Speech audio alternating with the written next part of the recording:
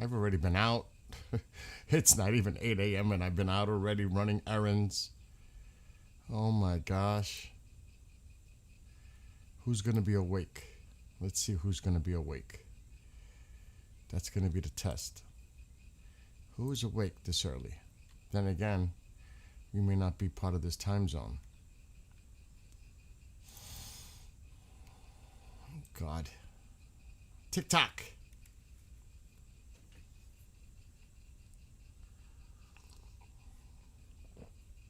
Birdman is awake. Right is awake too. I'm still waiting. I'm still waiting for a certain call. It hasn't happened yet. Still waiting. I expect them to call soon. Standing by. Hello? The phone seems to have gone dead. Are you there? Oh my gosh. Let me stop. Let me stop. It's too early. I know. What's up, Snoopy? But like I said, I'm still waiting. Still waiting.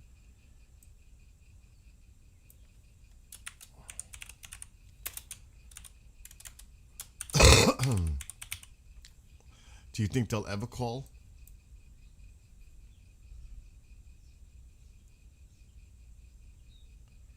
Let me just. I gotta fix TikTok. Hope you're having a great weekend.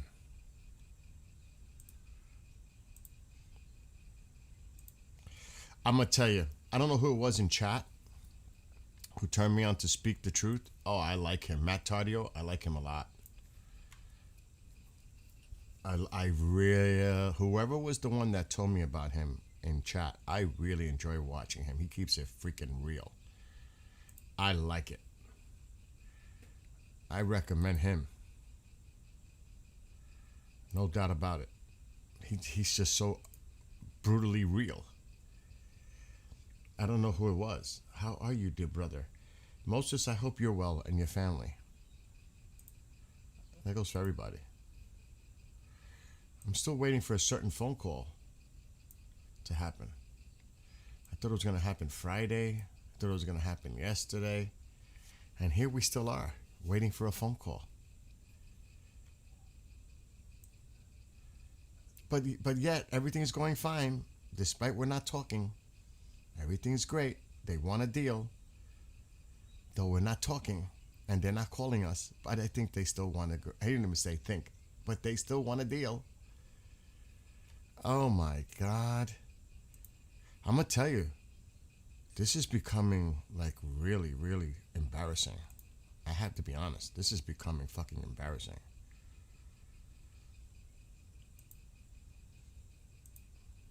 I can't imagine what Benjamin Netanyahu, Bibi's thinking, and all the other countries are thinking. It's like, I don't know. It does sound familiar, right? It's like Groundhog Day. I swear, it's like Groundhog Day. If they would have look, guys, you know this. If you've been paying attention to the Enforcer, good morning, Amy, or Matt Tardio, Speak the Truth, or some others, there was like over 100 of these fucking mosquito fleet yesterday, seen on satellite, and they're planting more mines in the area there were mines because they don't want the U.S. ships trying to go through the strait again. But meanwhile, we're doing nothing. It's like they keep sending out their little fast-moving boats and dumping stuff and then heading back. There was over 100 of them in the mine area yesterday. Think about that. Over 100. But remember, I keep saying this, over 3 weeks ago, we didn't think those were a problem and we didn't see them as a threat. And my jaw dropped in the incompetence of whoever is calling the shots here. You didn't think they were a threat? They're the ones that are going to harass the shipping. There are terrorists on boats. Did you not learn from the coal? Did you not learn from the Somali pirates? Or Yemen? You did not learn any lessons what those boats mean? Or maybe you were still playing with a fucking pacifier and a rattle.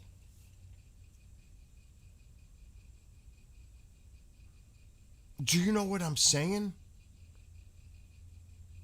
Like, what the heck is going on? I'm telling you this right now. This ain't a video game.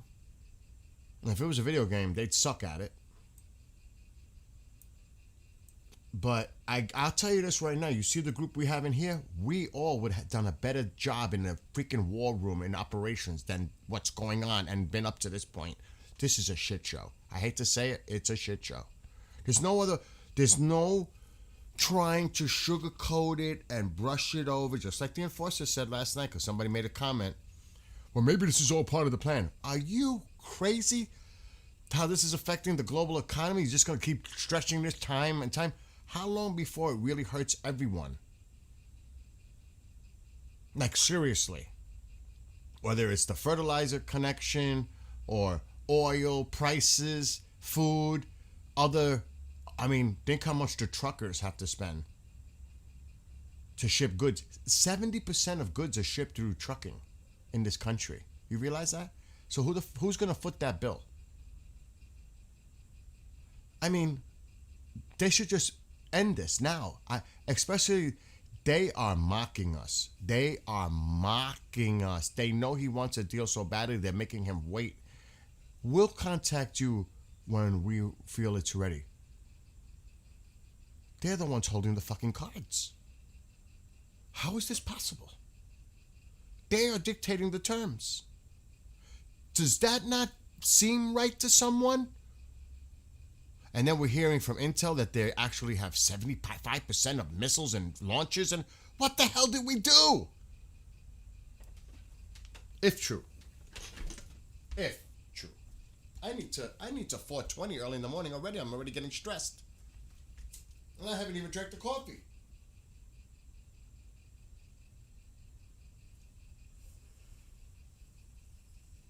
So this is a real nightmare. And I'm telling you,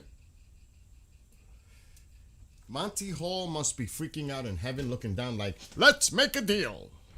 How many times you guys hear the word deal? Deal or no deal? How many times you guys hear the word deal in the last month and a half? Deal. And Snoopy's like, deal.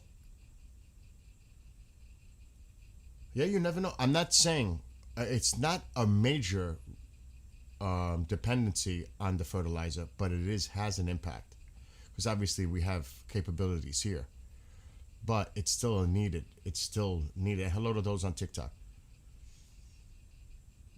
No, seriously, I had to. I don't care if it's only 8 o'clock in the morning. I need to relax. My nerves are shot already just talking about it. Yes, Enforcer is good. Something had to happen behind the scene. Oh my God. What do you mean? Ryder, what do you mean something had to happen behind the scenes? That's all we've been hearing. Something has to be going on behind the scenes. Otherwise, this is even worse than we all think. That's what people have been saying. Oh, there's got to be something going on behind the scenes that we're not aware of. And you got to remember, if you say that, and I know you maybe not referring to this, if you say that, then you really know you're desperate because you're wishfully thinking that you hope that something's going on behind the scenes, because if not, this is a really bad situation. You know what I mean? But you got to do, I hope. Oh my God, taking shots. You might, I don't want to, God rest his soul, you might end up like John Bonham from Led Zeppelin. And I'm not just making a joke because I love Zeppelin, but he had like 40 before he was done. So, Ryder, don't go that crazy. Take it easy because it might be that much. You might need a case. Oh my God, you two. Oh, it'll be worse. Are you kidding me? You think you'll just be effed up? You'll be out cold. I mean, like, literally.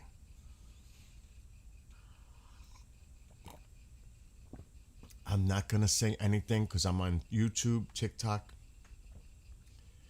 I mean, as long as you guys don't do it like the idea with the bleach thing. Remember that? And then they said, oh, he was just joking. If you ever saw his face, he was serious. I was like, what? Oh, and another thing. And on a serious level, this is serious. Does anybody think that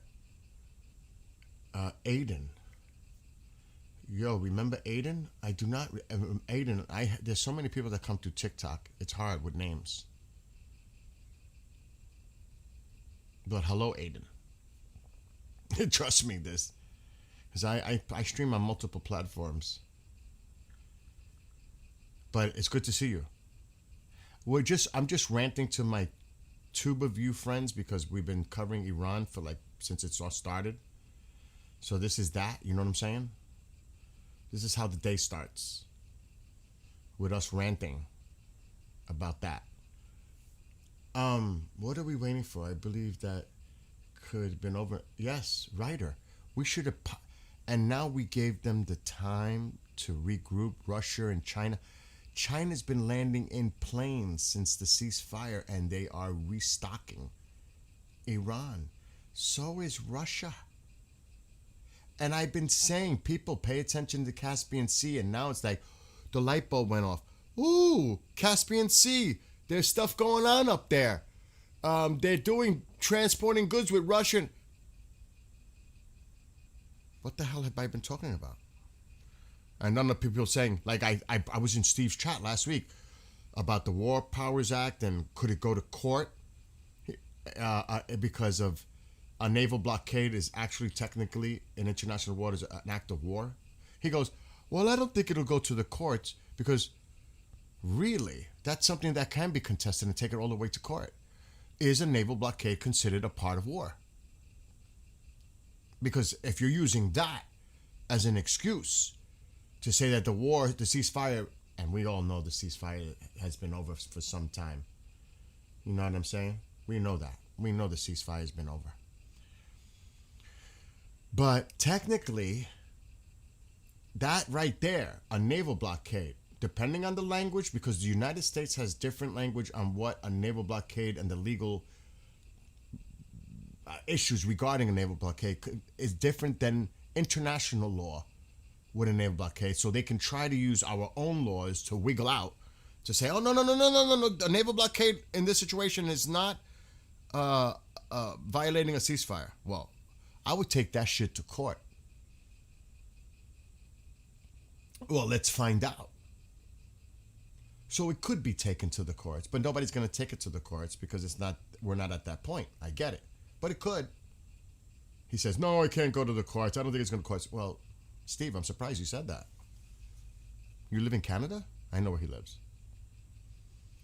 And he goes, I put in a question and he read it, Skywatcher Gaming. He goes, and I don't see any issues with the Caspian Sea. I don't even know if they have an oil port. And I'm like, dude. But he said, I haven't really looked into it. So he admitted that. Do the research. See what the hell's going on. They have multiple ports, especially that big one that Israel did target. But they did try to target the area where they were trafficking with Russia. The Israelis knew about it at the beginning, remember? But they were the only ones that struck it. I don't know if this has to do with a Putin, President Trump thing, like some kind of agreement not to target up there to the Caspian Sea. I mean, if you're going to have war is war. I don't give a shit if other countries' feelings are hurt. Too bad. Too bad. I would have decimated that to the north. We did nothing. The Israelis did one. If you guys remember that. Remember that? We've done nothing. They're trading in the Caspian Sea, oil and goods, and yeah, Russia's sending them equipment, military equipment, through the Caspian. And they're like, ha ha, do you have a naval blockade in the Caspian Sea? I don't think so. What you gonna do? Break the ceasefire? I thought you want a deal. We like this. We like this pause. It's helping us. And we're going to play that game. We're not going to call you. We may not call you till the day before your deadline, before you head to China to see your buddy Xi. Or maybe not. We're going to stall for time as much as we can. It's helping us. And it's hurting you because based on what the experts are saying, your economic fury isn't going to mess with us for another 3 to 4 months. How are you going to wait that out? You're going to wait that out 3 to 4 months? This is a waiting game. They're waiting each other out. They're waiting each other out. This is like a cat and mouse. Who's going to play chicken first? The one who's begging for the deal looks like he wants to play chicken first. It's obvious. He's begging for a fucking deal. Excuse my language. He's begging for a deal. Everything's a deal. Deal. The Iranians, we know you're not going to... If you think you're going to have a deal with these people, then you have drunk some super Kool-Aid. I want some. Or maybe the coffee's Irish. Because it ain't happening. I don't know how people are delusional, believe in his delusions. He's delusional. He's delusional. At this point, it's delusional. It's wishful thinking. It's like he's desperate. He looks so desperate. Think about how embarrassing this is. I'm embarrassed. I'm seriously, I'm embarrassed of what's going on right now. Because there's no solution here. What's he going to do? Wait this out? He sends in our personnel through the strait, and then they come scurrying out because they're getting shot at with missiles. Oh, no. We gave them a little love tap. He jeopardized our personnel, exposing them. Yeah, they have air cover from the carriers and everything else. What was that, a test? Was that supposed to be some kind of fucking test? Where you had to scramble to get them out of there? And now the fast boats are putting more mines in the water? You gonna try it again? Who is the incompetent fool that is in charge here? Tell me. I'm so upset with this. I don't necessarily blame the president, but he's the commander-in-chief, so I have to give him some blame. I blame whoever is around him giving this advice.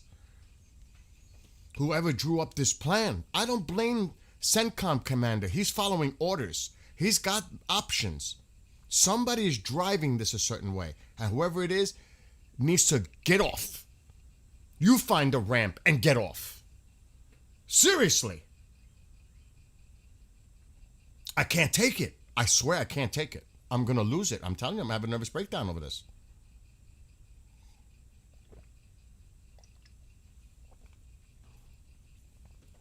Tell me what you all think. Tell me what you all think. Meanwhile, they're saying Lebanon has to be part of this deal. You think the Israelis are going to stop going after Hezbollah? Are you delusional?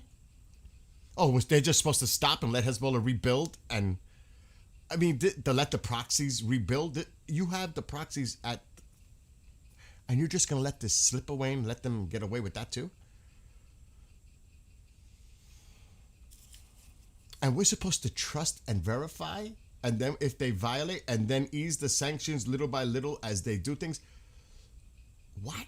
With terrorists? Now we're dealing with terrorists and we're going to give them, loosen up the sanctions and suck up to them and appease them? Are you crazy? This is worse than the Obama JCPOA. This could end up worse than the Obama deal.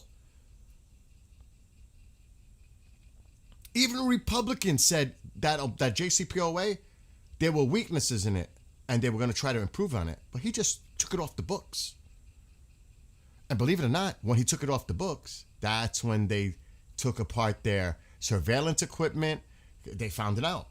That's when they started throwing the inspectors out, not following the rules. It was 5 years ago. It was when he cut the JCPOA. They were being monitored. Their facilities were being monitored by cameras, surveillance, inspectors.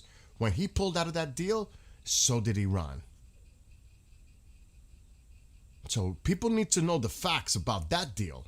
how they were being kept in check about their facilities and monitoring and surveillance and people on the ground. Now it looks like we are totally screwed. This is going to end up worse than we were before. In realistic terms, in practical terms. What the hell's going to happen now? What kind of a deal is he going to be willing to make with Iran? Just to say, I ended the war, I won the war, I ended another war. So he could say that? Is that what this is about? His ego? It is driving me nuts.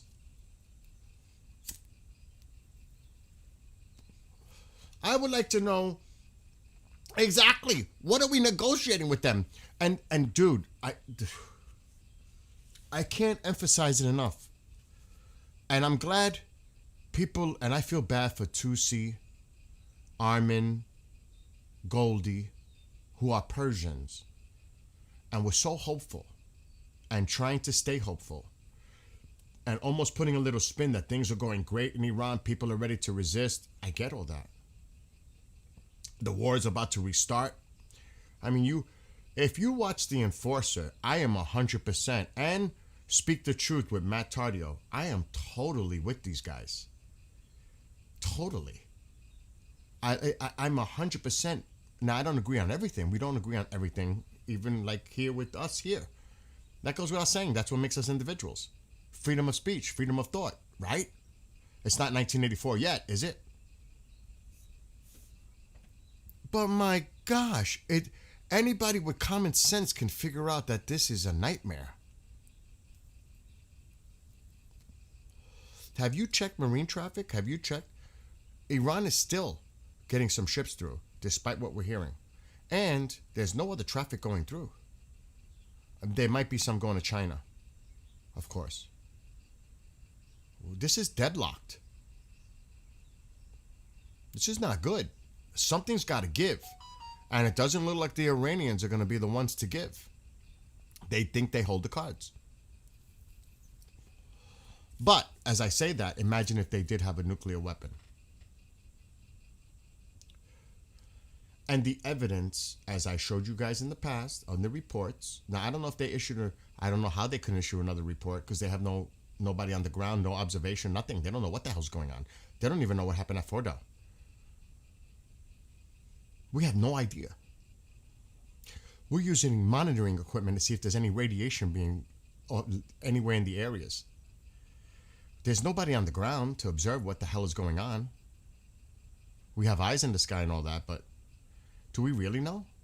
They can't be trusted at all. Zero. And you want to negotiate with them, let alone that they're terrorists? Oh, you're speaking to somebody? Who are you speaking to?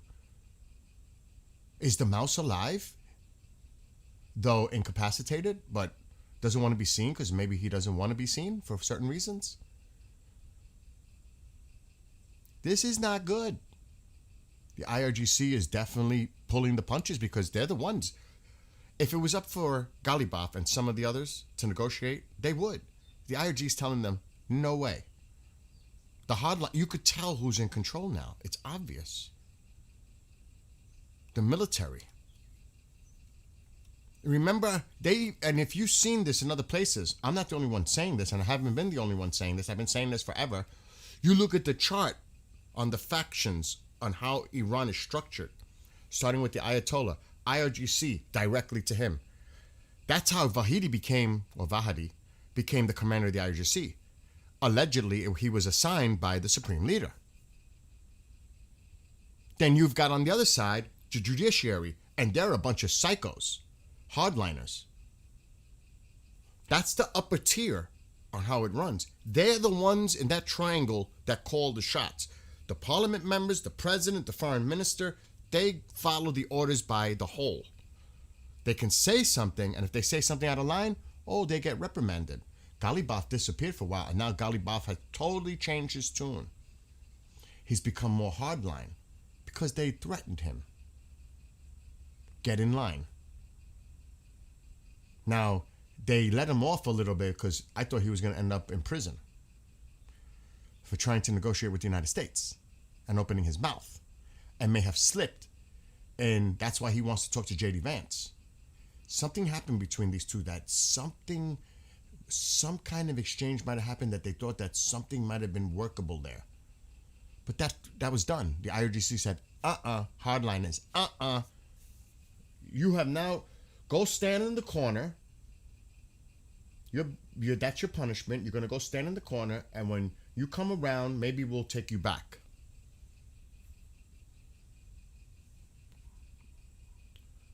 No, God, imagine? Gitmo, I don't know. I don't know about that. That's a reach that the Mouse Senior might still be alive. I don't know about that. But God, at this point, does anybody really know what the hell's going on? Because I sure as hell don't. I'm glad Chris ain't here, because he says, Bill, don't say it. Don't say you're confused. Don't say it. I'm confused.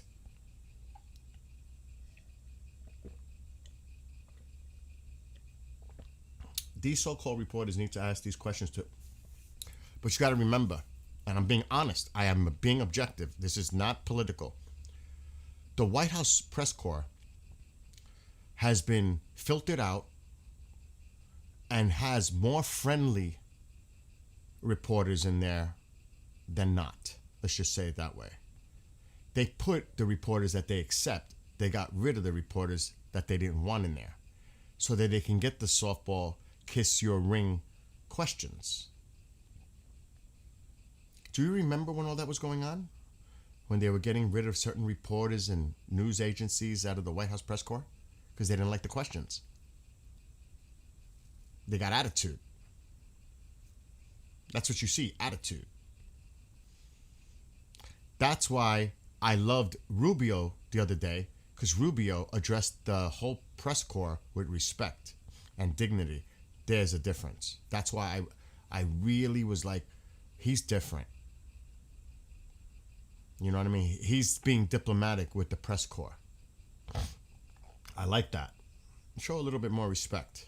Instead of calling people name calling and trying to demean them or this. Stop that. That's an old game. People are tired of this. In general. Of course, there are going to be people out there that swear an allegiance beyond. That's fine. But for the rest of us, we're like, enough of this bullshit. I don't want to hear that their Navy has been taken out, their Air Force, the same line over and over and over again. If that's the case, then why are we in this situation right now?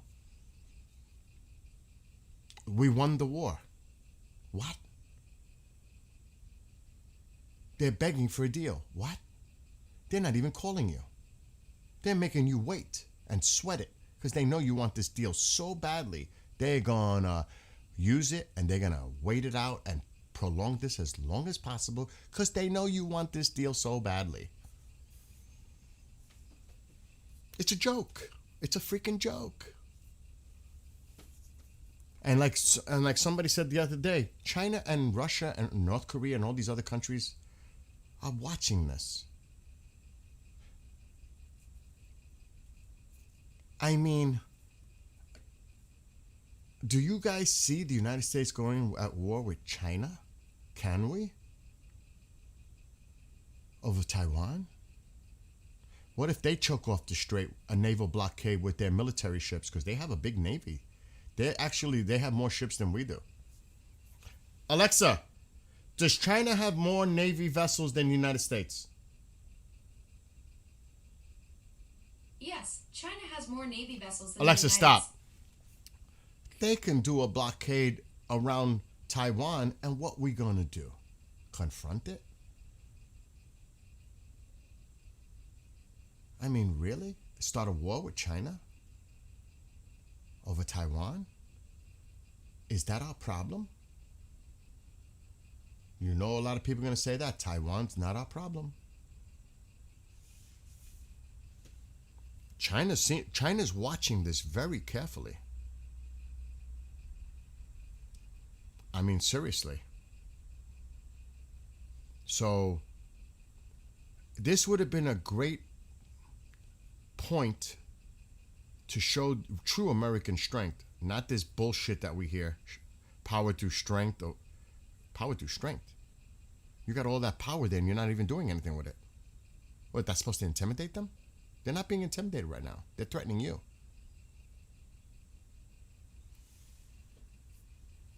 And how long are you going to keep these people out there? Our military. Can't do it for forever. These people need to come back and get some leave too. Or you're just going to leave them out there? Now, obviously, the Bush just got deployed out there. Tripoli, there's... The Lincoln's been out there for a minute, no? How much is this costing? How much is it costing all of us here? The more you delay, the worse this gets. Take action now. Do it. Oh, my gosh. Definitely Snoopy. Dude, I was talking about this. I have it coming next week. I have a Marco Rubio 2028 cap. I made it. That's aside.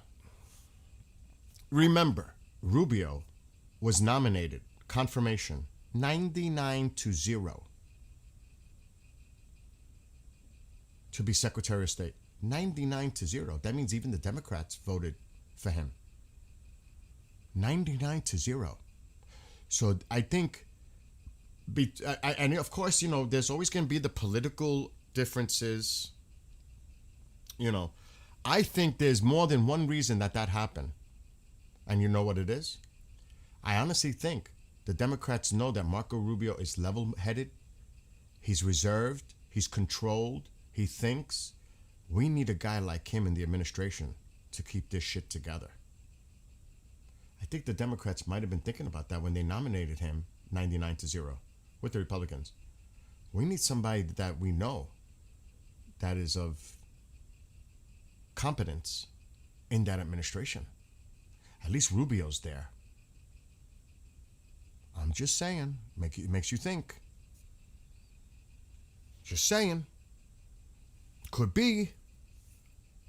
Because, and then it's embarrassing when Rubio says something and then it's contradicted hours later or the next day, what he just said. It's like putting a shoe in his mouth. The guy's trying his best. And he's practically thrown under the bus because then somebody says later contradicting what he said. So you all aren't on the same page with the messaging? Or is it, I woke up this morning and I didn't wake up right? I'm going to say this. Let me see what you guys are saying.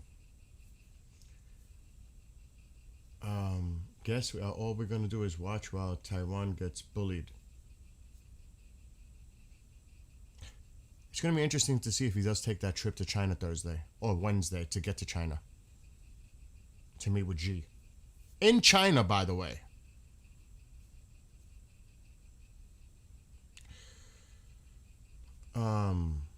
What happened to the 24-48 deadline? Oh, God. Look, when this happened, remember when the ceasefire deadline happened? There was not even a word. I was waiting for some kind of word. Is he going to extend it? I didn't even hear nothing. We all assumed the ceasefire was still in place. And they did it because of the War Powers Act. That's why they refuse to say that there's any violations in the ceasefire. They're being very careful.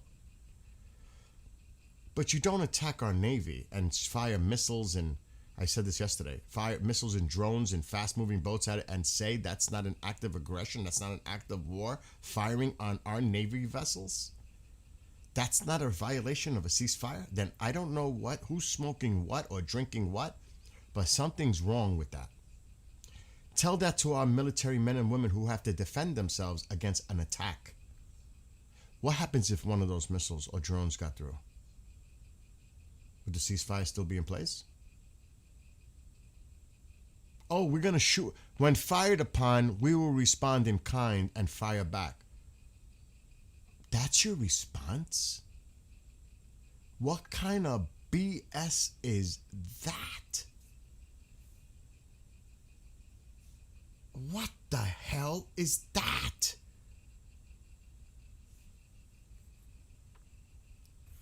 That's scary stuff, I'm telling you. That just makes me like nervous. Oh, now we're going to take this approach? It's defensive in nature. We're on the defense? I thought we were on the offense. I thought there was no threat. I thought the Navy was wiped. I thought you didn't concern yourself with the threat of the fast-moving boats. Oh, what happened? A light bulb went up? Somebody figured it out now when you should have done it from day one? Ooh, what is that? Incompetence. That's what it is. Incompetence. Enforcer says it. Other people have said it. I've said it. It's incompetence. Bad war planning.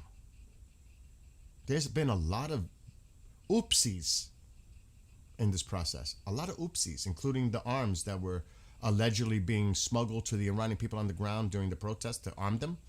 Whether it's the Iraqi faction, like somebody said in chat a few days ago, or the Kurds, or whoever it is, it still failed to get to the source. Where did they go? Is nobody investigating that? Where did those arms go? Who kept them? How come they didn't get to the people? Is it still going on? That's why they're hitting the Kurds? Is that why the Iranians are hitting the Kurds? Or they're just worried about them coming into Iran because obviously Iran doesn't want the Kurds in Iran? Because the Kurds might want to take the Iranian territory itself. So this is cray-cray. So Friday, we'll probably hear from the, not probably, we should have a response from Iran by today. That was Friday. Or tonight. Then it was yesterday. By tonight.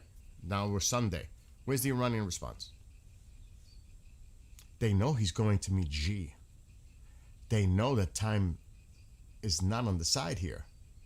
Does he cancel going to China? What happens if the Iranians do not give him an answer in 7 days and just leave it out to hang and dry? What happens then? What does he do? Is he going to say Stone Age again? Or bombs away? Or wipe off the face of the earth? What's he going to say this time? He's got to come up with a new line. They're calling his bluff. They are calling his bluff. Do it. Do it. They honestly think that he's not going to do it because he wants a deal so bad to get out of this that now they're like, you're not wiggling out of this. You started this. You think we're just going to let you off the hook and give you a deal that you want? You took out our supreme leader. You caused billions and billions of dollars in damage in a country and infrastructure and everything else, and now you just want to walk away and get a deal? No, we're not going to make this fucking easy for you. Absolutely not. Look at that. Snoopy says, Iran said yesterday they were going to keep looking. Keep looking, like you can't figure it out after one read or a few reads. Keep looking at the proposal and we'll reply when it suits them. In so many words, they are toying with him. Absolutely. That's what I'm saying. And they've been toying with him since the ceasefire was agreed upon.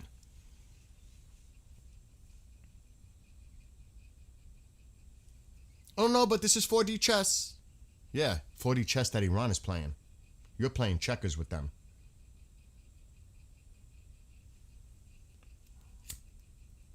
So, my thing is there not like some serious cabinet meetings to discuss the strategy moving forward over this?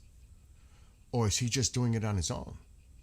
And nobody's saying anything to him? Is he doing this all alone? Is no one talking to him? Is he listening to anyone? Is anybody getting through to him? We have to question these things. I would. Because obviously something's just off here. Something's off. I'm trying to figure it out, and I'm trying. You gotta wait for a while before the Perseids, Emanuelo, you got till August for that. Look how he tried to change the conversation. I give you a trophy for that one. And hello to Dan. Yeah, it's like day by day. Day by day. Taking it day by day. Not 1-2 steps ahead. It's taking it day by day and see how shit plays out. I guarantee Iran is I don't want to say guarantee. Can't say guarantee. Let me scratch that one off. I would not doubt that Iran doesn't give him an answer till the day before he's scheduled to leave for China. If at all. The Iranians may not even give him a response to see if he'll extend the ceasefire another week. Because he gave them a week, the final week. We've heard that one before. This is it. This is it. This is almost like watching Sanford and Son. Elizabeth, it's the big one. Elizabeth, it's the big one. It's the big one, Elizabeth.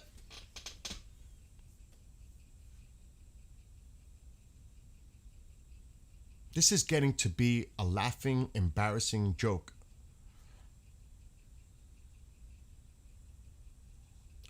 And remember, God rest their souls and pray for them. We lost 13 people over this. Over what? Oh my God. And there needs to be an investigation.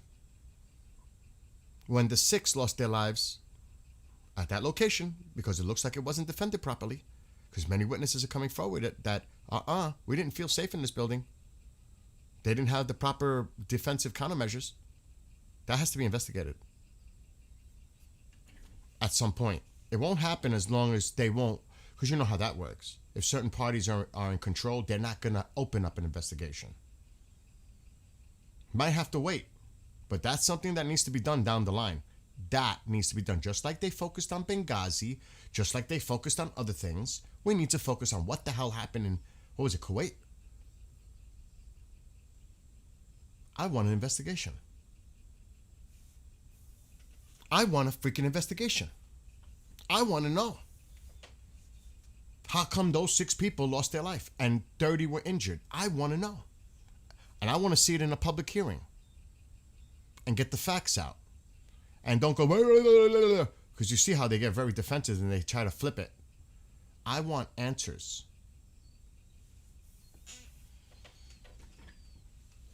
I want answers. And that's another thing that Keith is saying. Why wouldn't the United States, if you have control over the House and the Senate right now, why wouldn't the war powers pass? Take it to Congress. Make it official. Get the extension you need. Is that what this is all about? You shouldn't have a problem. You should not have a problem unless there are Republicans that are worried about their own asses come midterms and they're not so sure they'd vote for it because they're starting to look out for themselves now. I don't know. There might be more to that. They're saying, we're not going down with this shit. I got to look for my own political livelihood. I don't know. But I mean, if they have control of both houses, the Senate and the House, you would think that would pass, right? The War Powers Act? No? I think so. Just do it. Get it done. If that's all this, what this ceasefire is, it's still in place because you're worried about the War Powers Act? Make it happen. Stop playing this stupid game that Iran is not violating the ceasefire and you're making excuses. Because that looks weak. That just is embarrassing. Oh, God. There's a lot of work going on around Babylon, Iraq. I wonder if that's going to be the headquarters for the New World Order or something U.S. Embassy is chipping in big time on it. I don't know. That's another thing. What's going to happen to our bases in the region? How much is that going to cost to repair and reinstate them? That's another question nobody's really asking. How much damage has been done are we going to keep the bases? How much is it going to cost to repair the bases? I don't know. It's a great question. Like a president can't even handle two parties. What about the new one world government? That's got to be a bag of cats. Absolutely, because you're looking, look how the EU and other countries are responding to this.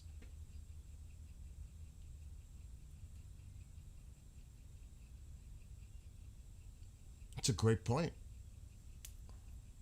I totally get it. You guys are making great points in chat. There's so many ways to spin this, and think about it. They're not happy. They're leaving him out to dry. If you think about it, they really are. And you know what they're doing, right? They're waiting this out too. Because they know in 2.5 years, they're waiting to see what happens in the next administration, 2028. They could be saying, screw this, we'll wait this out too. We'll wait him out. There's so many ways to spin this. And we don't know what's going to happen from now to 2028. We got to get through 2026. We don't even, I'm not even thinking that far right now, except for Rubio. Let's see what happens for the rest of the year, let alone 2028.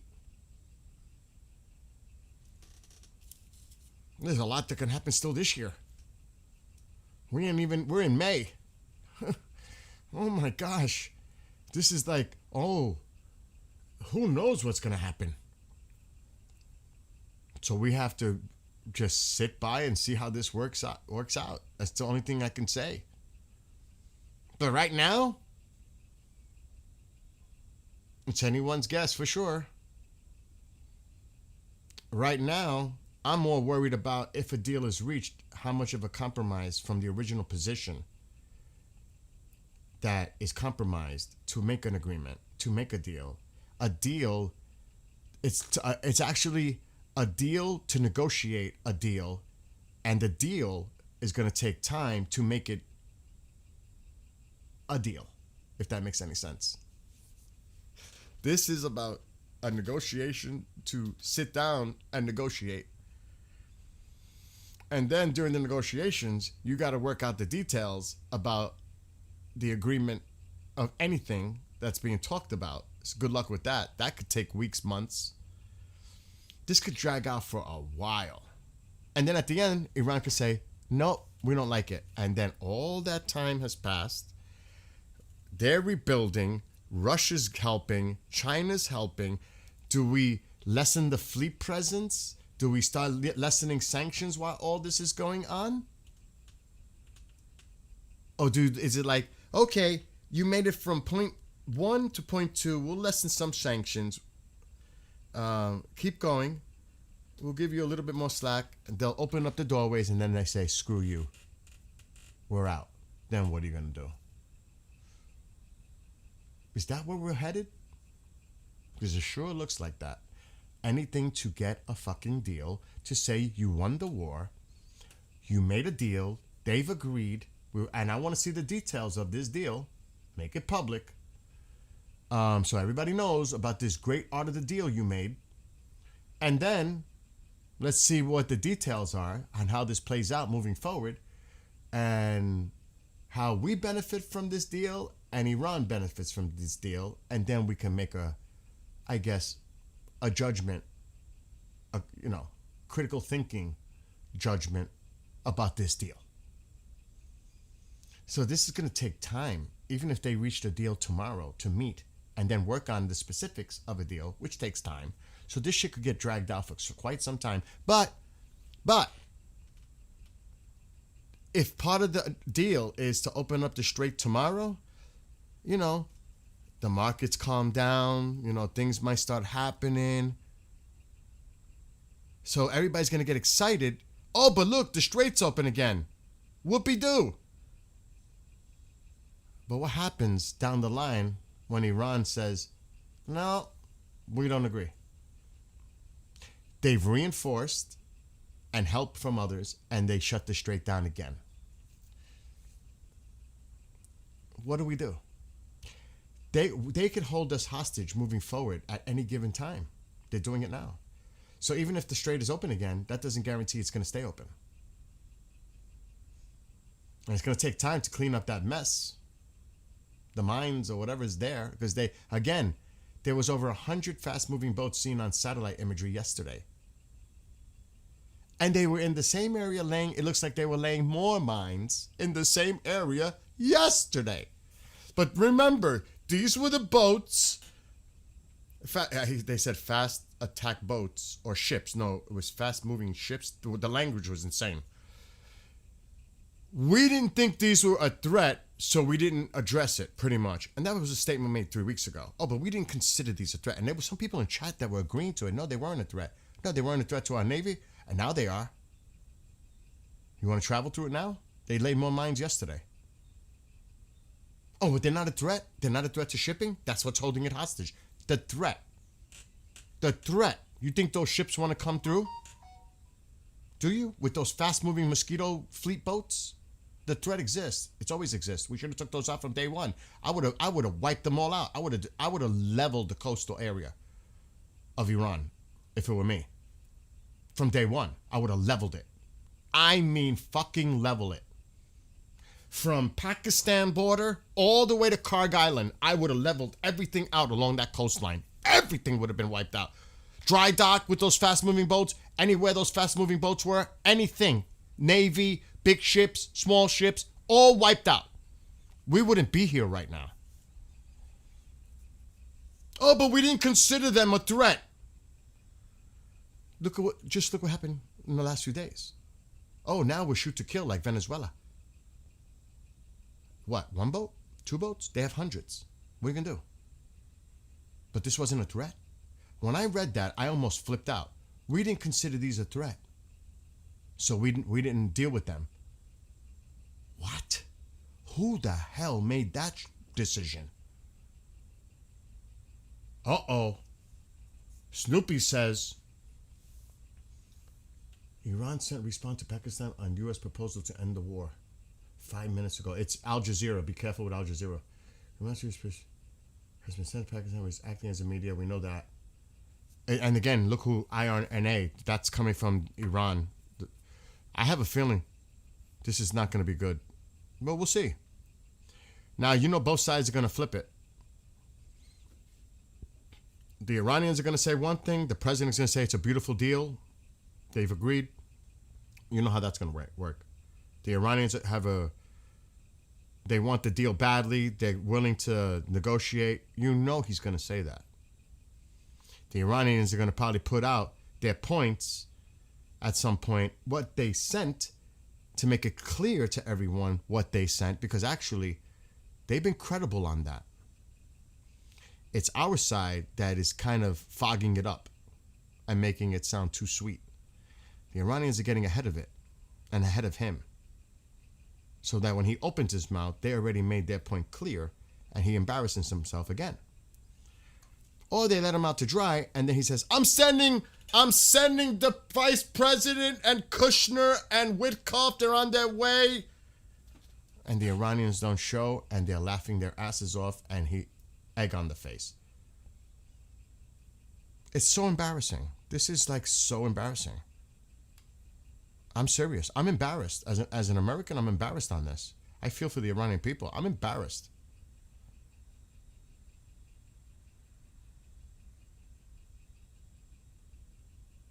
Okay.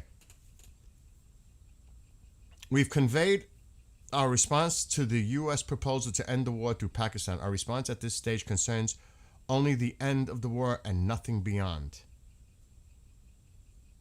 From the tone of the IRGC spokeswoman, it is obvious that none of President Trump's demands were met in Iran's response. Tehran has no intention of dismantling its nuclear program. Now, if that's true, what's that going to do?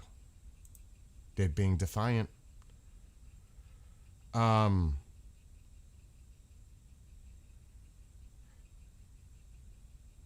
This just came out an hour ago. The IRGC Navy struck a bulk carrier cargo ship off the coast of Qatar. according to UKMTO.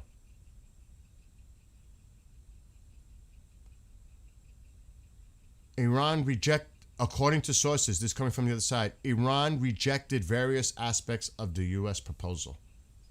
They're already putting it out. This is the media from the other side saying it. They rejected some of the points. Could be agreeing on some, but now the president's going to say, well, we found some areas that we can negotiate on. Watch him spin it. He thinks that he could just gaslight people, and people are so stupid that they're going to believe everything he says. And there are some that will. Again, another one. According to sources, Iran rejected various aspects of the U.S. proposal. Oh, we should be watching the morning Sunday news now. I'm looking at Telegram because I'm looking at their sources. I don't trust anything. So I'm just reading to you what's coming on Telegram by their outlets. But now we're going to go to Iran International. Let's see what Iran International is saying. Let me share this. I mean, even these boats is ridiculous. And this is from what, Friday? I mean, even those are ridiculous, but they still have them all out there just to, they also have, I can't say it because I'm on TikTok. They have boats that can self-destruct when impact. You know what I'm saying? So there's that.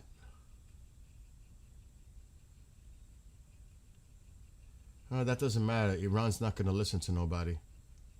So it is fresh coming out. We're just going to have to wait and see. If anybody's got a link with more information. Oh, God, gnarly. I pray for you all in Iran. I do. I pray for all of you in Iran. Well, we don't know. I agree, Snoopy. If this is true, if true, big if, that's exactly, Freeman, what I've been saying earlier. This so-called agreement that we've offered is no better than the original Obama deal. Nothing's changed. I totally agree. The JCPOA had monitoring, surveillance cameras, surveillance equipment, inspectors on the ground. When he pulled out, so did Iran. And that's when the cameras were terminated. They threw out inspectors. At least we were there monitoring what they were doing. Now we have nothing for 5 years. People don't realize that. They criticize it, but they don't realize at least they were being monitored and observed in real time. We're inspectors too. We lost that. When he pulled out, they pulled out too. They said, get out. Because they don't have no trust. We don't have trust in them. They don't trust us. I mean, look at the history between Iran and the president in itself with Soleimani and what they've tried to do. I mean, this is not somebody that they really love to negotiate with. This is a person they wanted to eliminate. And they definitely hold a serious grudge against him with Soleimani and other things. Do you think they're willing to negotiate? How do people think about this? In such simplistic terms. Oh, they're willing to sit down and make a deal. Oh, really? Oh, really? Oh, they'll give up economic pressure. They're still doing crazy shit with other ways. The regime doesn't care about the people. The people could all starve, and I hate to say it, they don't care about the Iranian people. They care about themselves and survival. That's all they care about. And if they're still getting revenue from Russia or through any other means, whether it's land or sea, the Caspian Sea, and they're still being able to funnel some kind of money, regardless of the Straits issues or their oil issues, do you think they care about that? They are going to try to survive. And people think that economic fury is going to bring them to their knees. You watch. Yeah, you watch. You watch. You really think so? Did we not learn from World War II with the Japanese? that it took two horrific nuclear to make them bend? Kamikazes and everything else. Do you really think, what do you think? This is fucking Venezuela? I mean, people need to really wake up and really see what's going on in practical terms. No, this is not Venezuela.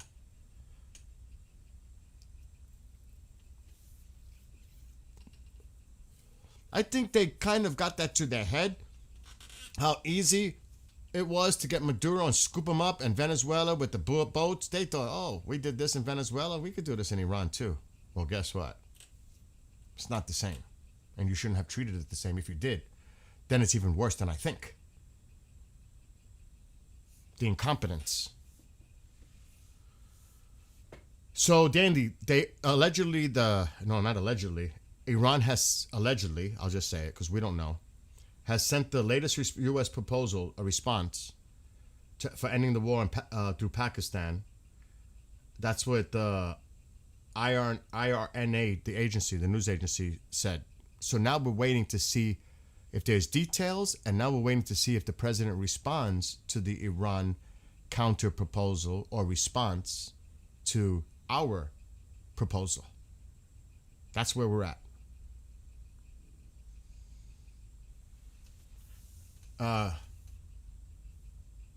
Exactly, Amir. Amir, you people from Iran know this. You know this. And again, I don't have to speak for you. You guys could speak for yourselves. You know the regime don't give a shit if the people suffer. As long as they survive, that's all that matters. The regime must survive. It's about survival of the regime. The Islamic Republic. Period. They don't care if the whole country collapses. As long as they stay in power, they don't care if the people suffer. It's not about the people. The people have been suffering enough as it is. Before this even started, they were suffering. Economic collapse. Do we not remember that? Why do you think a lot of this protest started? Oh, so now this makes a difference. Oh my gosh. Exactly, Freeman. Exactly. Iran is offering a true asymmetric approach, not about winning, or it's about extending it to get to where the U.S. just has to walk away and they survived. I've been saying that. They honestly think they could wait out the president because the president is under so much pressure that he wants a deal so badly. He wants the off-ramp. He wants to end this. There's so much pressure from different angles that he's going to do whatever it takes to get to a deal to end this and not prolong it. Because if there's another military engagement, that's going to prolong it alone. And then we got to renegotiate to see if Iran is willing to come to the table. So this shit is going to go on for more months. You think that's what he wants? Really? And they know this.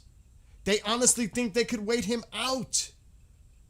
Because they really are they're banking on this. This is their bet. He will cave in. They're banking on it.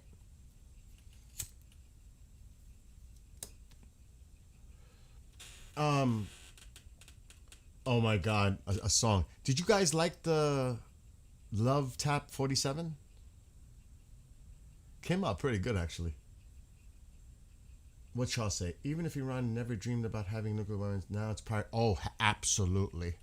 Oh, yes, dude. Lesson learned. Now we really need to have a nuke. If anything, this teaches Iran, just like they refocused on the deterrence of missiles and drones, which the drone issue is something we have to address, dealing with the drones themselves. That kind of was a game changer in itself. We're not going to talk about the drones. Missiles is one thing, intercepting. The drones became an issue. Even the Ukrainians had to come in and help. Can you freaking believe that? Of all countries, Ukraine had to come in to give them, because they've been dealing with Russia with the same drones, and they've been adapting and actually coming up with a great counter defensive measure against these drones, that they actually offered their help. But I guarantee somebody's ego is too big that he doesn't want to be seen getting help from Ukraine. If that makes any sense. Could you imagine that? Can you imagine that? The other countries are doing it. They're getting help from the Ukrainians on how to counter the drones inexpensively, by the way, with the Sting that costs like $20,000 to make instead of using a $2 million missile to intercept them. Are we not? And didn't we say we back engineered their drone and are now making our own drones? Did you not? And they've been using them? This is a crazy situation here. It really freaking is. Exactly. If they didn't have one before, they sure as hell. I wouldn't even doubt that somewhere underneath this missile city or somewhere, they have enriched uranium, highly enriched uranium that we don't know about, and they're working on a fucking bomb right now. And they're going to be, whoo, the Strait is open, maybe, but look what we got now. How do we know they're not developing one right now in this ceasefire? Remember what Besson said? They could have a nuclear weapon in a week. They didn't like when he said that. Or Iran could have a nuclear weapon in 2 weeks. But wait a minute. The uranium is buried underground, right? Do we know that? Do we know that those trucks that were seen on satellite were not removing anything and sending it somewhere else before it was struck? I can't confirm that. But how do we know there's not highly enriched uranium elsewhere in the country? Oh, we're assuming that. Oh, we have intelligence? Do we know? For sure? You willing to bet on that?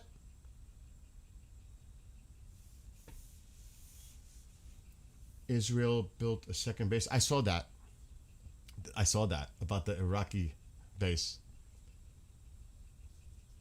You thought that too, Bill? I mean, Snoopy? I'm reading what you wrote. So, we have to be careful here. Because like I said, what about these freaking earthquakes that are going around throughout Iran? And before it even started, it's like they were testing something on the ground because those were not natural earthquakes. Did you see any aftershocks? There was one last week. What are they testing on the ground? Something's not right here. And we should definitely be concerned. And Israel is definitely monitoring everything. Because as this goes on, Israel's going to say, that's it. Don't you dare say another ceasefire extending this. Israel's going to act. Israel is going to act, even if they have to act alone. Because they're monitoring this too. And if they get any hint that Iran is up to something, they're going in. Regardless if we like it or not. So that's the other card. That might throw everything off. He can try to make a deal or talk. What about Israel? You think they're just going to sit by, idly by and do this while all this time is going by? They were pissed off during the 12-day Midnight Hammer and they were told stop. They wanted to go in and finish the job.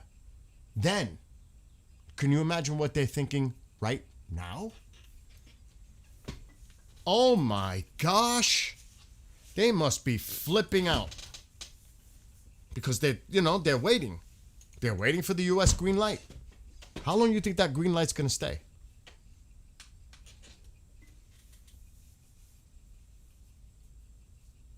How long before Israel retaliates or strikes?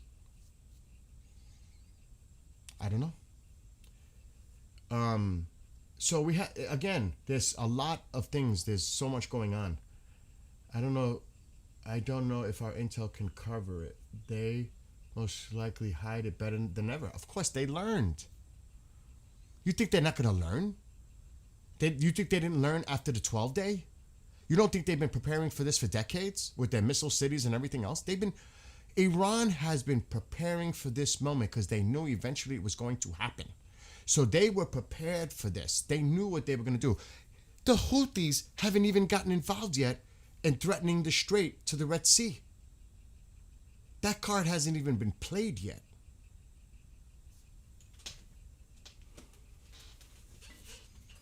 What the hell is going on? I can't wait to see the reaction today, because we're going to hear it today now. Sometime today, we're going to find out the president's reaction to their offer. I want to see the spin on this. And I would not doubt that Iran puts out their points before he responds, or maybe they'll wait for him to respond to see what he says, that it's, we've agreed, they've agreed. That's what I think might happen. They might set it up that way. Iran has agreed to whatever. They want a deal. We're going to try to make a deal. And then Iran's going to say out, well, hold on. We rejected you. They're going to embarrass him again. That's what they're going to do. They could set it up that way. Let him open his mouth like he always does. And then we're going to respond and show what we put out there. And what we countered with.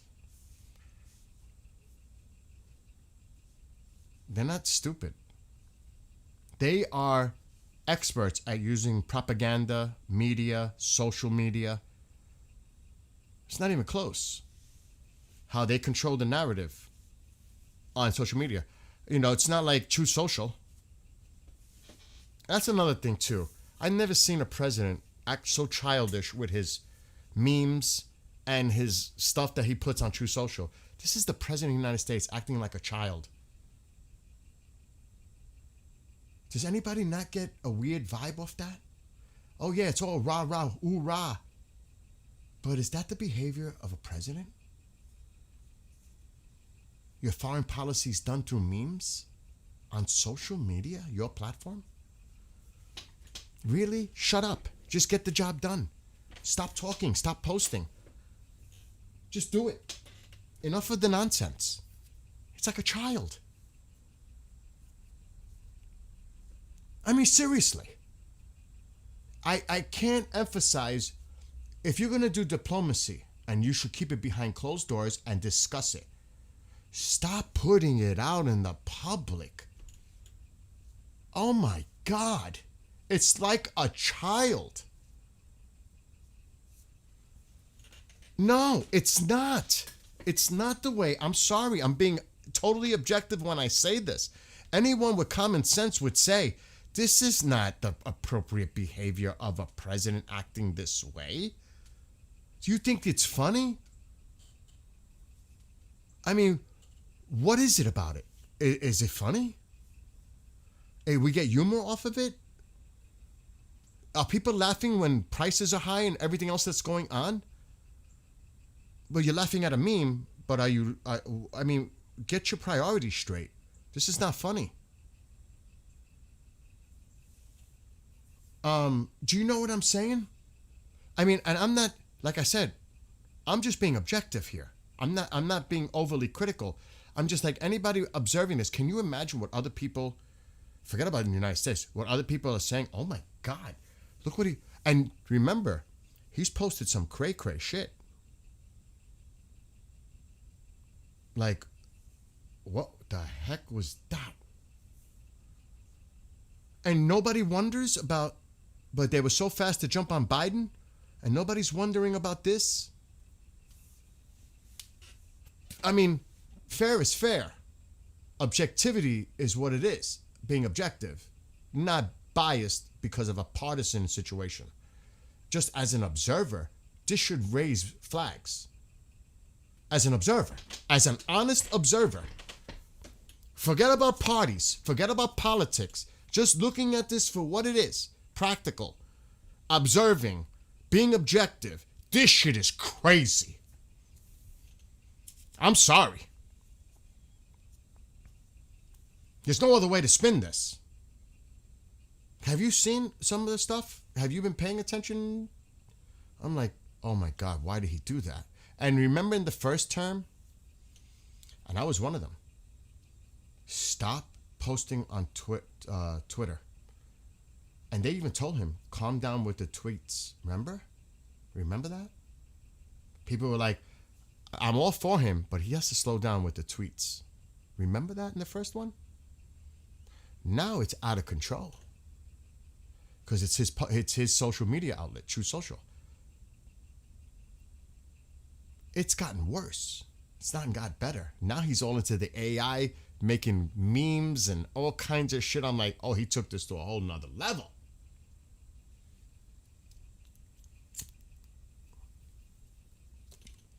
I've never seen anything like it. Uh-oh. Charles Smart, General Wesley Clark, 2007. Well, starting with Iraq, then Syria and Lebanon, then Libya, then Somalia and Sudan, and back to Iran. So when you look at Iran, you say, is it a replay? Well, I've been saying that just based on what's been going on recently. This is like Groundhog Day. We're back to where we were. It's like fucking Groundhog Day. Excuse my language. Every day. It's Groundhog Day. What's going to happen today? Groundhog Day. That's what's going to happen. Another Groundhog Day. I expect it. I expect it to be spun. It's a beautiful thing. Iran wants a deal. We can negotiate. We're going to hear the same thing. They know they're desperate. They're begging for a deal. You know that's coming today, right? Is that not predictable? Does anybody see anything else coming from today? Or is he going to just completely denounce it and say Iran has come back? Maybe he will. Maybe I'll be shockingly surprised. Iran does. We don't agree with what Iran. What's up? Oh yeah, happy Mother's Day to everybody. Real Fringe just reminded me. Happy Mother's Day, Real Fringe. Oh my gosh, I went out this morning and I bought Mom a beautiful big rose, 10-gallon to plant. I'm waiting for her to wake up so we can plant it together. But I did. I went out and I bought more pellets for my smoker. It's not exactly a replay, but here's the truth. That Iran from the beginning has seen that the presence of the United States in Iraq was a threat. But they've been preparing for this for decades. This is not like an overnight thing. You got to remember, who supplied Iraq and Saddam Hussein in the war against Iran? We did. We created the monster Saddam Hussein by arming them to have the war against Iran. That was right after 79. Think about that. This is not something, when you look at history, we have to look. Just like our support with the Afghans against Russia, Soviet Union, and Afghanistan. There's a lot to look at here when you look at back in history and see how this has led up to now. If you think about it. Yes, happy Mother's Day. Thank God Mom doesn't hear me talking like this right now. It's not exactly a Mother's Day kind of a thing that should be happening right now. But she's sleeping. She'll get up. I'll make her breakfast. We'll go out. Pick a spot, Mom, where you want me to plant this. It's sitting right in front of the house. It's a beautiful rose plant. Matter of fact, I'll put the ring. I got to keep an eye. If anybody is everybody's going to go live today. You know that. And whoever told me about Speak the Truth, thank you. Because I really enjoy watching Matt Tardio. I really enjoy watching him. I don't know who it was in this chat. But if you haven't seen Speak the Truth, you should. That guy's on point. I love it. He's direct. He knows his stuff. He's right in the camera close up. I like Speak the Truth a lot. I'm glad whoever was the one that recommended his podcast to me in chat here on TubeView. Thank you. God bless you too, Fringe. What is this? Pepe Orsini is the creator of this movie we are in. Look him up. I will. Fringe, I'm going to put... Can you email me? She's on Rumbler Nation.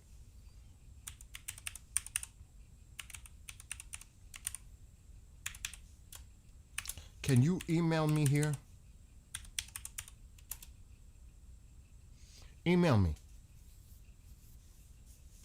So that you could send me more information on that privately. Okay, getting back to this. And hello to those on TikTok. Okay, what's going on here now? Tell mom Happy Mother's Day. I will. Isn't it also that? I don't know, Amir. I don't know. I would have to look that up. Could be. I'll check him out after the stream. Oh, you guys got to check him out. I'll go to his channel. I'm not going to play it because I'll get in trouble. But I was watching him ever since somebody told me about it. He just lays it right out. He's like one of those direct in your face. I love that. I love when a person is direct and blunt and doesn't shoot bullshit. Just get to it. That's what he does.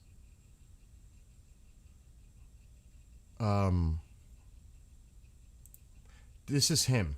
I'm not going to put the volume. I'm just going to share him on the screen. This is him. This is Matt Tardio. Speak the truth. And again, I don't want to get in trouble. See, I was watching it. I'm already, like, I was in the middle of it. Then he started talking about the UFO files and all that. This is Matt Tardio. This is him. Really good. Really good. Check him out. Speak the truth. And then you guys reach your own conclusion.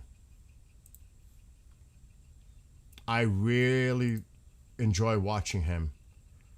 And yeah, like Enforcer. Like yesterday I was watching last night.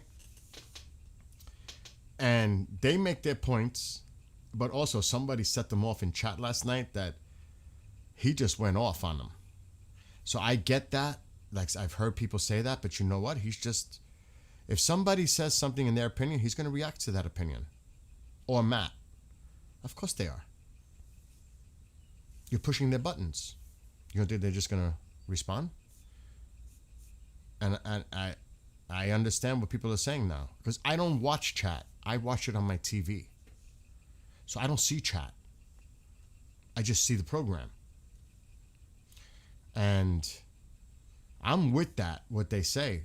We should be attacking yesterday. What are we waiting for? What are we waiting for? A deal? Is this getting to the point that the deal is so desperate that this is why this is going on? Or is it the War Powers Act? Like, what is it? What is it? You trust them to make a deal? You trust dealing with these terrorists that can't stand you, that try to do something to you personally?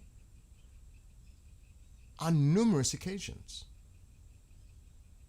You trust them? They can't stand you. They don't trust you either. I mean, it's just cray-cray.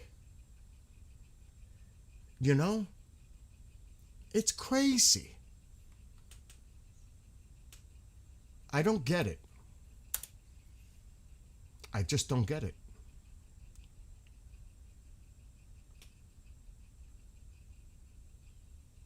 Okay.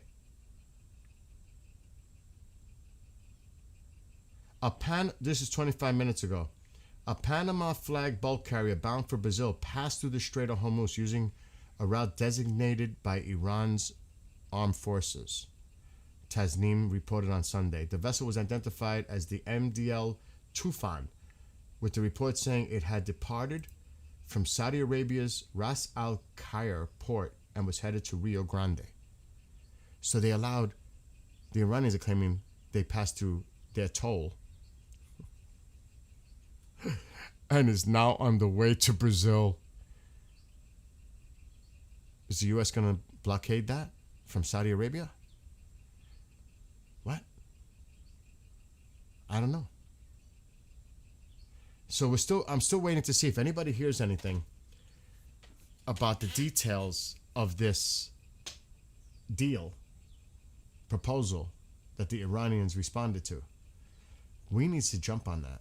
We need to get like first whiff of it before it's spun, because I want to see how the Iranians spin this.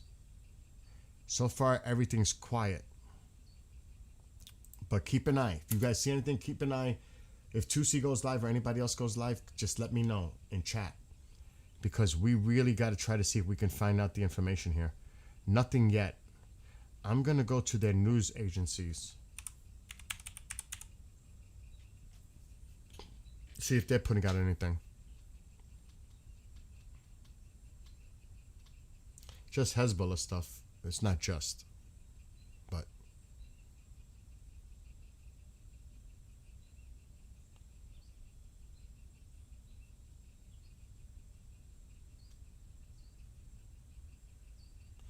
I don't know how the hell that's connected.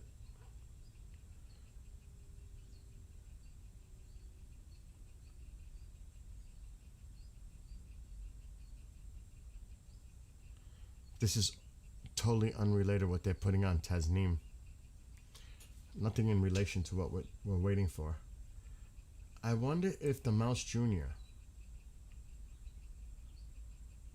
No, nothing. It's not even him posting on X, but I still have to be curious. Oh yeah, let's look at this one. They are cray cray.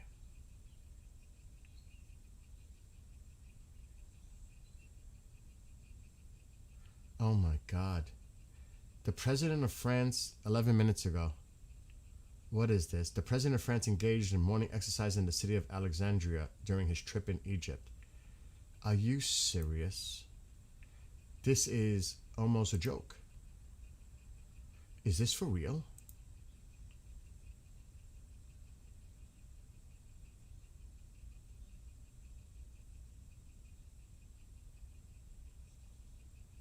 Oh my God. This is real, I think.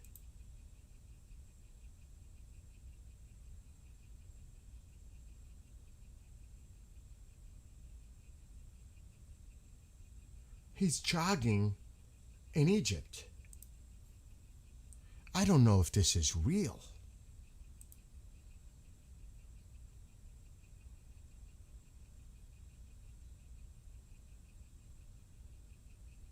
I mean, I'm confused.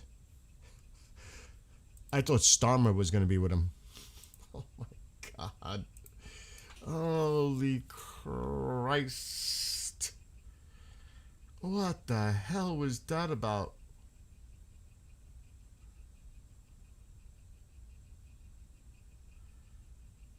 They're saying it here too.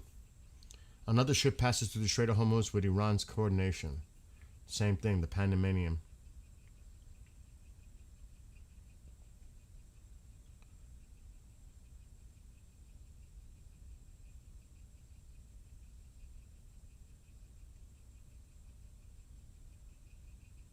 And that's all it's saying. Government news agency, Iran's response to the U.S. proposal text has been sent. That's all I can find right now. And trust me, I'm looking at their different news agencies too. If anybody hears anything, let me know. Okay, Snoopy. What is it anyway about raw, uncensored, true that governments hate so much? Because then they can't spin the narrative. Gnarly. If they were as transparent as they could be, then we would know. Obviously, some things are meant to be behind closed doors, and it's not supposed to be for public domain access, because they can lose their leverage. If you put it out public, it's public. That's almost like in past administrations announcing that you're going to do an operation ahead of time and everybody already knows what's coming. You make it public. You know what I mean? So, again, you could spin it so many different ways. I'm not announcing what my intentions are. That's the last thing I want to do. You know what I mean? But it's been done. We know that. Look at Afghanistan.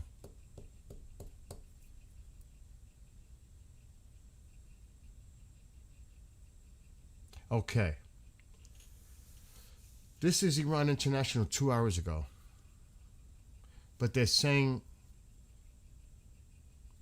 It was an unexploded ordnance from recent conflict. A loud explosion was heard on Sunday in Iran's southeastern port city of Chabahar. Came from the area of the IRGC's Imam Ali base, but they're saying it was unexploded ordnance.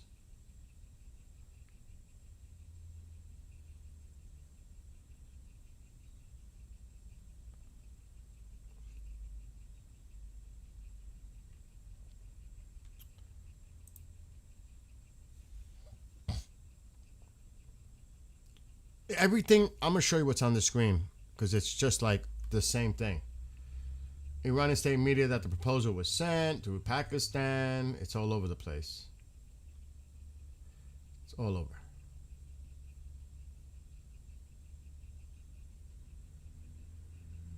Not nuclear. And does the president agree to talk about the nuclear at a later time and just get the straight open for now? Good question. Good question. Do you think he'll do that? Put the nuclear down the road to discuss just to get the straight open? Do you think he'll bend on that? Anyone? In other words, to make a deal, nuclear is not to be discussed now, but at a later point. And they're going to want to they're going to want the United States to stop their blockade too. You know that's going to be part of it. Do we agree to it? Anyone?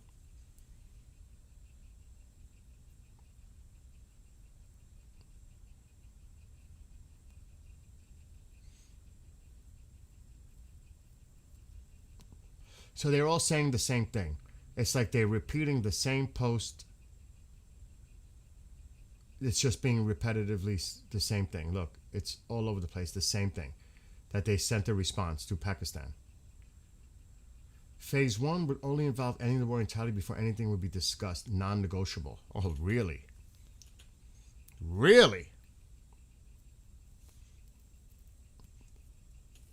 I really want to see exactly. Doesn't anybody, I would like, who said it? I don't know who said this. Snoopy or somebody said it in chat. Wouldn't it be nice to know exactly the response? So nobody could sugarcoat it or spin it? Wouldn't it be nice to see exactly what Iran's response was to Pakistan? So we know exactly what they said? Because you know somebody's going to spin it. They're desperate for a deal. They're begging for a deal. They want to come to the table. Did you leave out the part about the specifics? The devil's in the details. So what's part of it? Only for them not to show up or... Here we go. Here we go. Again. Tell Astro I said hello and send my love to everybody. Oh, good. Fringe, glad you deleted that. Good. Marianne says no.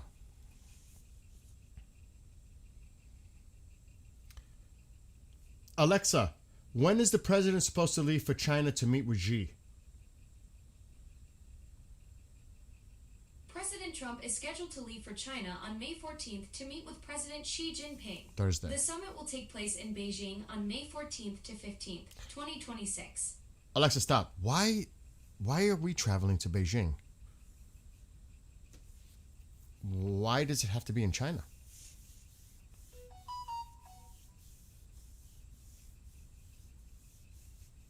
Why couldn't it be somewhere else?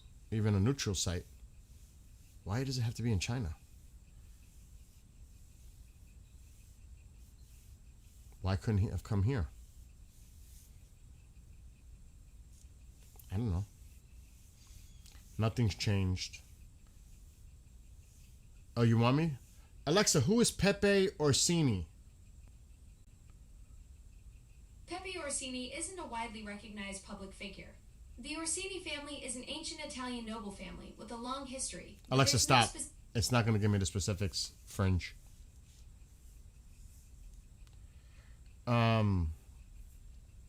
Again, don't be surprised on Fox News or on True Social, he's going to post something. But it's going to take time before it comes out because now they're evaluating what the Iranians sent. And they're probably preparing their public response to it.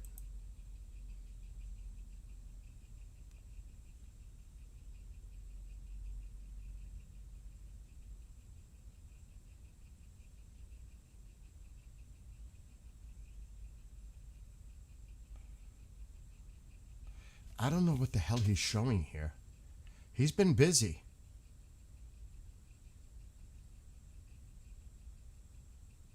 Busy this morning. I think he's doing a Mark Levin. Yeah, it is. Mark Levin clips. I'm skimming through it. He's sharing Mark Levin's podcast, or Fox News show, actually. God only knows what this is about. What's up here? More Mark Levin clips.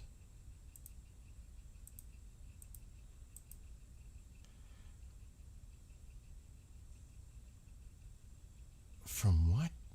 From January 12th. What the hell is that? It's not even... I can't even make sense of it.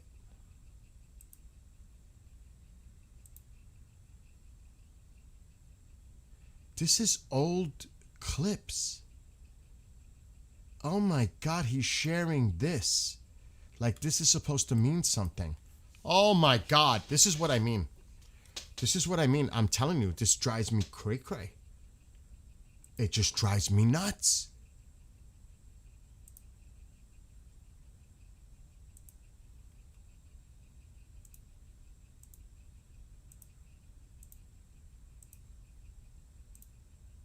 I mean, I could play this. It's a long clip, but he shared it.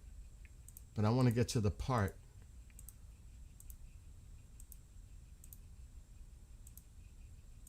that I just seen.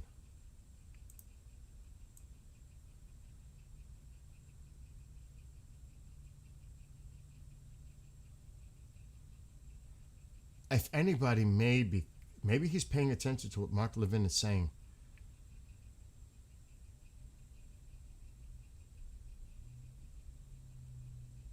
Oh, here, I'm going to freeze this.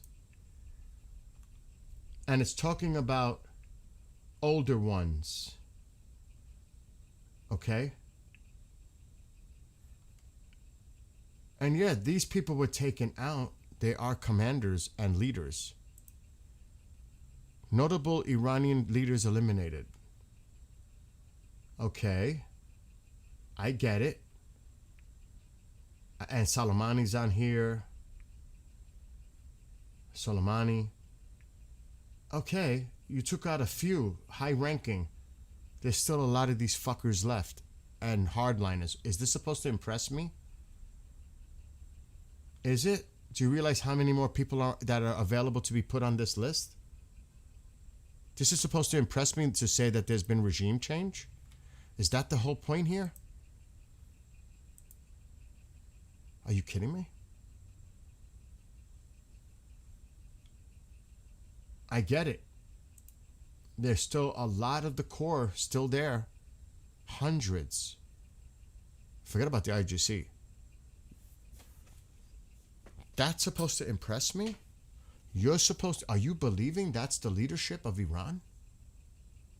That's scary. If you think that's you remove the leadership in Iran, then you are a fool.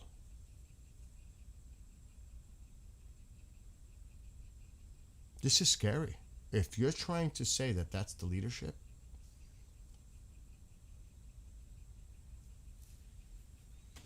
we should actually listen to the clip and put it in context.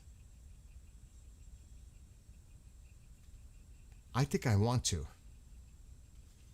I want to see, because he shared this. He shared this 42 minutes ago. And then he has another one with an Israeli foreign minister, Sayar, whatever, praises Trump, remarkable leadership. That was his last post.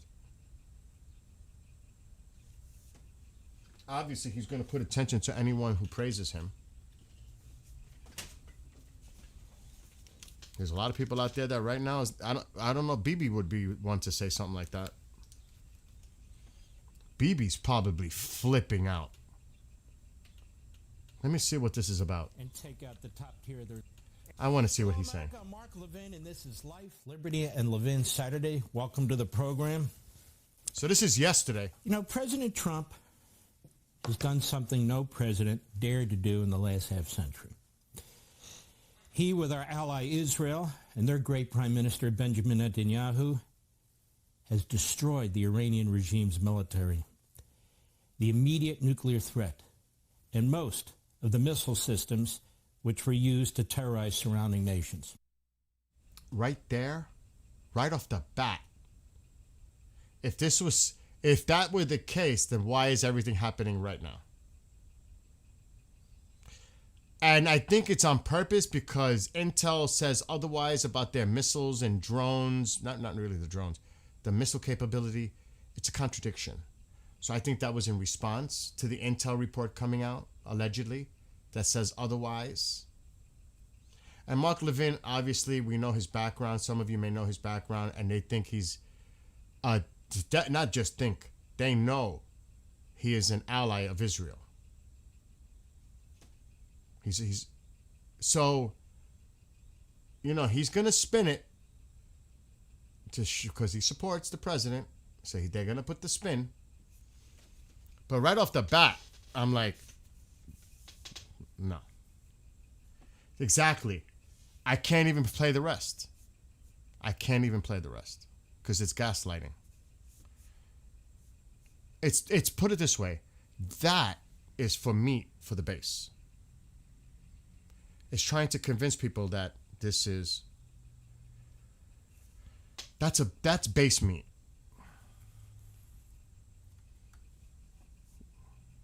I am afraid to listen to anything else. I'm already sick, the shit he's spewing. If I told you that would have been accomplished in a few days, or even a few weeks, you wouldn't have believed me. And yet, for some reason, we act like this hasn't been a spectacular military success. The military has done an outstanding, exceptional job, professionalism in this. It's not about the military. It's about the planning involved. It's how absolutely... I don't even... I can't even put it into words on how discombobulated. I don't blame the military at all. I don't think anybody in their right mind would blame the military on this. They carried out their professionalism. It's the leadership. Forget about the military. We know that the military has decimated Iran. We know this. So what's your point? With all that was done, 13,000 sorties, hits, whatever, where are we? Forget about all that. So what? So what? Where are we? Despite all that, what is that supposed to do? We decimated them. So why haven't they surrendered? Why are we in this position? This is bullshit. Success. That said, the knowledge. And he's reading off a piece of paper. It's not like he's just talking naturally. He's actually reading from a script. And if you think I'm lying, look at the screen. It's like he's reading the points. Why? Why do you have to read them? Why? Why do you have to read it? On how to develop nuclear weapons. He's reading it off a piece of paper like it's prepared. And ICBMs, along with assistance from countries like China, Russia, and North Korea. We know that we don't want to have the capability of creating an ICBM that could reach not just the U.S., but any territories belonging to the U.S., which are closer. Yeah. And the internal militia and security forces of Iran seem to ensure that sometime in the future, Iran will be able to reconstruct these weapon systems, rebuild its military, and internally increase its mass murder of even the most peaceful voices of dissent. So what do you do after you defeat an enemy's military and take out... Whoa. So what do you do after you defeat an enemy's military, and he's going to say their top leadership. Watch. At the top tier of their leadership. He did say it. I predicted it. He said it. Are we supposed to take this bullshit?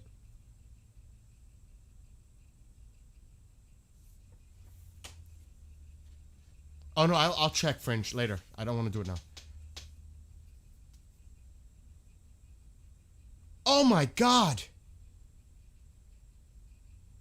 If that was the case, Iran would have surrendered, no? Their leadership is gone. Their military is decimated. They should be surrendering. The white flag should be waving. The way he makes it sound. Their military is decimated. Listen, I want to hear the rest. I'm not going to play this whole thing. It's making me crazy already. What do you do? What do you do? What do you do? What is he doing? Because that's where we are. Exactly, that's where we are. No, where we are is that the Strait is being held hostage, globally affecting. That's where we are. The Strait is being held hostage by Iran. Say it. Well, let's first look at what we said we will not do. No ground troops. Okay. Why? Because there's virtually no political will in our country to send ground troops I agree. into Iran. I totally agree with that. And I would argue there's no need to send in our ground troops for reasons I'll explain in a He's reading off a fucking piece of paper. That's how careful and prepared he was for this. He is actually reading off a piece of paper as to be super careful on what he's saying. That should tell you another thing. moment. It's well prepared. President Trump has not only led a historic military victory against What do you mean a historic military victory? Don't declare victory yet. Don't be premature and start saying that he's had. See, they're trying to preserve his, I guess, his character, his image, and project him as some kind of a fucking winner. What do you mean victory? What are you talking about? How do you declare victory? What the hell is he saying? Iran, but he has asserted control over the Strait of Hormuz. He has asserted control over the Strait of Hormuz. If that were the case, traffic would have been started. Break it down word for word, literally. He has assumed control of the Strait of Hormuz. By blocking it? Blocking traffic coming out? Yeah, but Iran's also creating a situation where nothing's coming out anyway. The gaslighting is bad. The gaslighting is bad. This is why, taking it in context, literally word for word, and it's prepared. He's freaking... Thereby controlling Iran's ability to sell its oil and choke the Iranian economy in hopes of forcing the regime to make it... In hopes for forcing the regime to come to the table? What about the Caspian Sea? Do you not want to mention what's going on in the Caspian Sea with Russia and others? A deal or collapse. I told you they're banking on Iran caving to the economic pressure from this blockade and coming to the table. But Iran's not going to give a fuck about that because they're going to wait the president out because they think he's going to bend first. Those are two very distinct objectives. Mm-hmm. To make a deal Mm-hmm. or collapse. So the question is, which is preferable? Which is preferable? That's wishful thinking. It doesn't matter what you prefer. It's what's actually going to happen realistically. You could wish all you want and prefer all you want. It doesn't make it happen. That's wishful thinking. What's preferable? Oh my gosh, this is laughable. I can't even listen to the rest. So let's dig into this further. If the goal... And remember, he's reading well prepared. If you knew what you were going to say from the heart and you knew what you were going to say instead of having prepared notes and going off a script, he has not gone off the script since he started.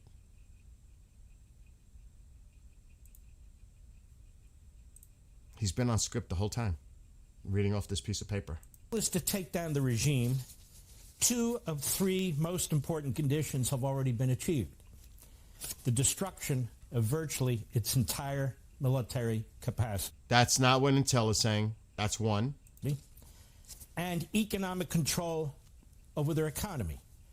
That you could These say. are 2 historic successes on their own. If the goal is to get a deal, the issue is not only what kind of deal, but can the deal stick?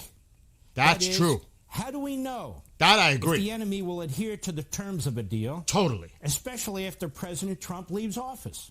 Totally. Let's look at the Iranian regime's record. Rather than recounting the scores of examples, evidence, if you will, that the regime has violated. Remember the reports I keep showing you by the IAEA and the non-proliferation? They violated, but the violation started after he pulled out of the JCPOA. They won't say that. Notice they won't say that, because I can prove it with the documents that it happened about 5 years ago after he killed the deal. Every deal it has ever signed with any international organization, any country, or any group of countries. There simply is no evidence that the regime has ever honored any deal. I agree. Even the Obama nuclear disastrous deal. That's not true. That's not true. It was after he pulled out of the deal that they shut down the surveillance, the cameras, threw out the inspectors. That is not true. It was in place. And they tried to keep it in place after the U.S. backed out. But Iran said, screw that. That is not true. Which ensured that Iran would have a nuclear weapon within 10 to 12 years of its signing, was violated by the Iranian regime. Yes, I can prove it on documents. After he pulled us out of the JCPOA, then they violated it. I have the documents. It has the time frame and everything. So that's bullshit. That's spin. That's spin.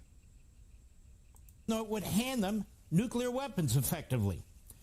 Why would the Iranian regime violate a deal that ensures... You want to see the document?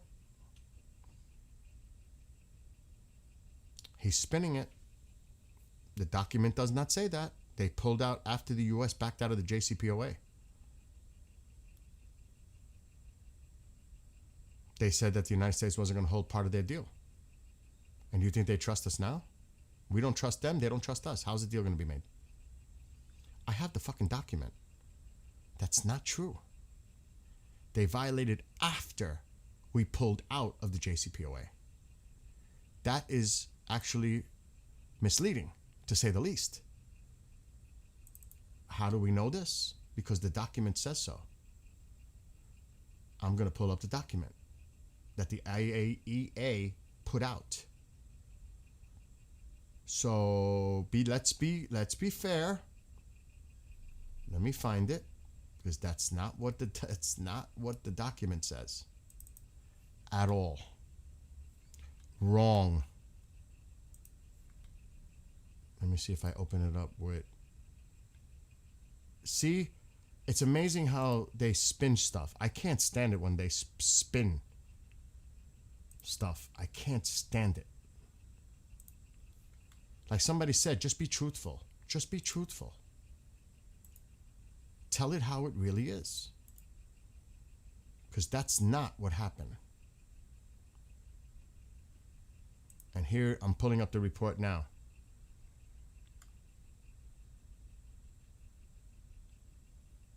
That's the NPT agreement. Okay, here we go. It's not what happened. The monitoring. Let's go down. This is the verification that was agreed upon, the JCPOA. So this was what was started under Obama. Okay. And the monitor or verify Iranian production, they had cameras, they had surveillance, they had everything in place. And there was a verification. From 8th of May 2019 onwards, however, Iran stopped implementing its nuclear-rated commitments with the JCPOA. Why? Because the president pulled us out.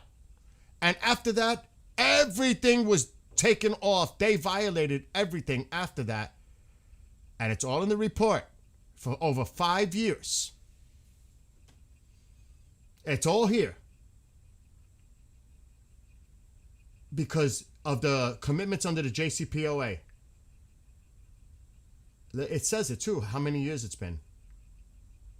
Years. Ever since he canceled it, and remember, this report was made in 2025, in May, right before the 12 day, and before Midnight Hammer.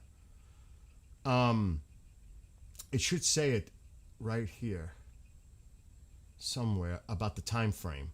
So it's pretty freaking clear in their report. Since the 16th of February 2020, the agency has not been able to verify Iran's total enrichment stockpile based on information provided in Iran, blah, blah, blah, blah. And there is this thing that says that it hasn't been monitored for over 5 years or whatever it was to this point because we pulled out of the deal. I'm trying to find the wording, but it's here. So bullshit that they violated once we pulled out. That is the fact. So don't flip it. Don't try to say otherwise, because that's not the truth. It has also been more than 4 years since Iran stopped provisionally applying its additional protocol. Therefore, through this period, Iran has not provided updated declarations, and the agency has not been able to conduct complimentary access to any sites or other locations in Iran, because they stopped. They stopped. They just stopped complying because we pulled out.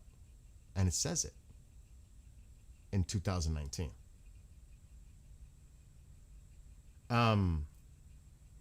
Yeah, right, Nolly? Again, facts matter. Facts matter. They were complying. They did have, look, it even said in the report how we had cameras and, we had everything. We were watching their centrifuges. We don't know what the is going on the last 5-6 years. Now we know nothing because we pulled out. That's why. And it says it. The report clearly says it.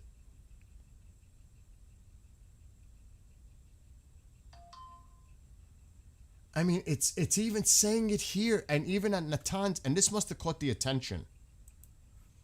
Implementing continuous monitoring to verify that all centrifuges and associated infrastructure and storage remains in storage or have been used to replace failed or damaged centrifuges. So they were monitoring them closely, even with the centrifuges.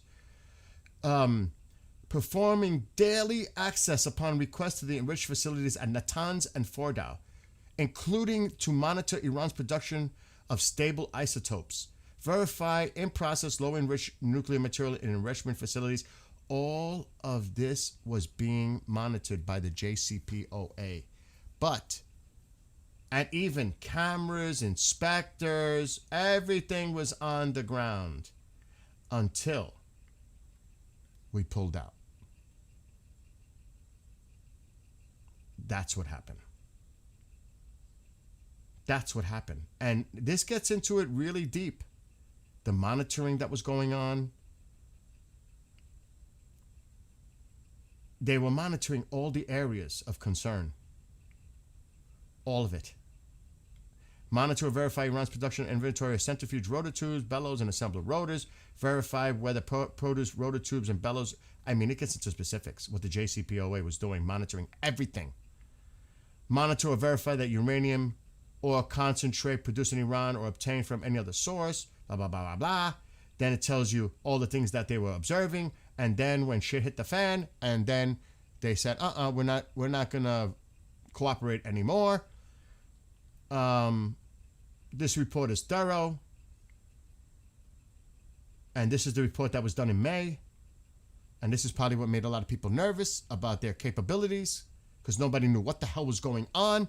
So they took action to hit Fordow and Natanz, which is mentioned in here. But who caused this? Who caused this to happen? Who? Don't you spin it. Don't spin it. Look at this. Since February, I just read this. Look at this. Since February 2021, when they said that's it, we're closing the cameras and everything else, the agency has not been able to verify Iran's total enriched uranium stockpile precisely on any given day. So we don't even know. We're taking the best guess of what they have. We don't even know what they have. Based on the information provided by Iran, as described in previous paragraphs and summarized in Annex 1, the agency has estimated that of 17 May 2025, Iran's total enrichment stockpile was 9,247. Now, that probably includes low enriched uranium, not just the high. 843, blah, blah, blah, blah, blah. It goes into the numbers. Look, there it is. Up to 60%, 408. Again, be careful of what we can verify and trusting Iran to say what's verifiable. Okay? Remember that. This is the number you hear a lot about. Right there. That doesn't mean that's the number. That's only what we can verify. Do you understand what I'm saying? So be careful when you hear all this. When you read the report, this changes everything. And this is why I think action was taken last year, because they saw this report.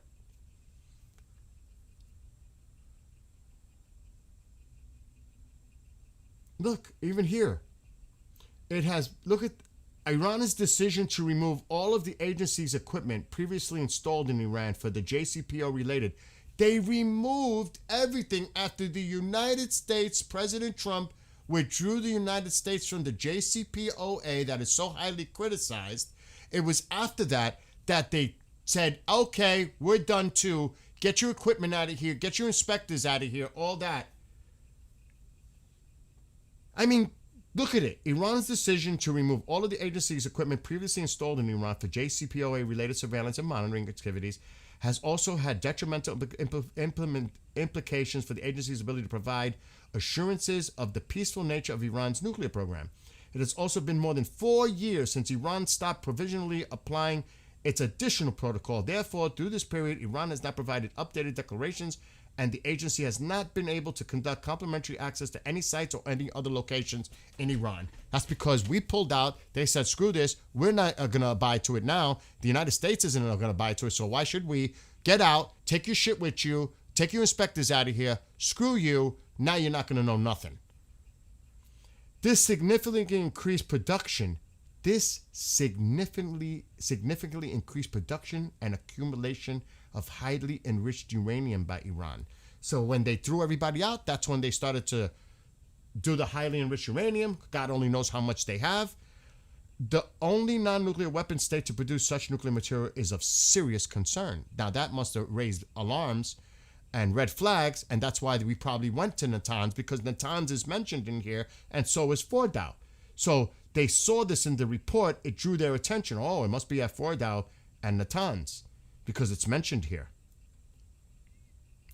I read it before. It's somewhere in the report. Oh, that's where it's at. How do you know it's all there? That's only what the report is saying. But they're also saying, we don't know what's going on in other locations in Iran. We don't know what the hell's going on after they removed all the verification and monitoring 5 years ago. So who the hell, look, performed daily access upon request in the enrichment facilities at Natanz and Fordow. Right here. This drew their attention right there.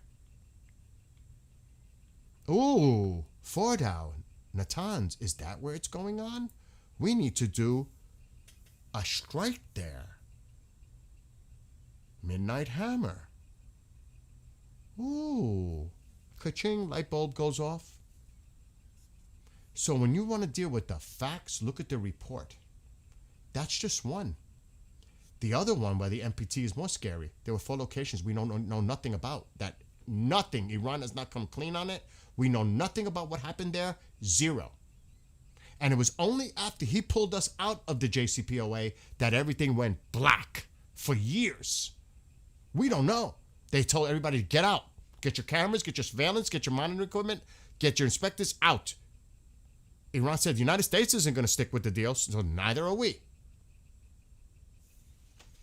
That's how it started.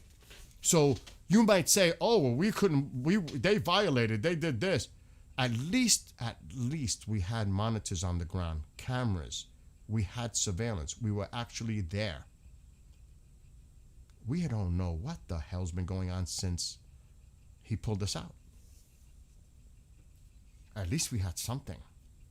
Now we have nothing. Now what? Now if you make a deal with them, how you gonna, what, you're gonna send the IAEA back in? To monitor again? We're gonna start this shit over? This is worse than the Obama deal. What are you gonna do to verify it now? How are you gonna know if they violate it? How are you gonna get eyes on the ground? You think they're gonna install cameras again like you had before? Surveillance equipment? You think you're gonna get that sweet deal that we got before? I don't think so. So people need to chill out and get the facts. Just because somebody says so doesn't make it so. For political reasons. Just because someone says something doesn't make it true.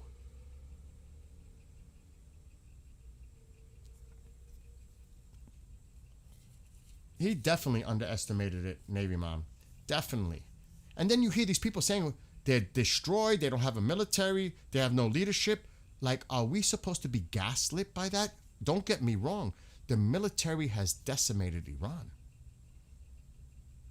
But don't tell me they're completely decimated. Because if that were the case, the Strait wouldn't even be an issue right now. Don't tell me their entire leadership is gone, because they still have over 400 members in the core, in the regime, whether it's judiciary, the Supreme National Council, whatever, the parliament, the IRGC leadership is still there, the core, and you still have a lot of members that are part of the IRGC, and who knows about the mouse? And the judiciary, who are hardliners that are psychos. Don't feed me this bullshit. Because anybody that's objective and knows what's going on knows that, oh, we're supposed to be believed that their leadership is gone?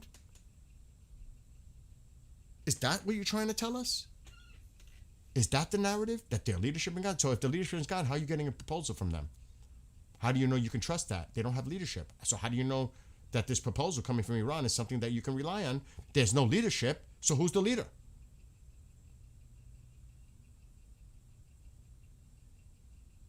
I mean, what the... It doesn't even make sense. I think decimation is too strong of a word, too. They definitely have been weakened tremendously. But again, are we going to contradict? And I don't know if that's actually been proven.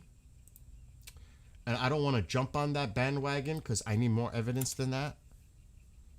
Like, I would like to see that report, that intel report that says, actually, Iran still has a stockpile and a capability, despite what we've been hearing. But I have not seen that yet, so I'm not going to speak on it. But we said this, Navy Mom. We've said this from the beginning, from day one. You know this. Before it even started, you got it. What did we all say? Most of us were here. The Persian Gulf is the number one priority that the United States needs to focus on before this even started. Wipe it all out. Their navy, their small boats, their subs, coastal areas. Take it all out. They didn't do that. 3 weeks ago, he said, we didn't think the small moving boats, ships, whatever he called it, were a concern or a threat. What? Who told you that? That should have been a primary target from the get-go.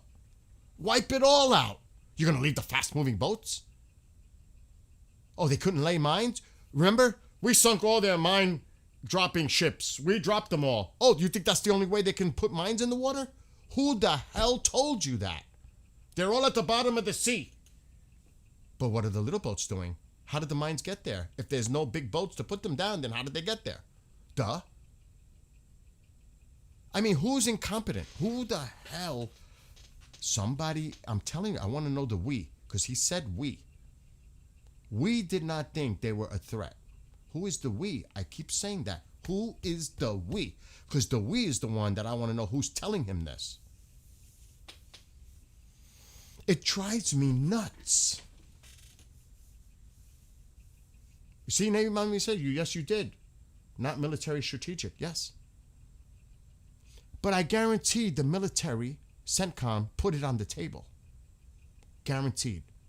The military definitely had the options laid out. Who made the call to move forward with any of those options and advising the president to take those actions moving forward? That's what I want to know. I want to know who the person was that advised the president to make this decision moving forward. Because obviously he's going to listen to his advisors and everybody that's in his ear and make a decision as commander-in-chief. Who put this in his head? That's what I want to know. I mean, everybody's going to hold the commander-in-chief responsible for anything because that's the way it is. Doesn't matter who it is. But I want to know who the people that was telling him this stuff. Who are the people that drew up the war plans? Who are the ones that made the decisions? CENTCOM takes orders. They're taking orders from someone, right? The president, commander-in-chief. But who's giving the advice to the commander-in-chief that this is the wise approach to move forward on anything? I want to know who that person is. I got to put some socks on. I'm getting cold. That's what I want to know. I want to know who the incompetent fool is that decided to take this campaign forward from the beginning. I want to know. I want to know. I don't know if we'll ever know. I would love to know. I'm so upset because this has been a shit show, and now the Iranians gave the proposal. Any news on that? Any news on the United States response? Nothing? That's exactly what I'm waiting for, what Snoopy just put in chat. How will Trump, the president, respond to it? They want to make I'll tell you how he's going to respond. They want to make a deal. They're desperate for a deal. He's going to spin it. And then Iran is waiting for him to speak or put something on Truth Social. And then they're going to roll out publicly what the offer was to make him look like a fool. Because that's what he's going to do. He's going to say, oh, they want to make a deal. We got their proposal. They want to make a deal. They badly want to make a deal. They're desperate to make a deal. We're going to try to make this deal happen. Or whatever. You know it's coming. Come on. You know it's coming. Anybody with a common sense know that this is coming today. Unless he shocks me and says, we got Iran's proposal and it's not acceptable. So what does that mean for the 1 week deadline? Are you going to go to Congress, like somebody said in chat? I agree. I think it was Keith. Go to Congress and get the War Powers Act approved, period. What are you waiting for? You got control of the House and the Senate. Make it so. Is that the problem? You're worried about that? Because of the ceasefire? Is that what this is all about? A technicality about the War Powers Act? What the hell is it? And like I said, think about this. If you do another military operation, that's going to extend the time frame. Because now you got to wait till the military operation ceases, stops, and then see if Iran comes to the negotiation table after you think that applied pressure militarily will bring them to the table. That's not set in stone either. So the bottom line is, though, if we take that action, it's going to prolong this even longer. Because then now you got to get back to where we are now, that we're trying to negotiate a deal. So now you're going to have to pass all that time, start a new military strike campaign. Who knows how long that lasts? A week? Days? You know, Israel's going to go all out. They're not going to want to stop. So now you got to put the brakes on that and then say, let the smoke, everything clear. Iran, whatever their response is toward the Arab states or Israel, let that all settle and reassess. And is that going to be enough to bring Iran to the table to do the negotiations where we're at right now?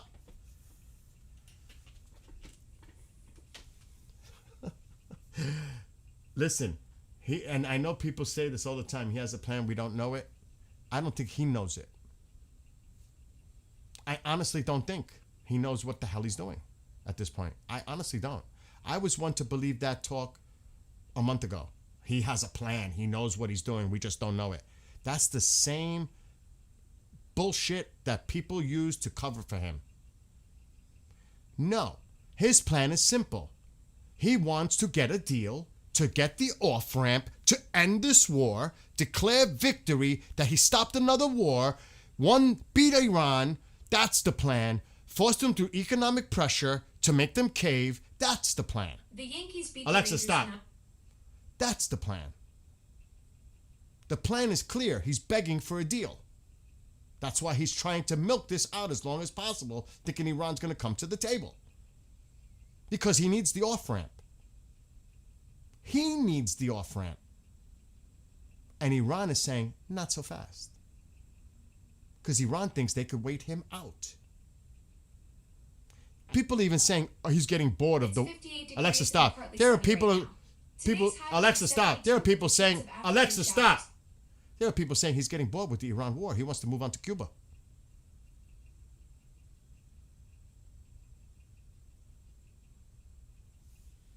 No. We got to stop making excuses here. The excuses are done. This is not the 4D chess anymore. This is worse than checkers. We have to look at this in practical terms, rational, critical thinking. This is bullshit. Bullshit. We keep hearing, how many times have you heard the word deal? We're going to make a deal. They're dying for a deal. They're begging for a deal. They're begging for a deal. They're begging for a deal. We're going to hear it today. I'll put money on it. Unless he shocks me and says, because he's got to meet Xi this week. That's on the table. Unless he shocks me and says, Iran made a proposal. Remember, it's supposed to be the final. He said final. This is the final chance. They have a week. Or bombs away. Something like that. You believe that? He said that before. Stone age, wiped them off the face of the earth, all that rhetoric. What's going to happen? Is he going to say today, if their offer is unacceptable, then what? What happens next? Will he say that? Or is he going to say, Iran made a proposal, they want to negotiate, they want to make a deal, they're dying to make a deal, they're desperate, blah, blah, blah, blah, blah, blah, blah, blah, blah, blah, blah, blah, blah, blah. That's what we're going to hear? It's going to be either one. Same bullshit. Different day. Groundhog Day. Every day's Groundhog Day. Oh my God. And yes, happy Mother's Day to everyone. This important, remember, take that for what it's worth. Al Jazeera. Iran's response. Yeah, we know that. We already know that the response has been sent. We're waiting to see how the president reacts. It's not about coming aboard. It's not about coming Chantel. I'm just being objectively honest.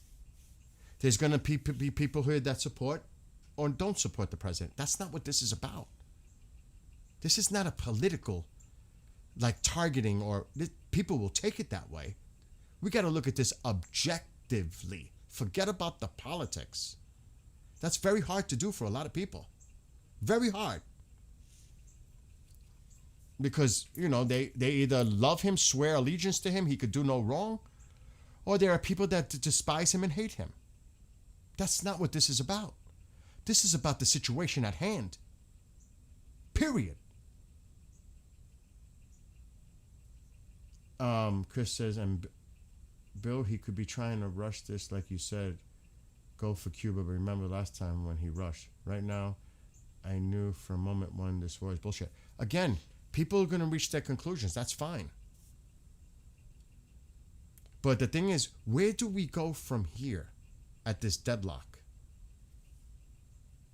How long is this deadlock going to go on? Are we expecting Iran to cave economically? They don't give a shit about their people. They will let their people starve. The regime has no problem letting their people starve as long as they survive. We have to remember that. This is also a jihad, a holy war for them. This is just not political. I think sometimes people don't realize that the ideology behind this. This is a holy war.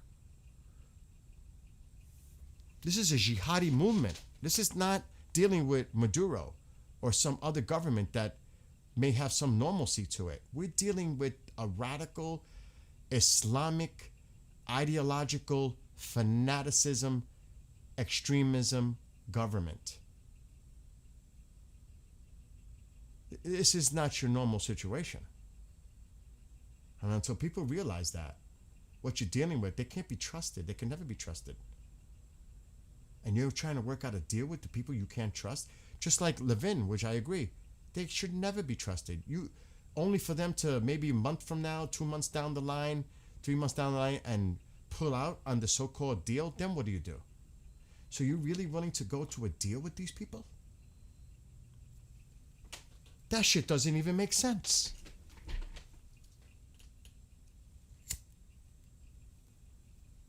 You think they're going to throw all kinds of shit in the game? You think they're going to stop supporting their proxies? You know they're going to bring Israel into the picture when it comes to Lebanon. They're going to throw so much shit in there to make it confusing. That's like what we do here in the United States. When they make a bill, it's not a simple bill. They put so much bullshit in the bill that it makes it hard to pass. Instead of doing standalone bills and say, okay, we're going to focus on this topic, this one. No, they bunch it all together so people will say, oh, I'm not agreeing to that. Well, think of the same things that go on here within our government by complicating things, by trying to add shit in there, amending it. You don't think the Iranians are going to keep adding stuff in there and throwing stuff in the game to make it that way? Of course they are. So it's bullshit. It is suspect. It's going to be, and I want to hear, I want to see, like I said, I want to see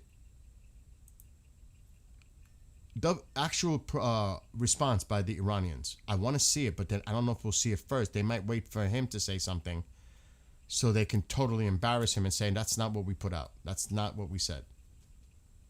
To embarrass him. To humiliate him. Because that's what they want to do. They want to mock him. They want to mock him in front of the world. That's their intention too. You know that. If you look at the posts, it's just so bad.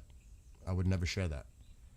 So he hasn't posted anything since that Mark Levin and some other thing about an Israeli prime minister praising him.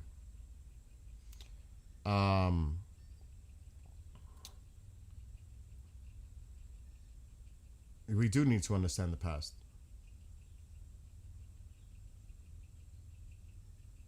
I agree with you, Fringe, on what you're saying. I'm going to refresh his True Social. I'm not expecting anything. He's going to either 1 minute ago, that's something else. No, nothing new. I wouldn't be surprised he goes, I don't know. Usually a lot of his information comes from his True Social, believe it or not. I'm waiting to see if he makes a post about this. They're probably analyzing the proposal right now. And then you'll see a reaction sometime this afternoon. A statement. The president's going to make a statement today on this. At some point, he's going to respond today. Because they said it was going to happen Friday. They said it was going to happen yesterday. It happened today.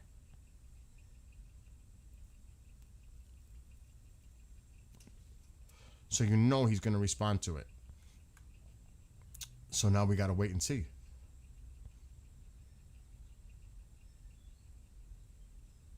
The UAE strongly condemned drone attacks on Kuwait on Sunday, calling them terrorist acts and a threat to Kuwait's sovereignty and security. The ministry said that the UAE stood in full solidarity with Kuwait, so its words, and supported all measures to preserve its security and stability. At what point do the Arab countries just say enough is enough and they unite and take action themselves? Would they? Could they?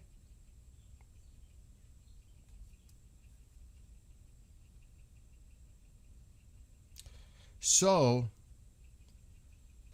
here is the point of the Mark Levin.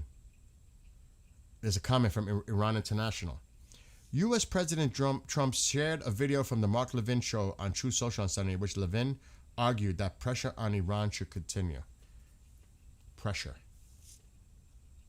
Economic pressure. I guess the threat of military use, pressure.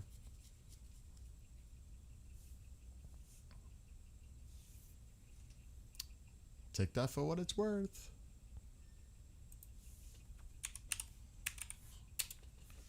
I don't think the pressure thing is going to work. Let me see. He's just going to repeat himself, I think. I do too, Ryder. I do. He could shockingly surprise me and reject their counter proposal. That would be surprised. I would be surprised. I think he's going to say the same thing. Iran is begging for a deal. They're looking to make a deal badly. All that. Yes, I agree. That's what I'm saying. Are the Arab countries going to step up? Not just the UAE. They have to unite against Iran. They have to. Because they're going to be targeted. If exchanges start again, they're going to get targeted. They're going to pummel them. They're going to take out their energy infrastructure. If not that's definitely on the table. Also, the desalinization plants. That will cripple them. So there's some dangerous things that could happen for the region. I so wish the Iranian people could have a fighting chance and freedom, but it seems like U.S. is in a stuck situation. Our Navy, etc., is in a high-risk situation for major casualty. Yes. I don't want boots on the ground.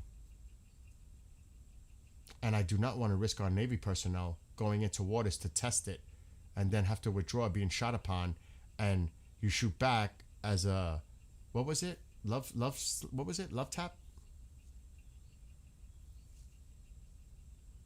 I don't want to put our people at risk. Not unless you're going to go in there and do that and just unleash unholy hell on them. Don't do that. Don't test the waters. You're going to test the waters like an experiment with men and women in our Navy? Like they're part of some kind of a fucking guinea pig test? I ain't with that. I'm not with that. If only the other countries would step up, or no chance. But the other countries are saying, we didn't start this, you did. Why should we clean up your mess? Now you want us to help you? And they have their own reasons, and we discussed this internally, because they have extremist issues, to say the least, in their countries. The UK, France, Germany, etc. But to expect them to get involved after you caused this, to help clean up the mess you caused, that's a different issue. Have you seen what Trump reposted, and also that Iran shortly before gave their response? Yeah, I saw it. We were talking about that. So again, today is going to be an interesting day to see the response of the president on this. I want to see, it can be either two. He rejects it outright and says, they're trying to make a deal, like he said a week ago, whatever, but I don't accept their offer. It could be something like that. It leaves a little wiggle room there, but we're going to continue to talk to them to try to work out a deal. He could say that. Or it could be the other one where he opens up a window. They want to deal badly. They're desperate, blah, blah, blah, blah. They want a deal. We're still working on making this deal happen, blah, blah, blah. In the meantime, we're going to keep the blockade in place, pressure, blah, blah, blah. It could only go two ways.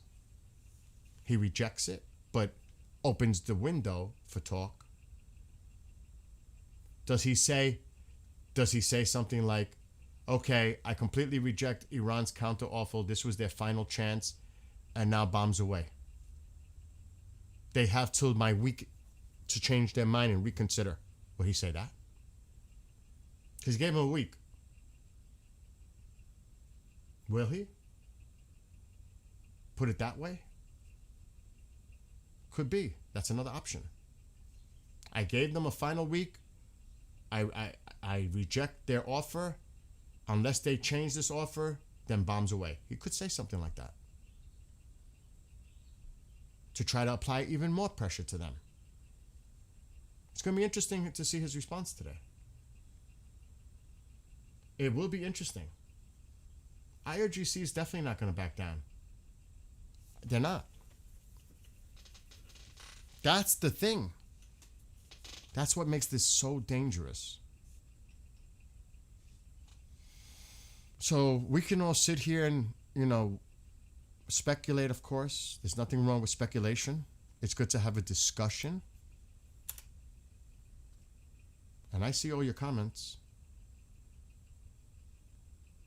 Yeah, I do have that war tracker thing, Fringe. Thank you, though. Thank you for putting that. And tell Astro again, I send my love. And again, happy Mother's Day to everyone out there. So I'm just keeping an eye. It's still early. I didn't realize it was this early still. I've been out since 7 o'clock this morning. So I've been up. It feels like it's later than that. It's only 10:16 a.m. here.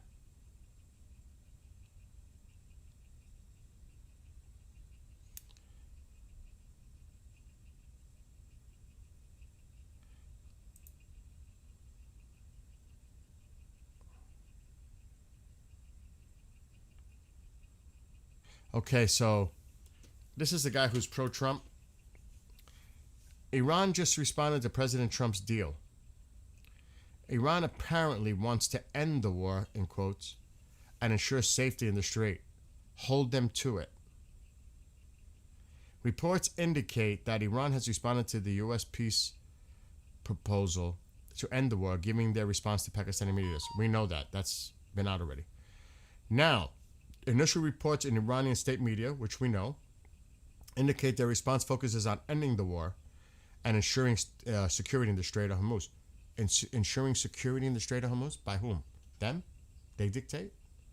Under their terms? The security in the Strait of Hormuz?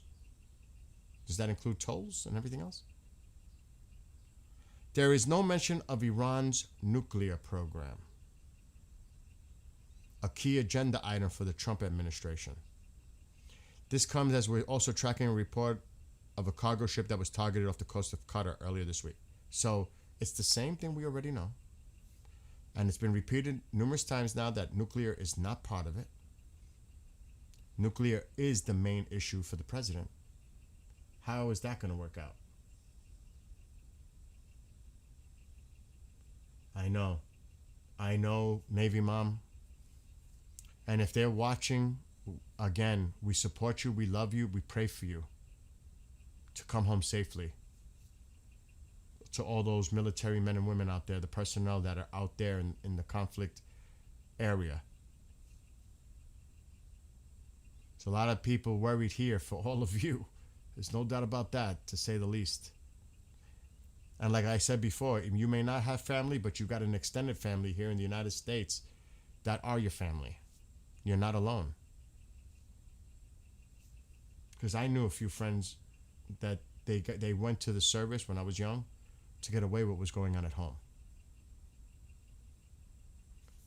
Just to say, because they got away from the family or what was going on at home just to go and try to make a life for themselves. So that's also part of it too. That's why I say they're not alone. Well, we're going to find out, Gino. We're going to find out. I think he's going to make more excuses today. Yeah, again, like Lorenzo says, that's what he keeps saying. Yeah. Oh, no. Yes. You okay? Yeah, we're live. They make a deal. And yes, Lorenzo's right. And that's what even Mark Levin was saying. I agree. You cannot trust them to make a deal of any kind. It's all part of their negotiation ploy game to prolong, to delay. Meanwhile, they're taking care of business in Iran. And I'm telling you, like somebody said earlier, they will not make the mistake. they will do the North Korean model, and they're going to get a nuclear weapon. Even after all this is said and done, and we don't think they're going to get nuclear, they're going to find a way to get nuclear on the low and say, here it is, we got it. Watch. That is going to become a priority for them to get a nuke. Despite an agreement, despite a deal, because they can't be trusted, what they're doing somewhere hidden in their country, like we know now exists, that we don't know a lot about what's going on, somewhere in Iran, and then what? And then what? Because I know if I was Iranian leadership, I want a nuclear weapon tomorrow. And again, what about all these earthquakes of testing shit on the ground in Iran? What was that? A 3.5, a 4.4? All these earthquakes. What is that? Real earthquakes? Or was that unnatural? Human-made. Underground testing. What are they testing?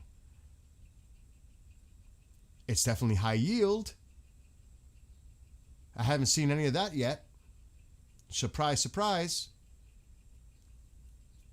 I mean, really? Do we know? Do we know that exists? Thus, a deal has to be struck? Because God forbid they unleash such a weapon?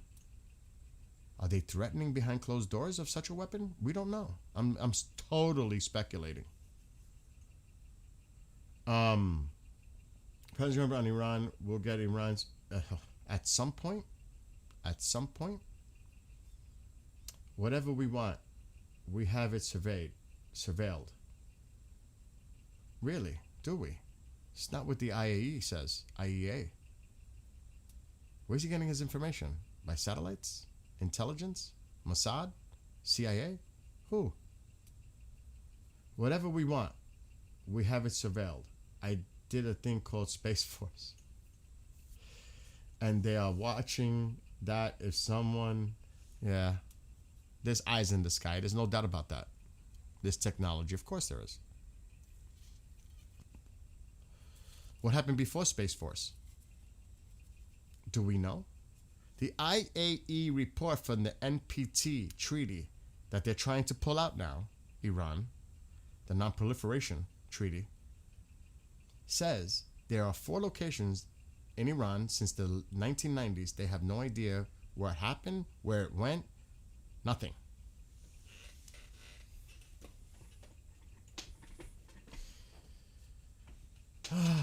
And again, dealing with terrorists. I agree. I agree with everything you guys are saying, all your different points of view. Because there's not a black and white projected trajectory here. There's so much gray. And you guys are making great points in chat. Great points. All of you. All of you. Not just one. All of you making great points. It's going to be game over for Israel. No. Israel's going to take action. Do not sit on the Israelis. They're going to take action at some point. Israel's not going to wait forever. Because they know what happened after the 12th day, how Iran was able to rebuild, refacilitate, and restock. They're not going to make that mistake again. Do not think the Israelis are going to wait around forever. They're not. If we're having problems figuring out what he wants to do, don't you think Iran is too? Of course. Of course. This is some kind of like a psyop cat and mouse game. It's getting quite annoying, all this back and forth. The U.S. gives a proposal and then Iran rejects it every time. How many back and forths are we going to get? Exactly. Totally agree. Willing to discuss the issue of ending the war and that alone. Yeah, that's it. And Iran is guaranteeing the security of the strait. What does that mean? They take control of the strait and the security of the strait? The United States is going to accept that? I mean, is that what they're saying? Hell no. Full withdrawal. Oh, yeah, exactly. Full withdrawal. Are these the points? Is this the points, Kevin? You found out where the points are? That Iran? Is this the points, Kevin? Kevin, are these the points that Iran with their proposal? Or are you talking about the old points? Because this is a lot of the old points. Please tell me that's not the new ones. I'm not going to read it until you confirm, because we know what the old Iranian proposal was. Are these the points of what's coming out now? That's what I'm asking, Jimmy. Is that what he's... It's exactly the same. Nothing has changed. Israeli news is reporting it. Holy shit. I knew that. I thought they wouldn't put it out until the president responded to embarrass him. I guess they didn't wait. Holy shit. Well, you know the Israelis want to put it out because they want people to see it. I can't open the freaking link.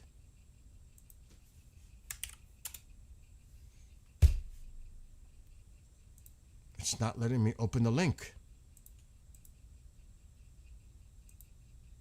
You got to do it another way. It's not letting me open the link for some stupid reason. It's making me go to Telegram and it's not working. I'm trying to open the link and it's not letting me click on the link. You have to put the link in. You got to put in the link. I can't get to it.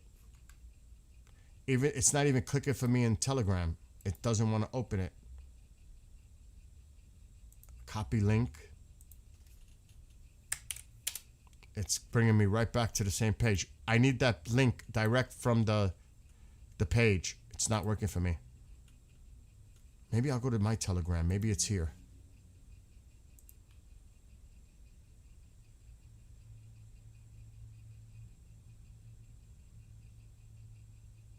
Whoa. President Trump, we may act military in Iran for an additional 2 weeks. We have additional targets and it is very likely that we will attack them. This is what Amir in Israel is reporting.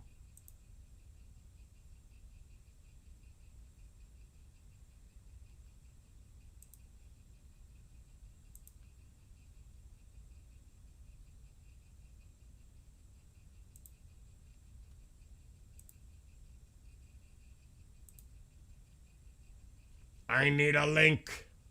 Let me see. That might be it. It's still doing it. Open link. And it brings me to Telegram. Everybody's commenting on like thumbs up. I can't open the link.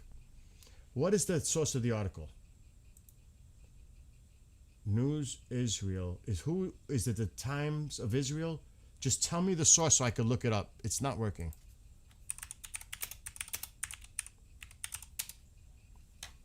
Times of Israel. I don't know.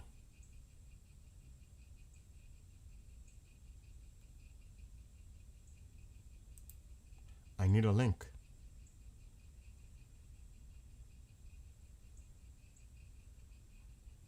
I'm not finding it. I don't know, Jimmy. I'm going based. Don't take anything I'm telling you. Take it with a pile of salt. Amir on Telegram just put that. I don't know where he said it. I don't know if he said it. That's what he's reporting. What's this now? And again, happy Mother's Day. And Navy Mom, special happy Mother's Day to you. I know your son, would love.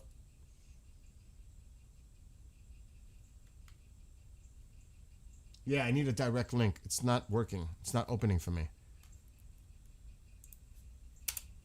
I could look at it, like try to find it a different way.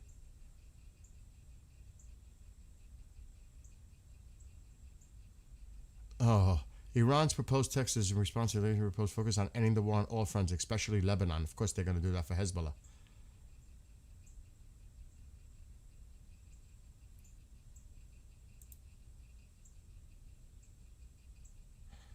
What? What is this? The Iranian president 31 minutes ago released a statement just minutes after Iran sent the letter in response. We will never bow our heads before the enemy. And if talk of dialogue or negotiations arise, it does not mean surrender or retreat. Rather, the goal is to uphold the rights of the Iranian nation and to defend national interests with resolute strength. That means they're not putting nuclear on the table. Okay, let me try that.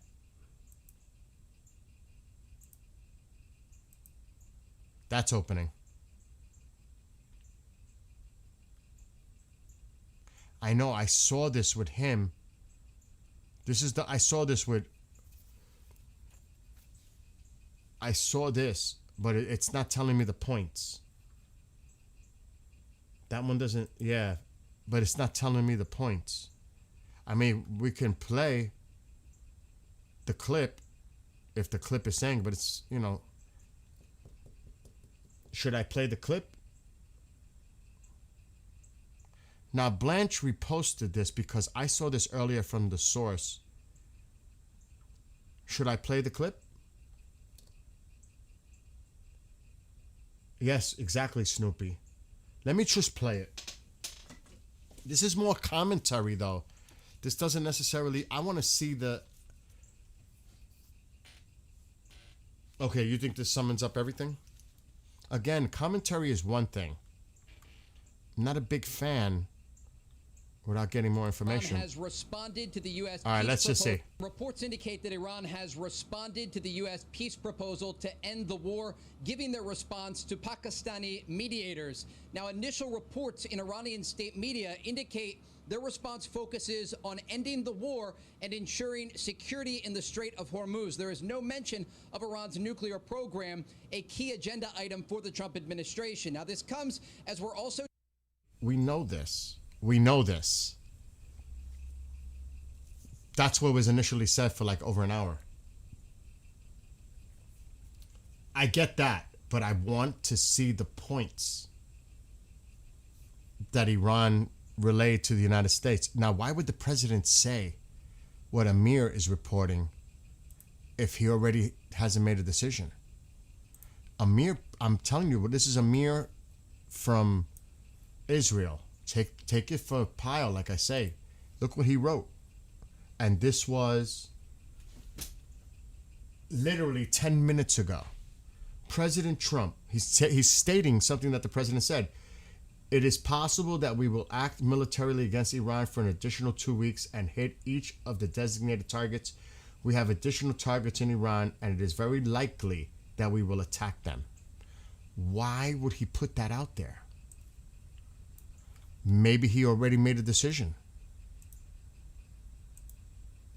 Maybe he's seen it and he's responding to it. That there's no negotiation. And he's now finally reached a conclusion that this is going nowhere. Time to act. I don't know. I'm only going based on what Amir is saying from Israel. Claiming that the president, he's quoting the president there. Where did the president say that? Did the president say that? I cannot confirm that. I'm going based on this. We need facts. We need information. Do you know? We can't just feed into everything that's out there. We need more than that. You know what I mean? But you could see what he put. Yeah, I think Israel's going to put something out. I agree. I'm going to keep searching. But why would the president say that if he did say that? Where did he say that on? A news morning program? Fox? Or somewhere?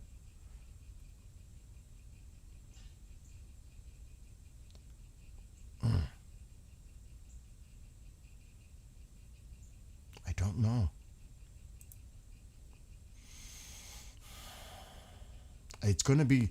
You could expect everybody, Enforcer, Steve, Tusi, definitely Goldie and Armin. Speak the Truth, Max Afterburner, all the things, they're going hot today on this. You know it. Everybody's going to go live today about this. Especially if the rhetoric really, they're definitely going to respond, because today's the day that they responded.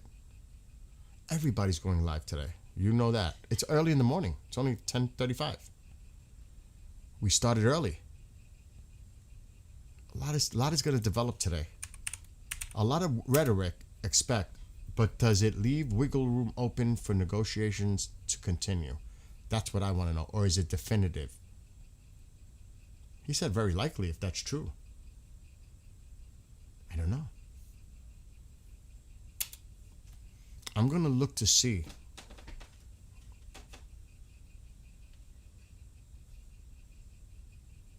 If I find anything. If you guys find anything, post the links. Simple question. What happens next in your opinion? Okay. What I would like to see and what's going to happen are two different things. I want to see the job finished. I want to see the regime totally, utterly destroyed. The infrastructure. And I'm talking about all those members in the regime. Not that the leadership has been taken out. That bullshit.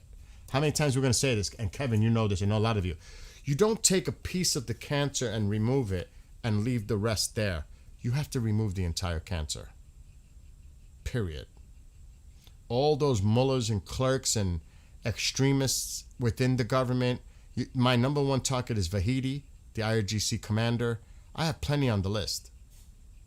Will they do it? I don't know. I know the Israelis want to do it. I'm going after the whole thing. I want to get rid of the entire cancer. Whatever it takes. Bombs away. Will it happen? I don't know. Because, again, so many people have been speculating, military action's coming. Military action's coming. It's coming. It's coming. But then we hear, deal. Let's make a deal. Economic fury. They'll collapse due to the oil. It's going to start exploding. Things are going to happen. They're going to cave. So honestly, to answer your question, Jimmy, I have no clue. I swear to you, I really don't know.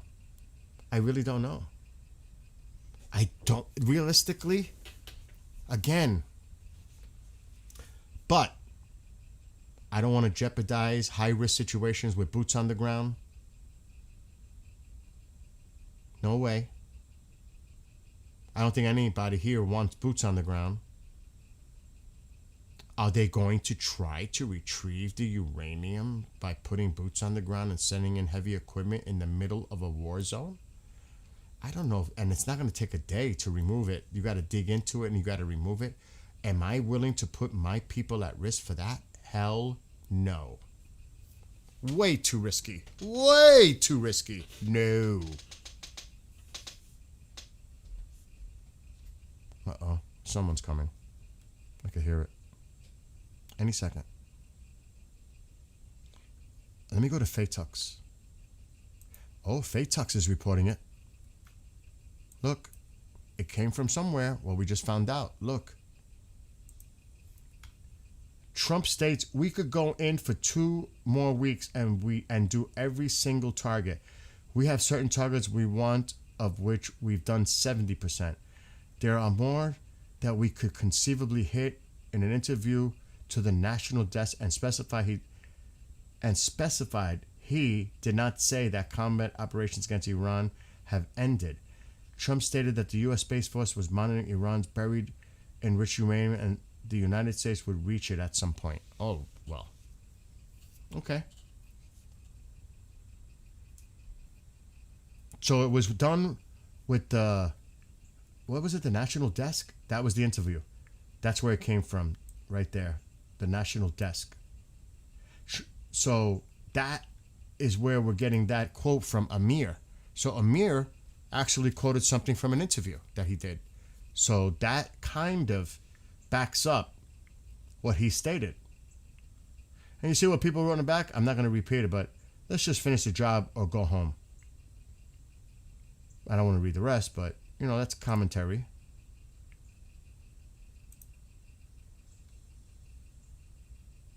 Yeah, he posted this. We went through that a little bit. So, yeah, that's the latest. And it did come from Fatux is quoting where it came from. So he did say that. He didn't say about his reaction to the alleged response by Iran. He didn't mention that in any way, or maybe he did. They're just not saying it. If he's busy talking on morning shows, is he headed to the White House to have a discussion with other administration cabinet members to discuss their proposal? Is he in Mar-a-Lago? I don't even know where he is at. Does anybody even know?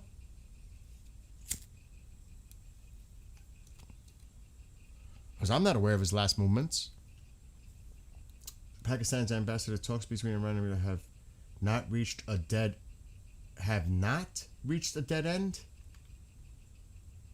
Oh, here we go with this bullshit now. Pakistan's ambassador talks between Iran and the U.S. have not reached a dead end.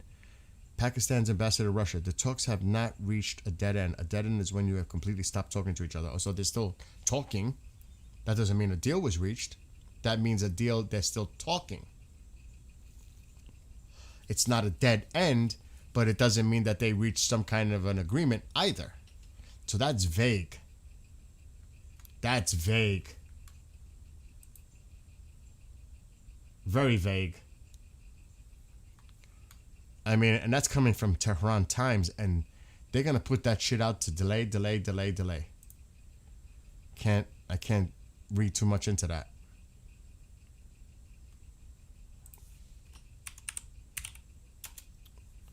And especially with regards to Russia. Oh, here we go.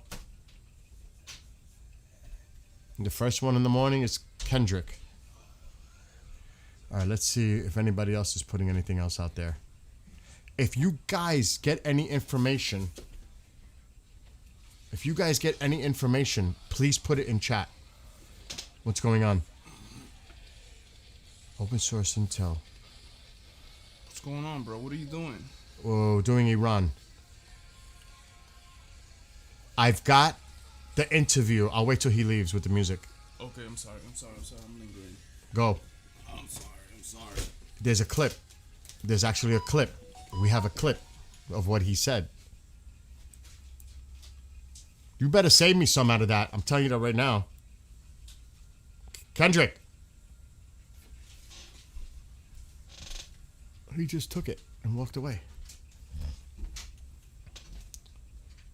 Whatever we want. We have it surveilled. I did a thing called Space Force, and they are watching. Where are we in the war if we've not yet gotten the nuclear materials, the enriched uranium from them? Well, we'll get that at some point, whatever we want. We have it surveilled. I did a thing called Space Force, and they are watching that if somebody walked in, they can tell you his name, his address, the number of his badge.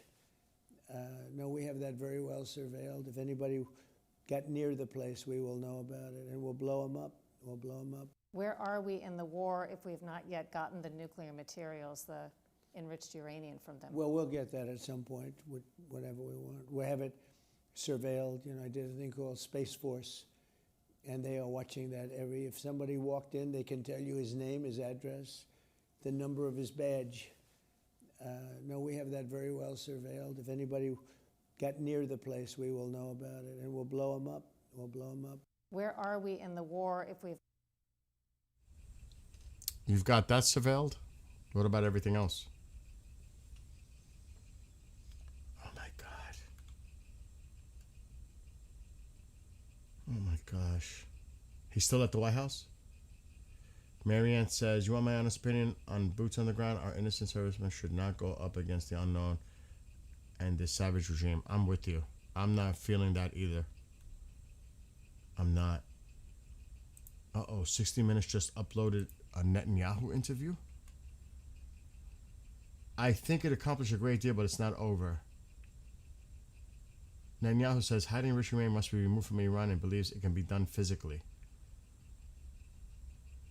Physically by whom?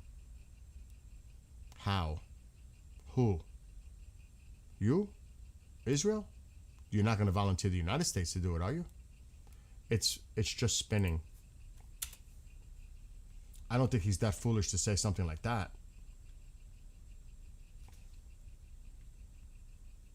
When it is. Is the war with Iran over? And if it isn't, who will decide when it is? I think it accomplished a great deal, but it's not over because there's still nuclear material, enriched uranium that has to be taken out of Iran.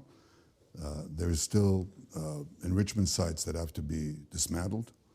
There are still proxies that Iran supports. There are ballistic missiles that they still want to produce. Now, we've degraded a lot of it, but all of that is still there, and there's work to be done.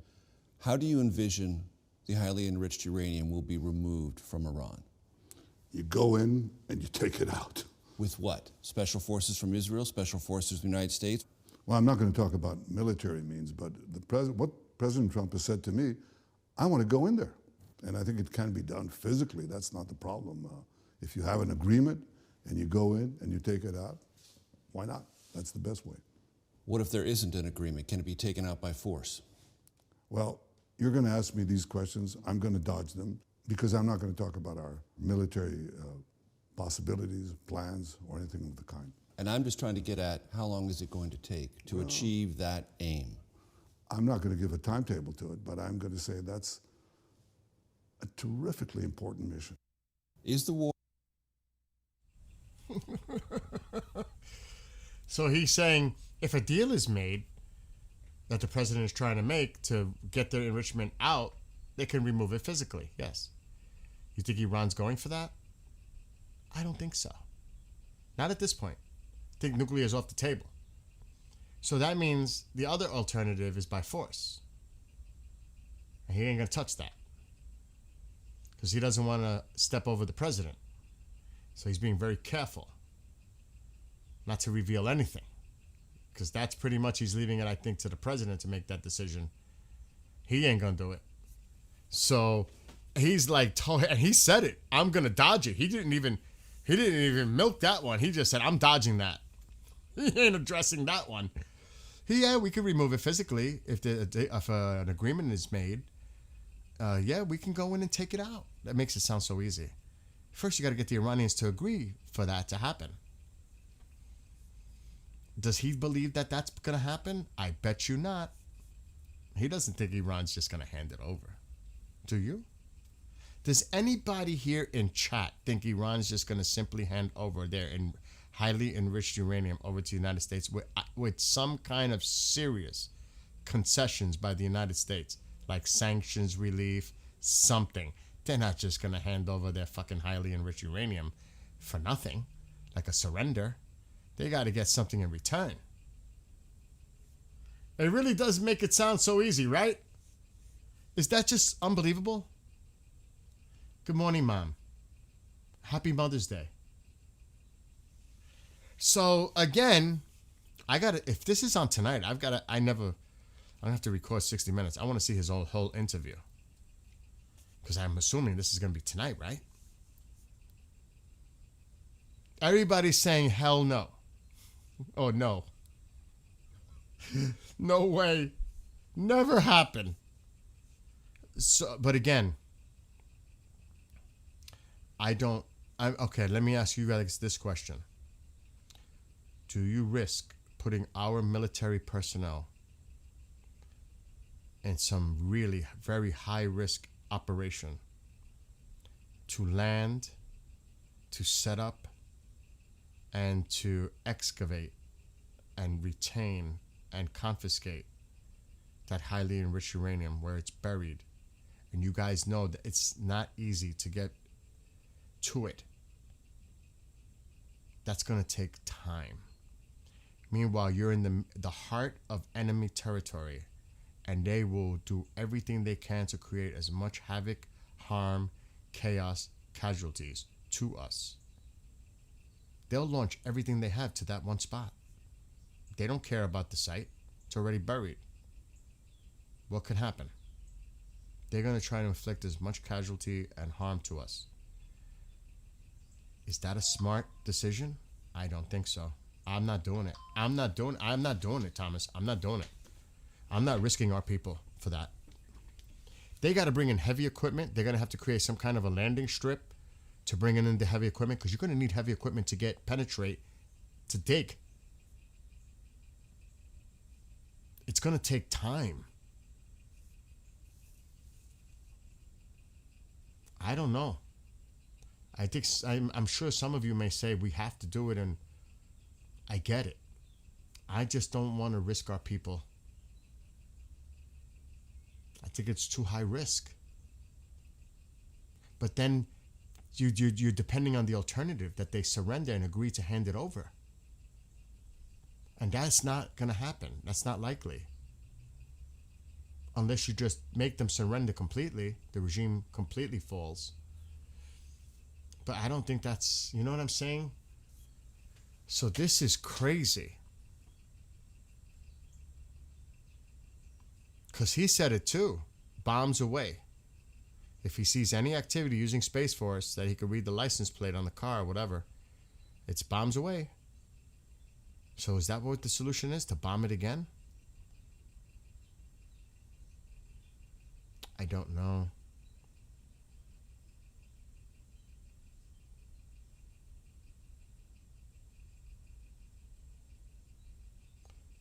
My opinion, I think it's escalating by just kicking the can down the road. We can't, again, not to get political, there are no guarantees what the future administration, how they would handle this.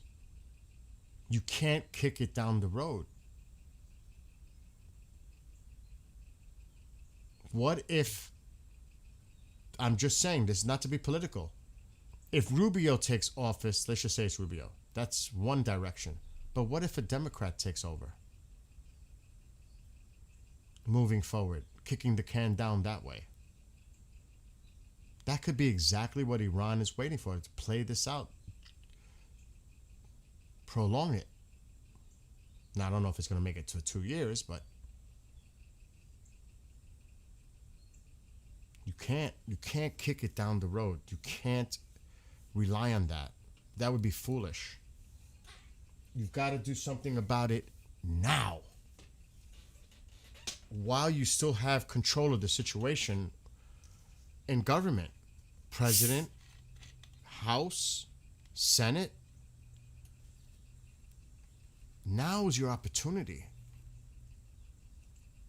Make it so. But you understand what I'm saying? And I'm not trying to get political. I'm just stating the facts. Because we don't know. We just don't know how a future administration will deal with this and what administration that will be. There's too many unknowns. So to kick it down the road is the last thing I want to see, because then God only knows what could happen. That's just the reality of it.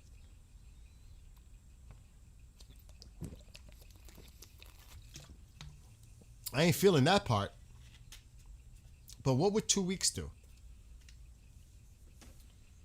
Is 2 weeks going to make a difference if you hit them again? Excuse me.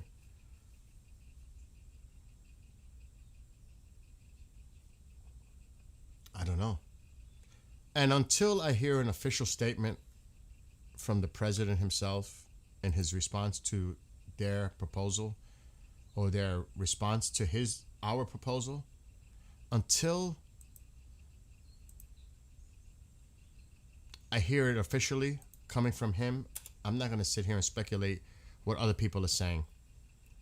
You know, like, I want to hear what he has to say about this. And until that happens, oh, hold on, nothing on Telegram. Anything new? Anyone? If you hear anything, please, the mods, post in links. And definitely keep me posted if Tusi or anybody else goes live. I'm sure they are.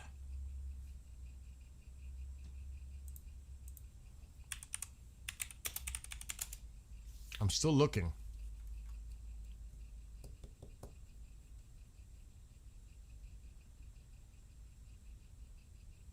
So CBS News is saying this.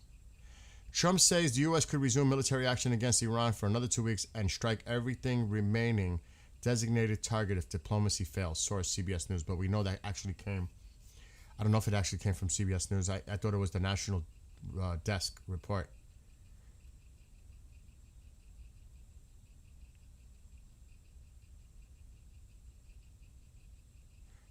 There is really nothing that I'm finding right now.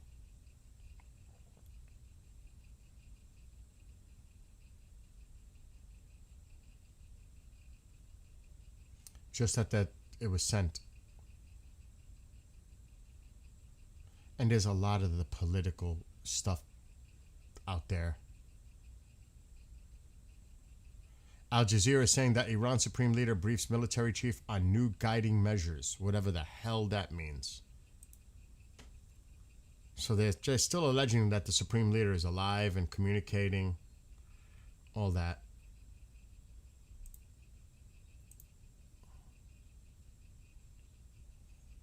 This is 4 hours ago. This is alleged. Take it for what it's worth. It's Al Jazeera. The hell is this flying around? Iran's military commander Ali Abdullahi has visited Supreme Leader Mouse Jr., the IRIB news agency reports. It added that Khamenei praised the armed forces and announced new measures and a path to continue the measures and confront the enemies powerfully, without elaborating. Since being appointed in March, Khamenei has not been seen in public and his statements have been read out on state media. Reports from Lebanon. The IDF struck the power station in the Lebanese village. Back to where we started. Iran and just going to let targets get hit and say fine.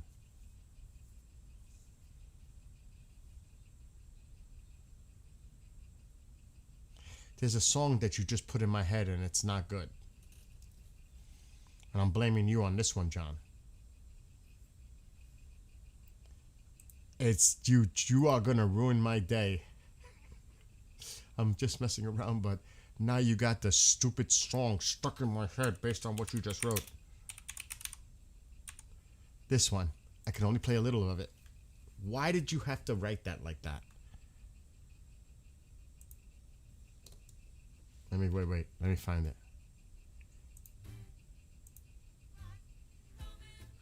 Yeah. We're gonna get right back to where we started from. That's all your fault, dude. That's your fault. You got that song in my head based on what you just wrote in chat. Oh my God.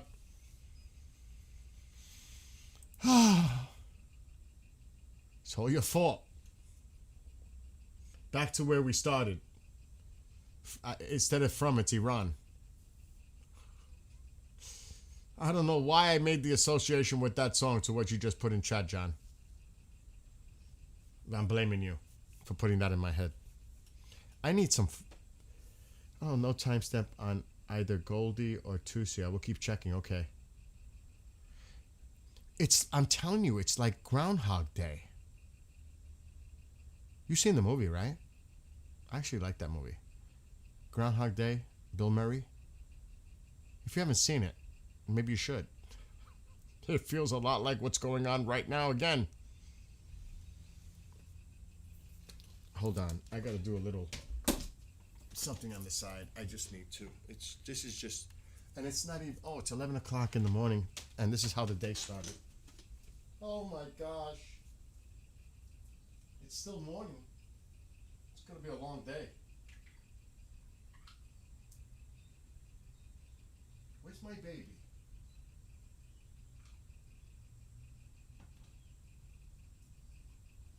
Yes, I'm off camera. It's supposed to be 70 today. Happy Mother's Day.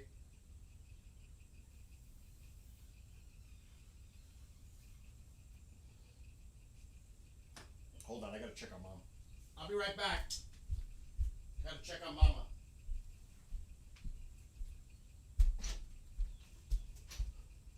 You still sleeping?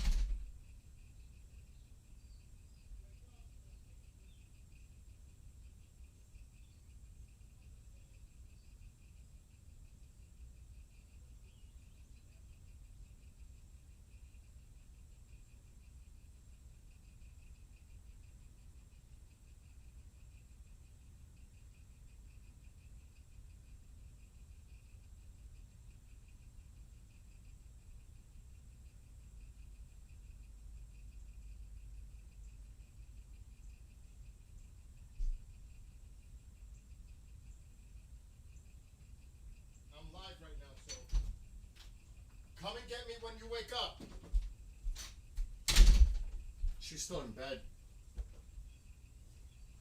We have to do that. I bought her a beautiful rose plant this morning.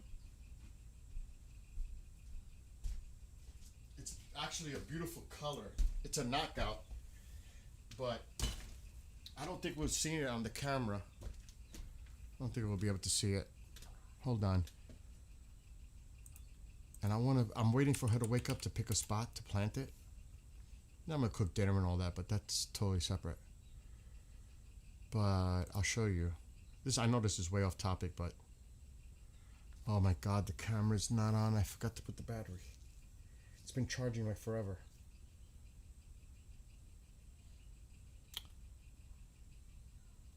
Well, she's saying something now. Where's my other flashlight? They take stuff and they don't put it back. That kills me. I hate that. Okay, here's the battery. Let me go put the Ring doorbell so you can see the plant.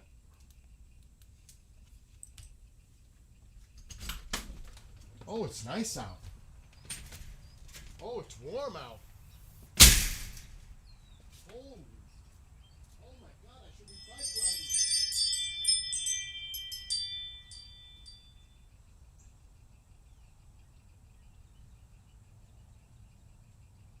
Oh my god.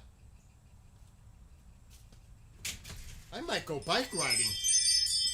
It's beautiful out. It's like 70. Ooh, that might change everything. Maybe I shouldn't have went outside. Okay, the camera's not connecting yet.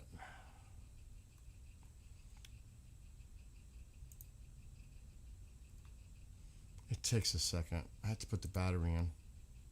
The other cameras are working. It's a beautiful day.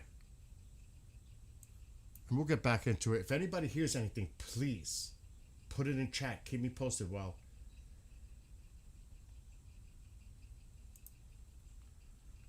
all right, so this is what it looks like on one camera.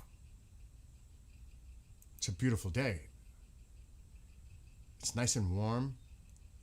The plant is on the other side, but the camera is not working yet. Because that's the other camera. Which is bullshit, because it should go be working. I put the battery in. Oh my god. I almost dropped that. Oh, it's working now. So now you're going to see me go outside, and I'm going to show you the plant. Activating live view. Come on. There it goes. Watch. I'm going to bring the plant closer to the door.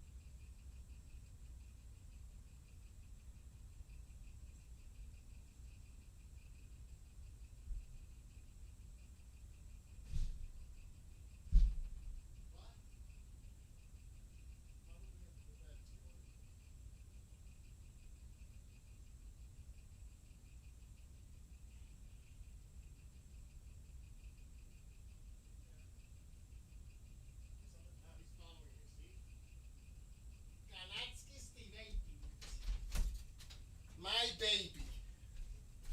He's following me now. Oh my god, he's really following me. All the way. All the way. He's following me all the way. You know what he wants.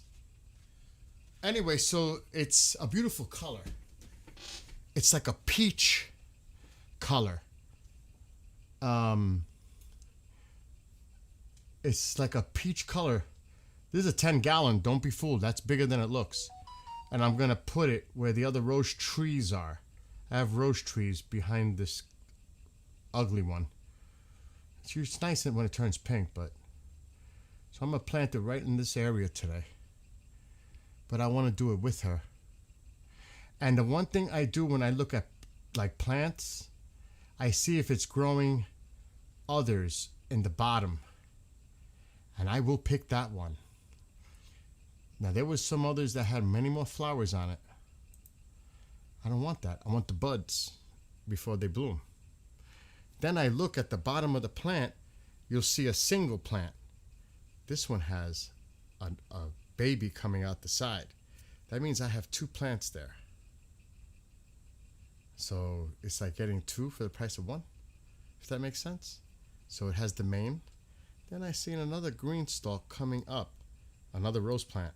There's 2 there. So that's how I do it.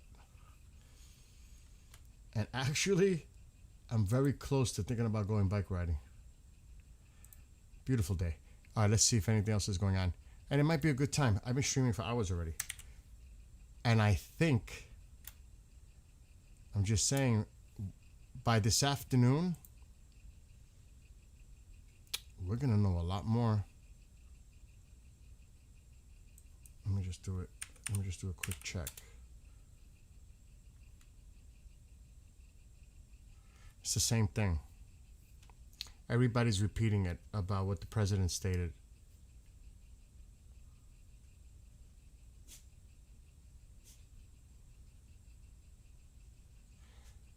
But I would like to know specifically what was the response by Iran. I'm still hoping to see that at some point.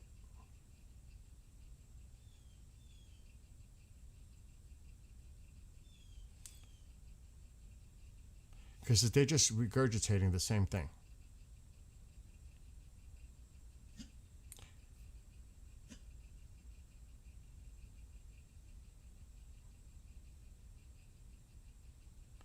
Okay, Bloomberg, 30 minutes ago. There are no signs Iran is ready to accept the U.S. proposal to end the war despite ongoing diplomatic efforts to secure a ceasefire. That's what Bloomberg is reporting. What's going on?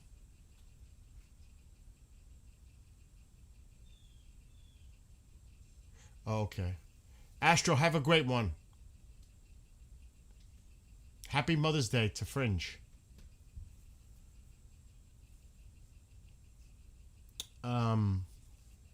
So that's what Bloomberg put out.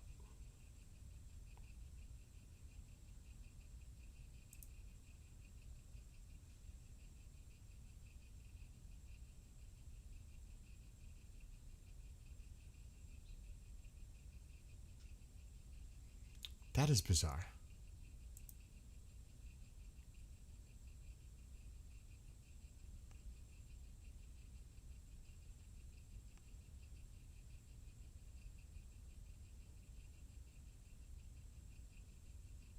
I'm just reading open source intel.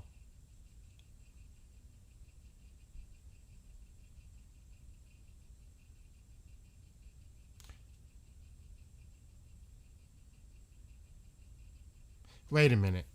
What is this?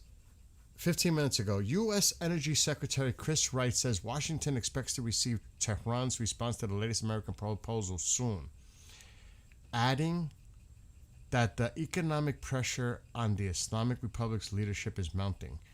I told you they're emphasizing the economic side. That's not going to work. Do they realize this is stupid? Because they're towing the line on the messaging. They're all trying to be on the same page for the messaging. Do they realize how they're...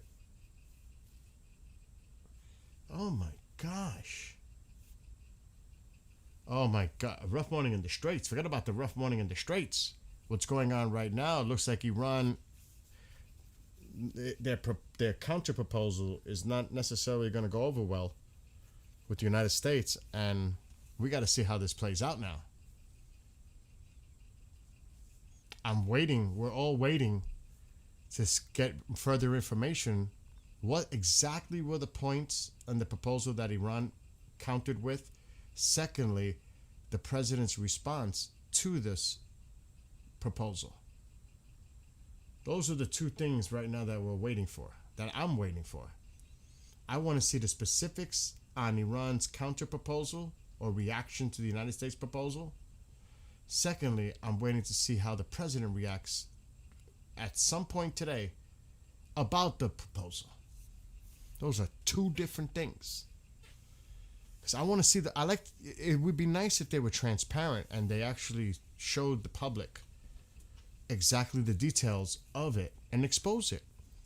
If I was, look, I hate to, as much as the Iranians mock the president and mock us, isn't it fair game to publish their proposal on social media, Truth Social, and show exactly the nonsense that they're countering with their proposal? If you want to talk about the American public seeing it for themselves, how utterly insane and ridiculous it is, maybe you'll get more support for this by showing what we're dealing with. No, nobody's thought of that as some kind of a strategic. Come on. I know I would. It would show the American people this is what these lunatics are trying to negotiate with. Does the American people find this acceptable? Do you not know the history? And people do. Maybe not the younger. Do people not remember and realize what's been going on for 47 years, as mentioned? And the atrocities associated? And you may not be aware, but they were responsible for this.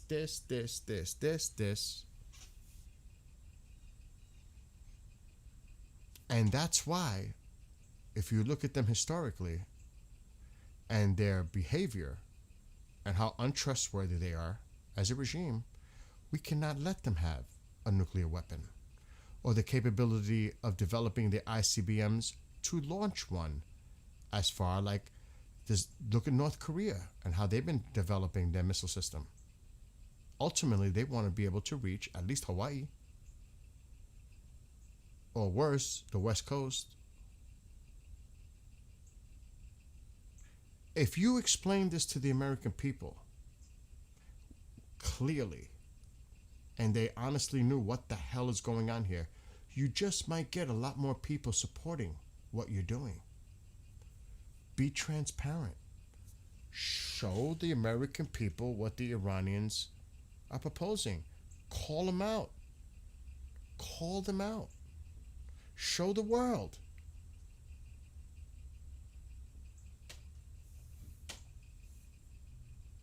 Do you know what I'm saying? But instead, they keep it gray because they want the narrative to continue. They want to make a deal. They're dying to make a deal. All that rhetoric that he keeps saying, they're desperate to make a deal, they're begging for a deal. Does this look like someone who's begging for a deal? That would completely go against their narrative. That could be why they don't make it public, because it would contradict everything. That's not what the Iranians are saying. Does that look like somebody begging for a deal? Then you can't keep saying it. Like, you say it enough, people will believe it. That could be the reason too. It would expose them. That Iran is not exactly begging for a deal. You're the one who's begging for a deal. It's actually contrary. It is you that is begging for a deal, not them. You're spinning it like it's them, but it's really you. It would expose that. Possibly. I'm not saying that's the fact. I'm speculating. But that would be, it could work in actually reverse. So instead of persuading the American people, it could actually dissuade them even more, because they see that you've been gaslighting and saying a lot of BS, and now we're really out. Just saying.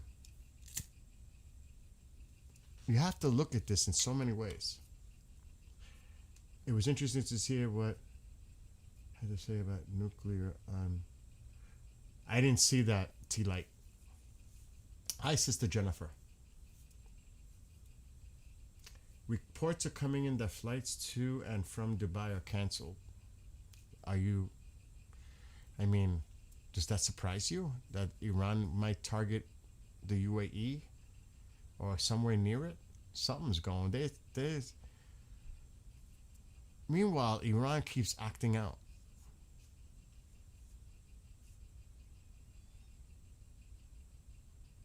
I don't know. I mean, like I said, I could think about this and spin this so many different ways. I'd fall. Because, like I said, my mind is racing to what I just said a few minutes ago. Maybe that's why they're not being transparent. It could be a pro by showing the American people that this is what these crazy people are offering, but it could also be a con because it doesn't look like they're dying to make a deal. They're desperate to make a deal. They're begging to make a deal because those words, those points, based on all this bullshit about deals and extensions and ceasefires, and we're here today, and that's their response leading up to today, I don't see that as them bending. So what happened over the last month? Was this bent before? Does this look like somebody that was bending a few weeks ago? Well, it sure doesn't look like it now. So, are they begging for a deal? Have they been begging for a deal? I question that because it doesn't look like it right now that they're begging for a deal. It looks like they're trying to put it to you. So that wouldn't be a good look. It could be as stupidly simple as that. Or, of course, trying to keep things behind closed doors diplomatically. But if that were the case, you would not talk about this at all, and you would be working behind the scenes and not put it out in the public as some kind of a back and forth childish schoolyard game. If you're going to take diplomacy seriously, then shut up, do the diplomacy behind closed doors, and keep it as such. Both sides. Agree to that at least. We're going to deal with this behind closed doors. We're not going to put it out in the public. We're going to work on this. But no.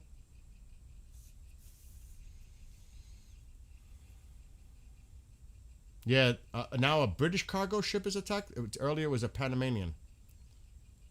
Drone alert in Israel. That must be coming from Hezbollah. All of a sudden, all kinds of shit is going on, you guys are telling me? Yeah, I know. I saw that, Navy Mom. Their nuclear is not on the table. They are willing to discuss the issue of ending the war and only that. Yes, nuclear is not part of the discussion as far as what's so far been coming out about their counter-proposal. We don't know that for a fact. The nuclear issue at this stage, perhaps at a later stage. Complete withdrawal of American... So then if this is the case, it's the same bullshit. These are the same demands they said a week ago. Okay, the confrontation line, yeah, it's definitely Hezbollah. Rockets and drones. I copy points from Kevin's link. Okay. Can you, Navy Mom? See, I was trying to get the link of that. I couldn't get it. But I want to see what Iran says they said and have that verified so that we know what they said before any response comes from our side, because then we know, call it for what it is. But you can't trust the Iranian media. You can't trust their propaganda. You can't trust anything that's being coming out by Al Jazeera, in my opinion, or any of these outlets, because they definitely appease to that side. So until we get credible information, it's just speculation. I want to see the document. I want to see it. We're not going to see it. Of course, I highly doubt it. It would be nice if anybody's going to put it out there, you know who it's going to be, the Israelis. They'll put it out there because they want everybody to see it. If any news outlet's going to put this out, it would be the Israeli media. If I had to guess. People may not like that or disagree with it, but if I had to guess, like Kevin initially connected it to an Israeli media outlet that put the points So just based on that, it's telling me that the Israelis media, they're working on it. They're trying to get their hands on this. If I was to put this together, despite ongoing diplomatic efforts to establish a ceasefire, there is no indication of readiness on the part. Yes, I read that on Bloomberg. Yes, Jimmy, to accept the American post for ending the war. I just read that like 10 minutes ago. But thank you for putting that in there. So now the question comes to me, do I want to go bike riding and take a break? It's a beautiful day. And then by the time I come back, I plant the thing for Mom and then check on what the heck happened in the last few hours. I know, Netanyahu, we saw that clip too, Jimmy. You just reminded me, I'm going to tape that interview with Netanyahu tonight. I want to see the whole thing. No, it's fine. I'm glad, because I may have missed it. You don't know that I talked about it, so I may have missed something. So I'm glad you're putting it in. Because a lot of times I go off on my rants and I'm looking at screens and I don't see chat for like a few minutes. So that's actually very helpful. And what's up to DJ House Music? You want to hear good music? Go listen to T Light's music. She's got awesome music. T-Light. She's got awesome music. I create my music, but she's awesome. I haven't found a creator of music that I really like their music, everything like hers, yesterday. I had a lot of fun with that T-Light yesterday. What is this? Dissolve. Dissolve is in the house. Dissolve is in the house. That means I'm going to get all kinds of stuff. UAE Air Defenses engaged 2 UAVs. When was this?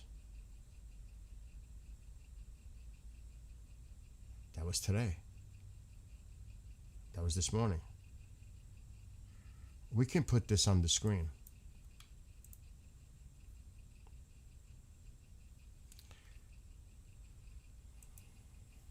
The Ministry of Defense announced that on May 10th, UAE Air Defense successfully engaged 2 UAVs launched from Iran. Here we go. Maybe that's why somebody put that they closed their airport down. Since the onset of these blatant Iranian attacks, UAE Air Defense has engaged a total of, look at this is crazy numbers.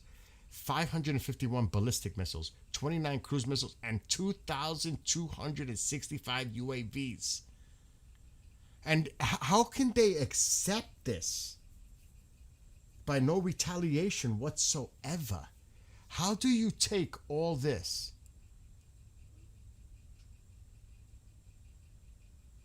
and the question is, how do they have the defense to take all that out? U.S. probably, right? At what point do they become exhausted with how they're able to defend themselves? Are the Ukrainians helping them with their drones, their Sting drones? This Sting drone is very, very effective that the Ukrainians developed to counter the Iranian drones they sent to Russia. And it cost 25,000. Somebody could correct me. It's very effective.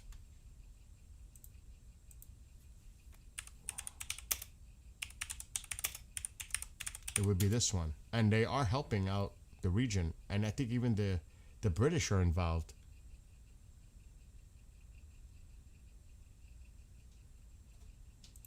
It's this right here. And you can bet there are other countries looking in on this. It's called the Sting.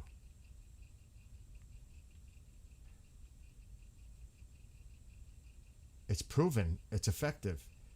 Typical hit rate is 80 to 90%. And the thing is, though, it costs like $20,000. Not like we're using a $2 million missile to intercept one cheap-ass Timu Iranian drone. Look, Ukraine's most effective Shahed interceptor. Does it have the cost? Look at pre-order request. They're selling them. Are you kidding?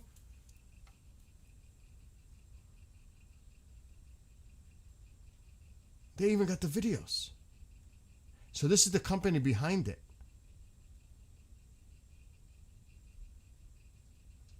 Look at that.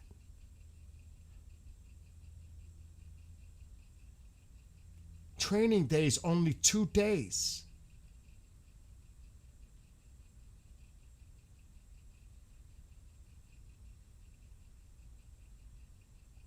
I bet you a lot of the UAE countries are loading up on these. I would not be surprised. I would not. Let's see how much. Oh, I can. I'm on TikTok. They'll think I'm selling something. Somebody could look it up. Actually, I could just do this and click on it and see how much. Pre-order request. Oh, it's in, I got to translate it. It's in Russian. Or, let's just say Russian. Translate page to English.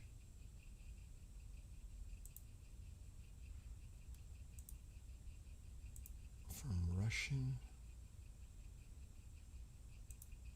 Translate. There it goes.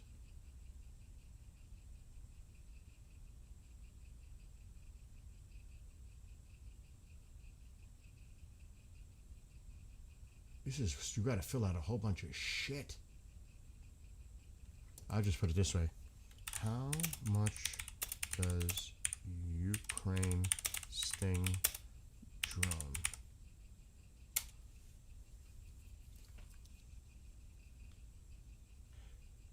Are you serious? That can't be true. That can't be true. This number cannot be true. If you already know what you're doing, 2 days is not enough training for a completely green pilot. Well, I'm just showed you what the website said. I'm not saying that it's true or not. I know you got a background in drones, Eugene, so you would know a lot better than I. But here is what they're claiming. Remember, I'm just showing you on the screen. I'm not saying, take it with a grain of salt for sure. Ukraine's $2,500 drone, is it that cheap? I didn't think it was that cheap. The Sting drone. I find that very hard to believe that it's that cheap.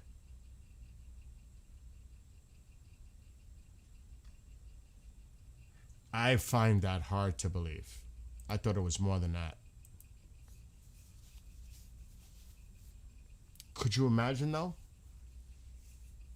Yeah, Lorenzo. Yep. I mean, I know that the UAE, allegedly, that's what Iran claims, is working with the Ukrainians.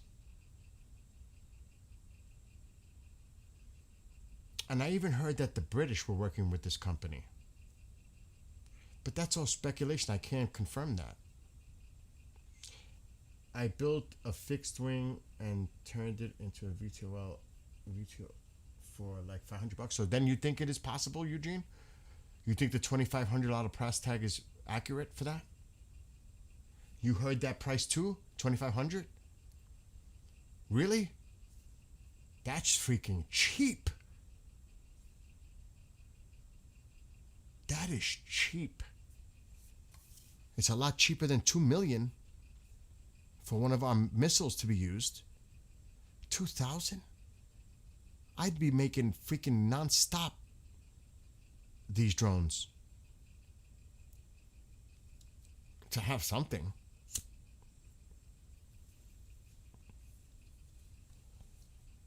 Are they? But they're obviously for slower speeds. They're not for missiles, anything fast moving. They're specifically just for the Iranian drones. $2,500 is probably just the autopilot and motors. Then the fuselage is 3D printed. That makes sense. Most of the cost is the avionics. That makes total sense. But wow.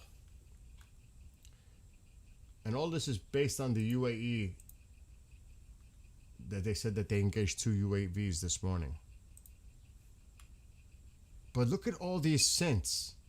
2,265 UAVs launched at the UAE. 551 ballistic, 29 cruise missiles. That is just crazy. Oh my gosh, Mom. Who knows? They probably do already. The Chinese and the Russians probably, God only knows. The AI and software would be the most cost. So God only knows. But that is an interesting article. And if anybody's joining, we're still waiting to see if there's any official word of the U.S. response to the Iranian proposal. And what is the Iranian counter proposal to the United States? Speculation. Don't know. A lot of the talk is nuclear is not part of it. Well, that's the president's number one objective here, nuclear. So if they didn't include the nuclear, this is non-starter. You would think, right? So if nuclear is not part of this, then the president's going to be like, yeah, they made an offer, but we refused it. I didn't like what their offer was. Could be something simple. And then what? Happy Mother's Day, yes. So we don't know. We're all waiting. We're hearing all kinds of statements that he can restart military strikes for 2 weeks, hit certain targets, that he can see what they're doing at the nuclear facilities with Space Force. Kali might 3D printed a mini Reaper drone and converted it to for less than 500. Mom is calling me, I think. So we're all, like I said, we're watching and waiting. I know, I'm sure Tusi, Goldie, Armin, Speak the Truth, Steve, and Forcer, everybody's going to go live on the break, like the news. It's developing, breaking, really. Maybe 1,000, actually.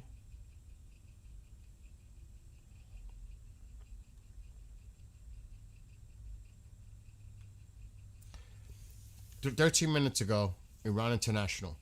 Iran's deputy foreign minister, that's the guy with the glasses, for legal and international affairs warned France and Britain against deploying warships near the Strait of Hormuz, saying any cooperation with U.S. actions in the water would face an immediate response from Iran's armed forces. And this is the quote, "The presence of French and British warships or those of any other country for possible cooperation with the United States illegal actions in the Strait of Hormuz contrary to international law." What are they talking about, international law? "Will be met with a decisive and immediate response by Iran's armed forces."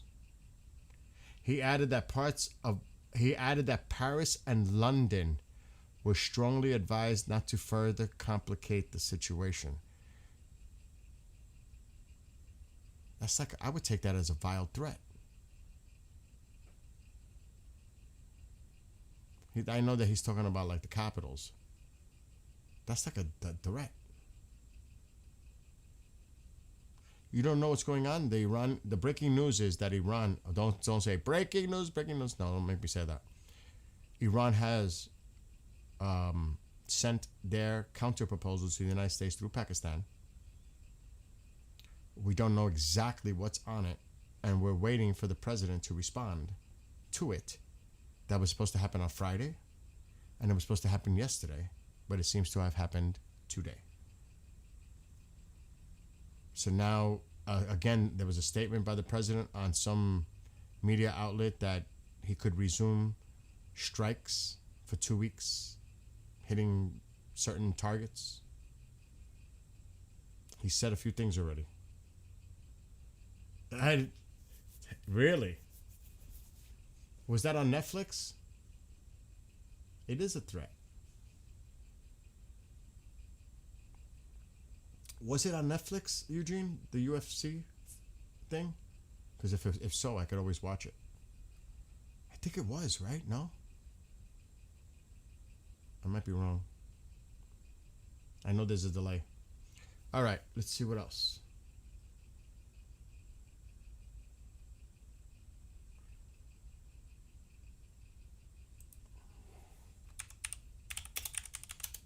I'm trying.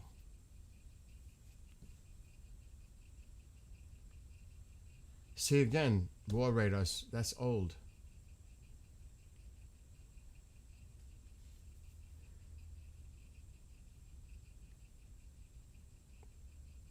It's still old news.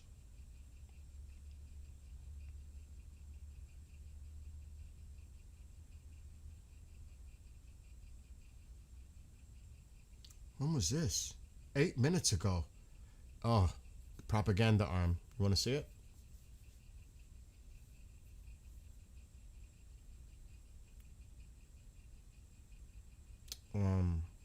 Really? Let me just show it. This is 8 minutes ago on this. Take it for what it's worth. Again, pile. From now on, any country that follows the U.S. sanctions against the Islamic Republic of Iran should expect difficulties while passing through the strait. So they're still threatening the strait.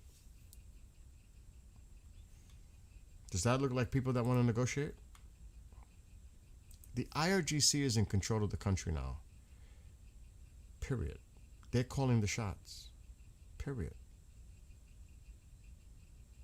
The military has taken over the decision making in the country, and if the mouse is alive, they're following the mouse's orders because they only answer to him. People should be made aware of that. Forget about these stupid people that people think we're talking to.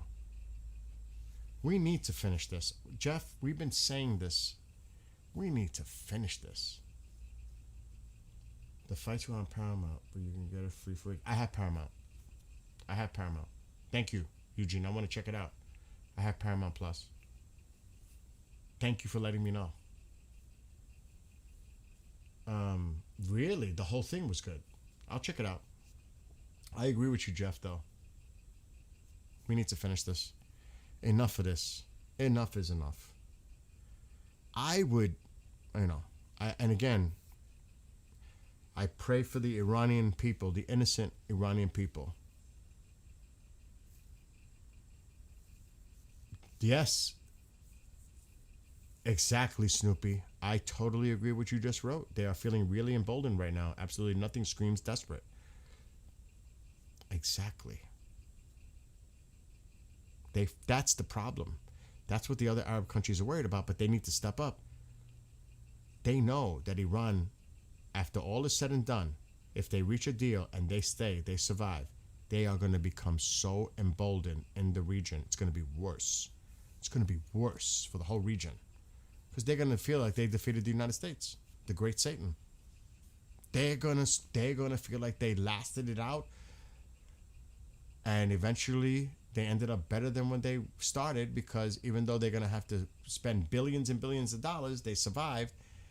And if they get control of the fucking strait, excuse my language, that is huge. That's a game changer. That cannot be allowed to happen. That's a bad precedent moving forward in so many ways. So, again, we don't know how this is going to end. But that would not be good.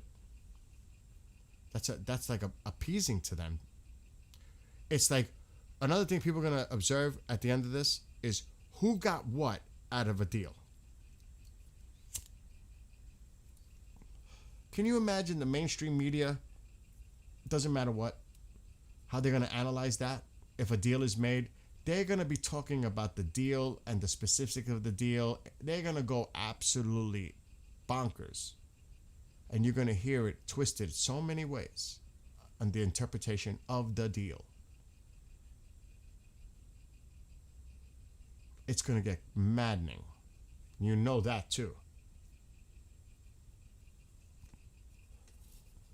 But this is more of a I won't call this is not a deal. There's a proposal on certain points that they could meet to discuss in person. So there is not like a deal is signed. They still have to meet and negotiate. And like I said earlier, that takes time to try to work out agreements.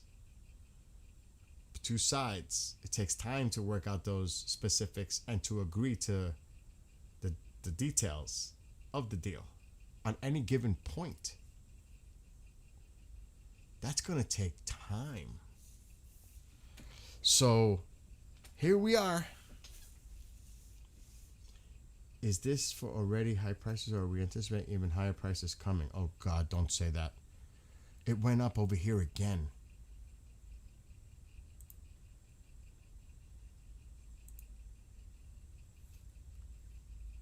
Yeah, I saw that.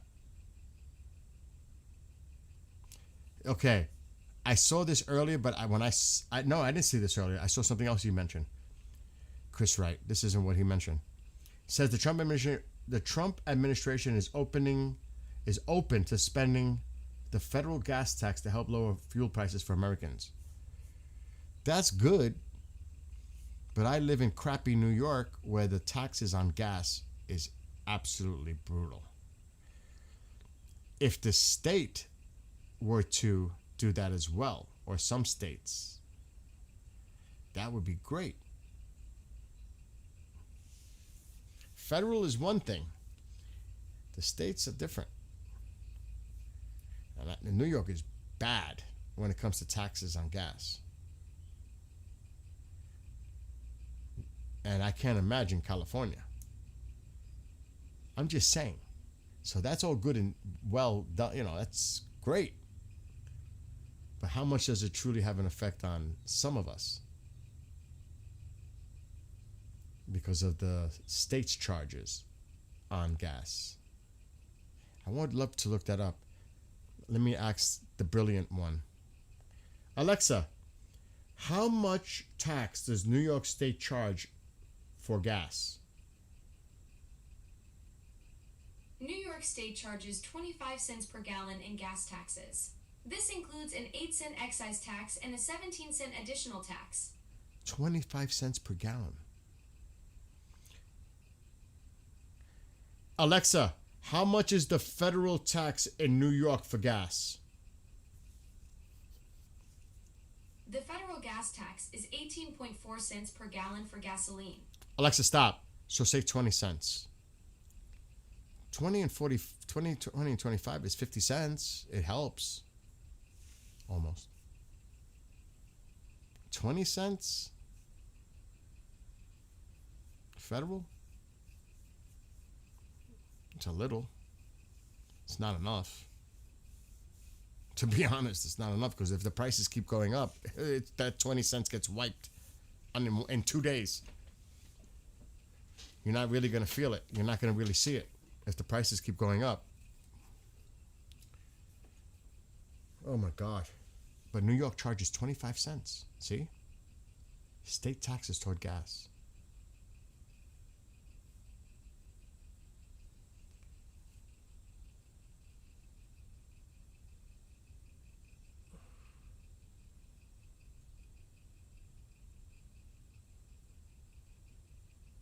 Oh, wow. That's interesting, Eugene, about the individuals that were involved in that. I don't want to, because I'm on TikTok, so I got to be careful.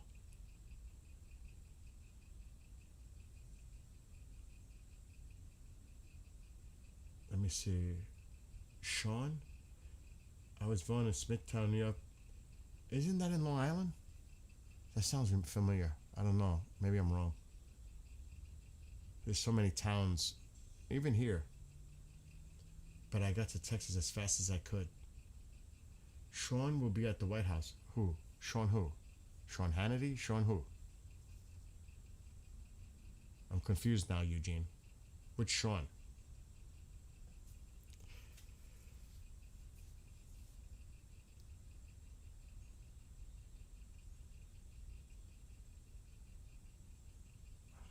Oh my God, I'm sorry. I didn't mean to activate yours. I'm sorry. I keep forgetting that other people's devices go off when I address it. I won't say her. I'm not making it personally like it's a her or a she. It's an it. What? UK, it's 60% is tax? Sean Strickland. Oh, now I didn't know the guy's name. Oh, he's going to be at the White House? Got you. So you just told me who won. You just told me who won. Spoiler alert. Oopsie. That's all right. I still want to see it. You know that oopsie thing? I think I got it from. It's in the head. I think it's Tusi that did that to me with that oopsie. I think Steve does it too. With the oopsies. The goal is not to remove Iran's. What? Oh, that's not good. Oh boy. Where did that change? That can't be true. Oh my gosh, don't tell me he said that. U.S. Secretary of Energy to CBS, the goal is not to remove Iran's enriched uranium, but rather to end Iran's nuclear program entirely? What is that? All of a sudden, it's not about the enriched removing it? When did that change?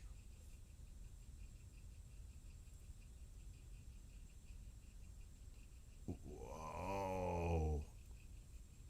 Whoa. That is a big concession. That can't be correct. That can't be. But if the energy secretary said that, he's got to get on the same page as the president before making a statement like that. You think it's a hint of regime change?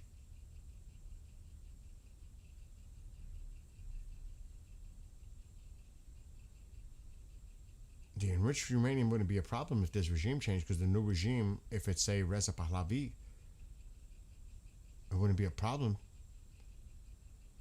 because he'll let us take it. I mean, he's going to do whatever. That's an interest. I can't believe that. Oh, yeah, that's a pile. That's a huge pile. That's like snow remover's pile. I ain't buying that at all. I'm not buying that at all. No way am I buying that. The enriched uranium doesn't have to be removed? It's not about that? It's not what the president... I ain't buying that. No. He is all over the news saying all kinds of... Yeah, exactly. I am not buying that. But somebody needs to put him in line and tell him to stop talking nonsense. Or you're fired. Simple. You're fired. And another thing, too, is people need to be quiet and let the president address it. And don't get ahead of the president. You know what I mean? Let the president be the one to answer the question like that, not you. Who are you? I mean, really?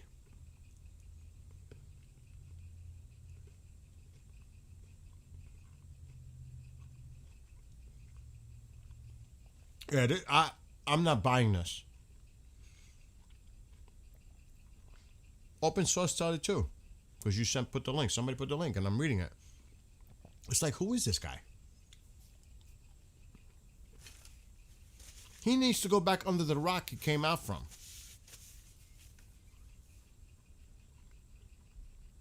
What do you mean it's not about?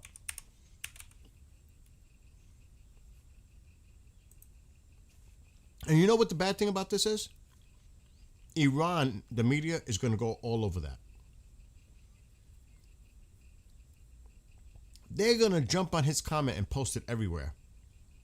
Look, the Secretary of Energy just said that the enriched uranium, highly enriched uranium doesn't have to be removed. So then why is this a problem for negotiations? He just like screwed everything up. It has to be. All right, what is this? What are you sending me now?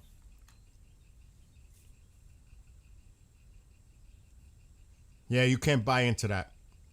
That's somebody just making an assumption. You can't. That's his opinion, that the U.S. will reject Iranian response. That's totally opinionated. There's nothing to back that. Not until we hear it from the president. But yeah, they're gonna put this all out there now, Lorenzo. You know that propaganda is gonna be going. They're gonna use this guy's comment. This is gonna be all over the place. Does he realize he just may have jeopardized any kind of negotiation by putting this? Because the Iran media is gonna run with that like cray-cray.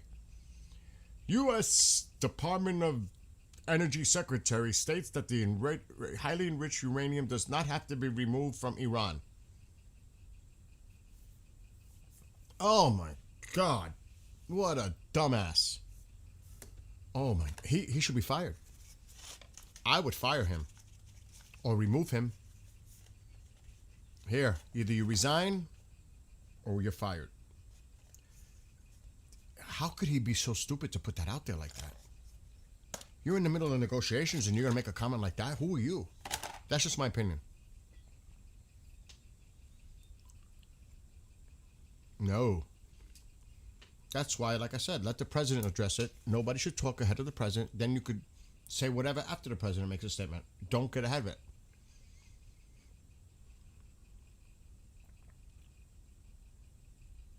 Yeah, we played the clip. We played the clip from 60 Minutes from Netanyahu for tonight. He did mention that. He also said that he's not gonna take the bait of like a military operation if needed. What was the word he used? He was actually blunt about it, Netanyahu. So I'm not talking about this. Any possible future military operation. Oh, I'm going to dodge it. He says, I'm completely dodging that question. He said it straight up. I'm completely dodging that question. I'm not going to sit here and discuss military ops, possible. He said it.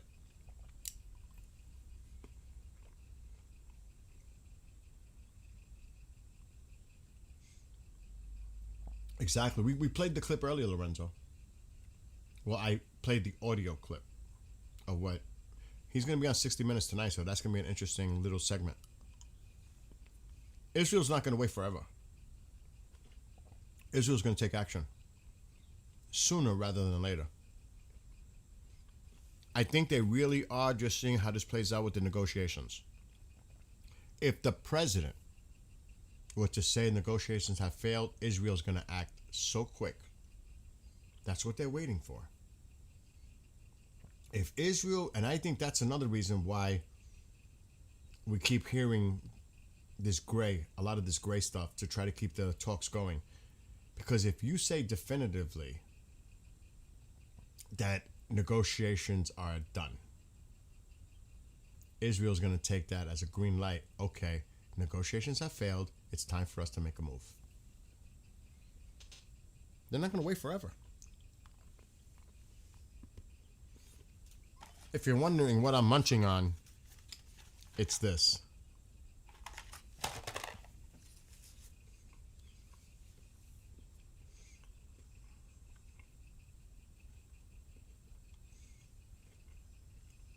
Excellent point. He might be on the phone with Bibi Netanyahu right now.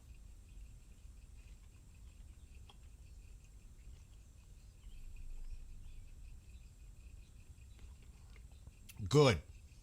Tuesday's going live at 12:30. That's a perfect opportunity for me to take a break. How long have I been on? I knew Tuesday was going to, definitely. Everybody's going to jump on this today. You can bet on it. UAE under missile attack.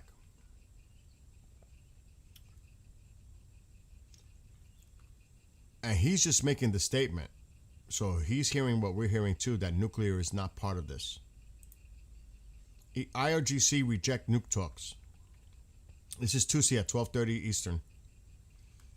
UAE under missile attack. Well, we know it was drones. I don't know about missiles because the official UAE statement said it was drones. There could be something else going on that I'm not aware of. IRGC warns Trump to surrender. Crackdown in Iran. Now, I don't know where that IRGC warns Trump to surrender. I don't know where that sourcing is coming from. But based on what we saw that the UAE released, they said it was they intercepted 2 drones. Now I'm not saying that missiles were involved. I'm very curious to see what Tusi is going to be discussing in detail. Trump, President Xi is a good and smart man. He loves China. No shit. You didn't think he was smart? I don't necessarily know about the good. He loves China. You think? He loves China more than you know.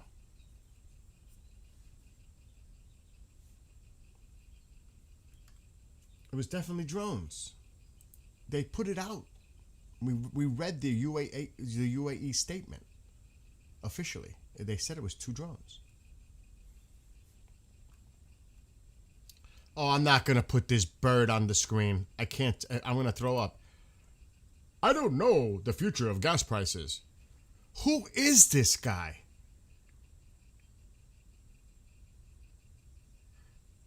Oh, they need to put this guy on a leash.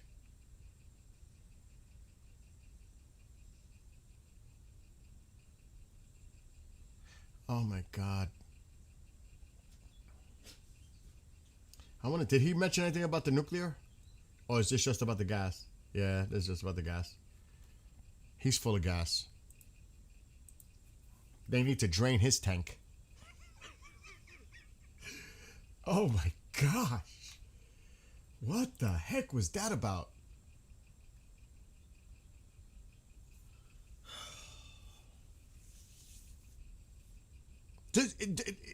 How many times have you shaken your head? SMH. I mean, it's just you shake your head. That's all you could do. It's like, this is cray-cray. It really is. I'm going to enjoy watching Tusi. I really, really, really wanted to go bike riding because it's so beautiful out there. It's only 12. I could watch Tusi when I get back. It's not like, literally, things could break. News could break. The Trump. I think most, if not all of us, are waiting to see the president officially have a response to Iran's counter offer. The middle of the article, I could click it again. Yeah, let me go back. All right, hold on. What is this that Kevin put in?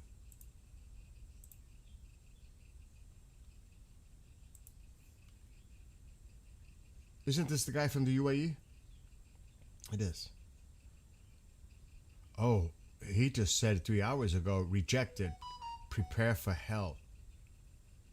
Oh my gosh. That's an interesting thing. Does the UAE know something we don't? That's interesting. He's got sources in Iran, Israel, UK, and others.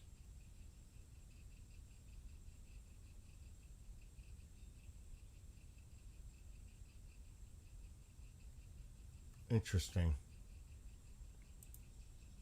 That is really interesting. But again, until it's confirmed, let me see the middle. Oh, I see it. Ending the Iran nuclear program is a tough challenge. Is there short-term dislocation from that? Absolutely, but we need to make that trade-off. What trade-off? Or we have a long-term threat to peace in the region, long-term threat to energy supplies, long-term threat to Americans.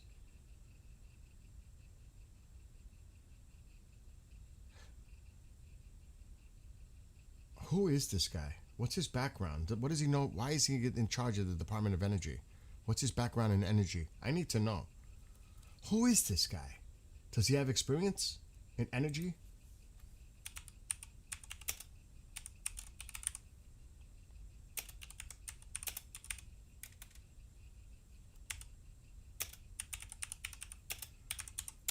I'm going to check out his bio. Who is this guy? A self-described energy nerd turned entrepreneur. What? That's his background? How the fuck is he talking about nuclear? Like he knows.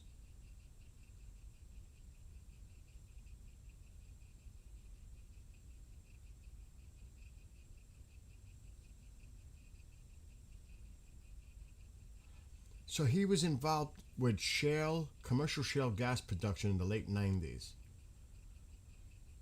So he was the chairman of Stroud Energy, an early shale gas producer. Oh, that's his background. He's in fossil fuel. Before selling to Range Resources in 2006, he served as the chairman and CEO of Liberty Energy. He's a fucking businessman. Where he helped to expand the shale revolution to include oil, as well as natural gas. He's also participated in an effort to apply shale technology to unlock next-generation geothermal and help to launch smaller modular reactors. So his thing is shale. That's his background as a businessman. I guess that makes him qualified to become the Secretary of the Department of Energy. I guess. I'm a little, I don't know. He definitely has a personal interest in energy.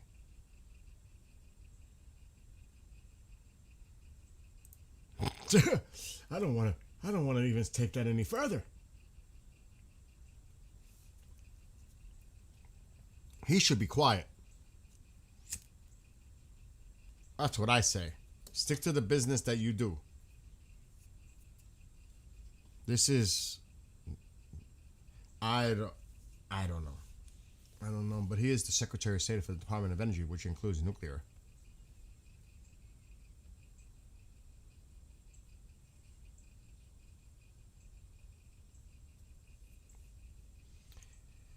I hope he's caught up on nuclear. And he definitely knows about shale. That is definitely on his resume, because he's been involved with it for decades. He's definitely involved with the shale. He must know a lot about that.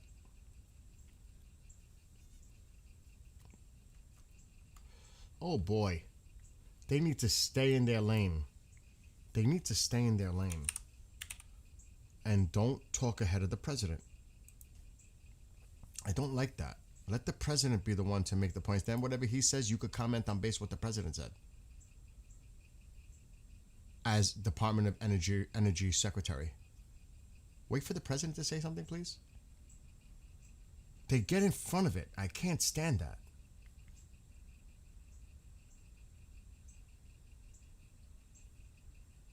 Reuters is late on the story. Really bad.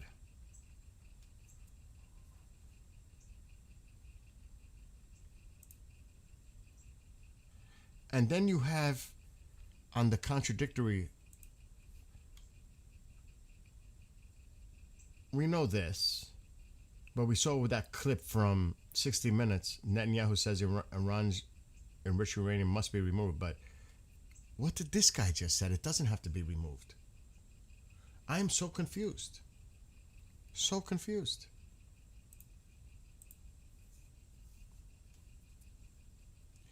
Would Israel accept that?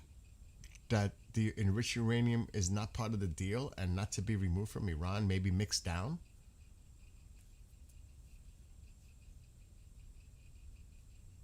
This is just like cray-cray. I found it interesting to be put into the middle of a gas station price article that he said a trade-off. And I was like, excuse me, what? Yeah, that trade-off threw me off too. It caught me. Like, what is he talking about trade-off? What is he talking about? What is this trade-off? Leaving the enriched uranium there? U.S. President and Donald Trump are scheduled to meet, yeah. In Beijing, yeah. And happy Mother's Day, yes. Happy Mother's Day to everybody. Remember, Tusi's live in like 25 minutes. For those interested, Tusi TV on TubaView. You should definitely go check it out. If you've never seen them, check them out. There are a bunch of channels, and some, like I said, somebody told me, and they were so right. I like Speak the Truth with Matt. is it Tardio? Matt Tardio? I've been enjoying his streams. And he gets right to it. It's not like he's playing any kind of games to make it longer than necessary. I think he does a really good job on his podcast. So I'm gonna be leaving in a few minutes. This way I'm gonna go make some food and watch Tusi. Happy Mother's Day to all of you out there, all the moms and your moms. Like I said, I'm waiting for her to wake up so we can go take care of this plant outside. Love 2C TV. I like the way you put it, 2C TV. Mayar. I'm in New York. I always screw up names. For you, it's Steve. Steve is always the go-to for me when you're not around. I enjoy all of them.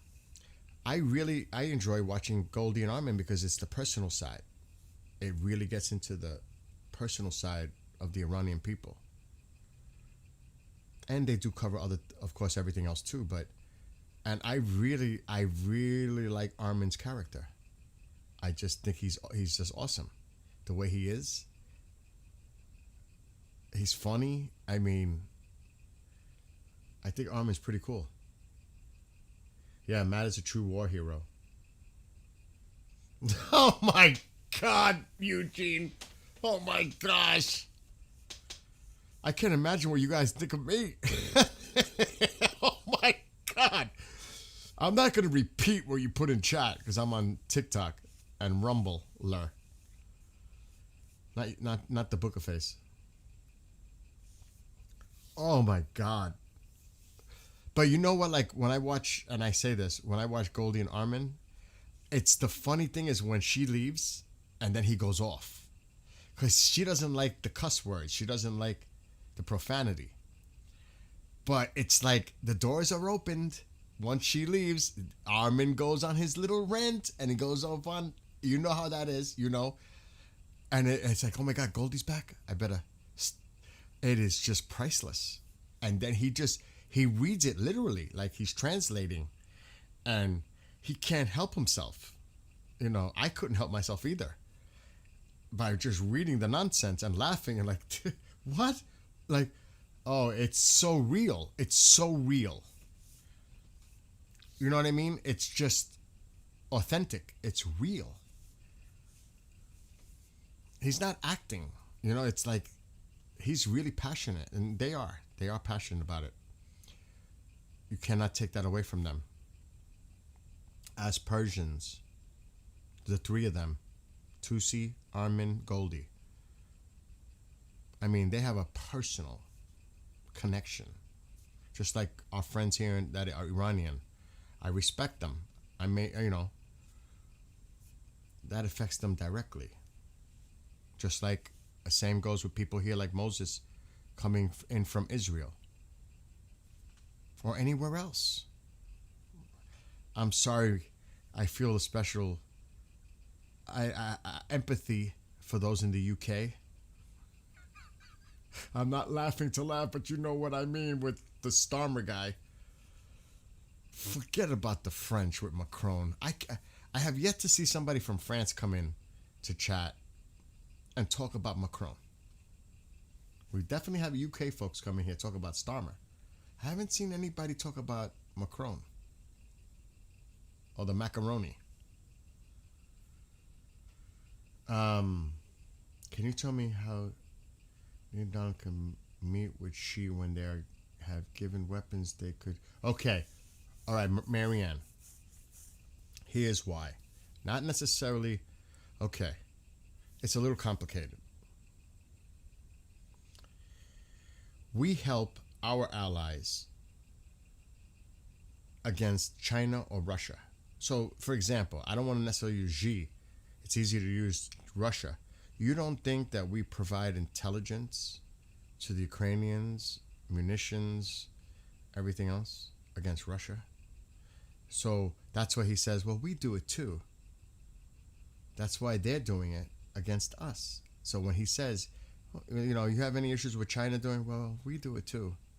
That's what he's relaying to. That's what he's referring to. We do it too. Whether it's the South Koreans, the Japanese, or anybody else countering even the Australians when dealing with the Chinese. We provide intelligence too, and resources. I'm just saying. I know that's a horrible analogy, but we do it too. And that's probably the conversation that's had. Well, if we do it, why can't they do it? I know that sounds cray-cray, but but I get it. I get what you're saying, Marianne. I do. They are massive. Oh, Snoopy, that's a whole different thing. Again, that's more, I understand what you're saying, Snoopy. But you have to remember, in the beginning, he definitely showed that he was backing the Iranian people. Like really backing the Iranian people by the statements made early. And this is directly affecting them because they are Iranian. So this really showed them, I guess, real change that could possibly happen in Iran by an administration that was willing to take it this far and address it. Not like the past. So their support is also based on that. They're going to support him, the president. You know what I mean? I get it. And the thing is, if things don't work out the way they hope that it works out, and so do I, then you'll know. The disappointment, I don't know. It's going to be interesting. I don't want to see that happen. I want to see the Iranian people have the opportunity to get their freedom and take their country. But on the sad part of that, if they do not, and it does not end up that way, it's going to be interesting to see their reactions, the three of them, on that outcome. Again, that's a worst case scenario here. But at the same time, it's going to be something I don't think I'm going to be feeling comfortable about seeing their reaction to it. And forget about just disappointment. Think about the people in Iran that are going to have to deal with that and suffer, literally, from it if the regime stays intact and in power. I can't imagine. And like somebody mentioned, all it does is embolden Iran even more moving forward. If you think they were cruel now, they're going to even be more. They're going to be emboldened. So this is sad. This is a really, really, I hope and pray that the president finishes the job. Now, what does that mean? Finish the job. Total regime change. And I mean total collapse of the Iranian factions, all of them, in government, including the IRGC and all the other factions, judiciary, Assembly of Experts, the Parliament, the Supreme National Council, all of them. The mouse, if the mouse still exists, Junior, all of it. Vahidi or Vahidi, all of them. You want to see real change? Destroy them. There's going to be nobody left to run the country. There's a vacuum. You want to talk about a vacuum? Get rid of all of them. You'll see a big vacuum. You want to talk about there's no real leadership in Iran? Do that and you'll see how quickly things cave in because they won't know what to do. And that's the opportunity that the Iranian people need. That's when it's open. Take the country back. It's totally in chaos. Create the chaos. Create that total chaos. Give the people of Iran the opportunity to take it back. Yes, the Strait of Hormuz is a priority. But if you do that, who's going to make the orders to keep the Strait of Hormuz closed or open? Obviously, the IRGC is in charge right now. Could it make matters worse? Hell no. The IRGC is in control right now. Take the control away from them. How do you do that?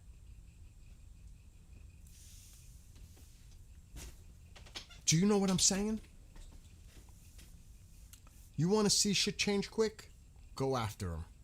I know the Israelis are. I'm telling you, the Israelis, you're going to hear it. They're going to be going, if it happens, military activity, actions resume, Israelis are going right after them. They're going right after the leadership. They're going after the regime. They're going after all these names. I'll put my house on that. That's how sure I am. I don't know what we're going to do. The straight. Like, who are the targets? What are the targets? I know the Israelis are definitely going for them.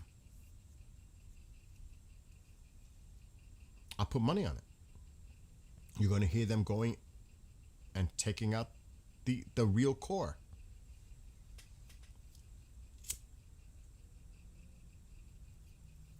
Yes, happy Mother's Day, Lorenzo. And I'm going to get off in a second, too, because Tusi's live in like 14 minutes. So I'm going to get off, too. So hopefully we're going to find out. I'm going to end now. If only because Tusi's going on. We're going to find out the president's response today. We may get the details of what exactly the Iranians' counter-proposal was. And then we're going to see how this goes. Is he going to still go to China? Is he going to cancel the trip to China, postpone it? There's a lot of things that have to develop here now. How do you do that? You're probably going to have boots on the ground to get that done. Yes. I don't want to see that. You're right, Wallace. How exactly is that done? It depends if truly that the Immortal Guard and the people on the ground in Iran are being armed to fight back. And yes, we can take out installations, police headquarters, IRGC locations, Basij, to weaken them. But you got to get rid of that real core of the regime itself. That's a start.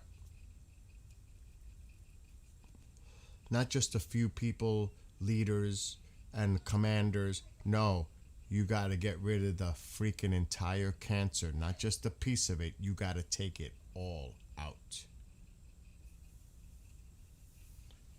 In my opinion. Anyway, God bless everybody. Take care. Tusi's live soon. I'm sure Steve, Armin, Goldie, all of them. Speak the Truth with Matt. All of them will be live. Enforcer. You could anybody you watch, they're all going to be live. And I may come back later too, just to see if anything breaks. I'm definitely going to come back. But all of you, God bless you all. Happy Mother's Day. Be well, be blessed, be safe, and prayers to everyone, peace, and let's see what happens throughout the day and into the evening. Until then, it's Tusi TV time, lunchtime with Tusi for me.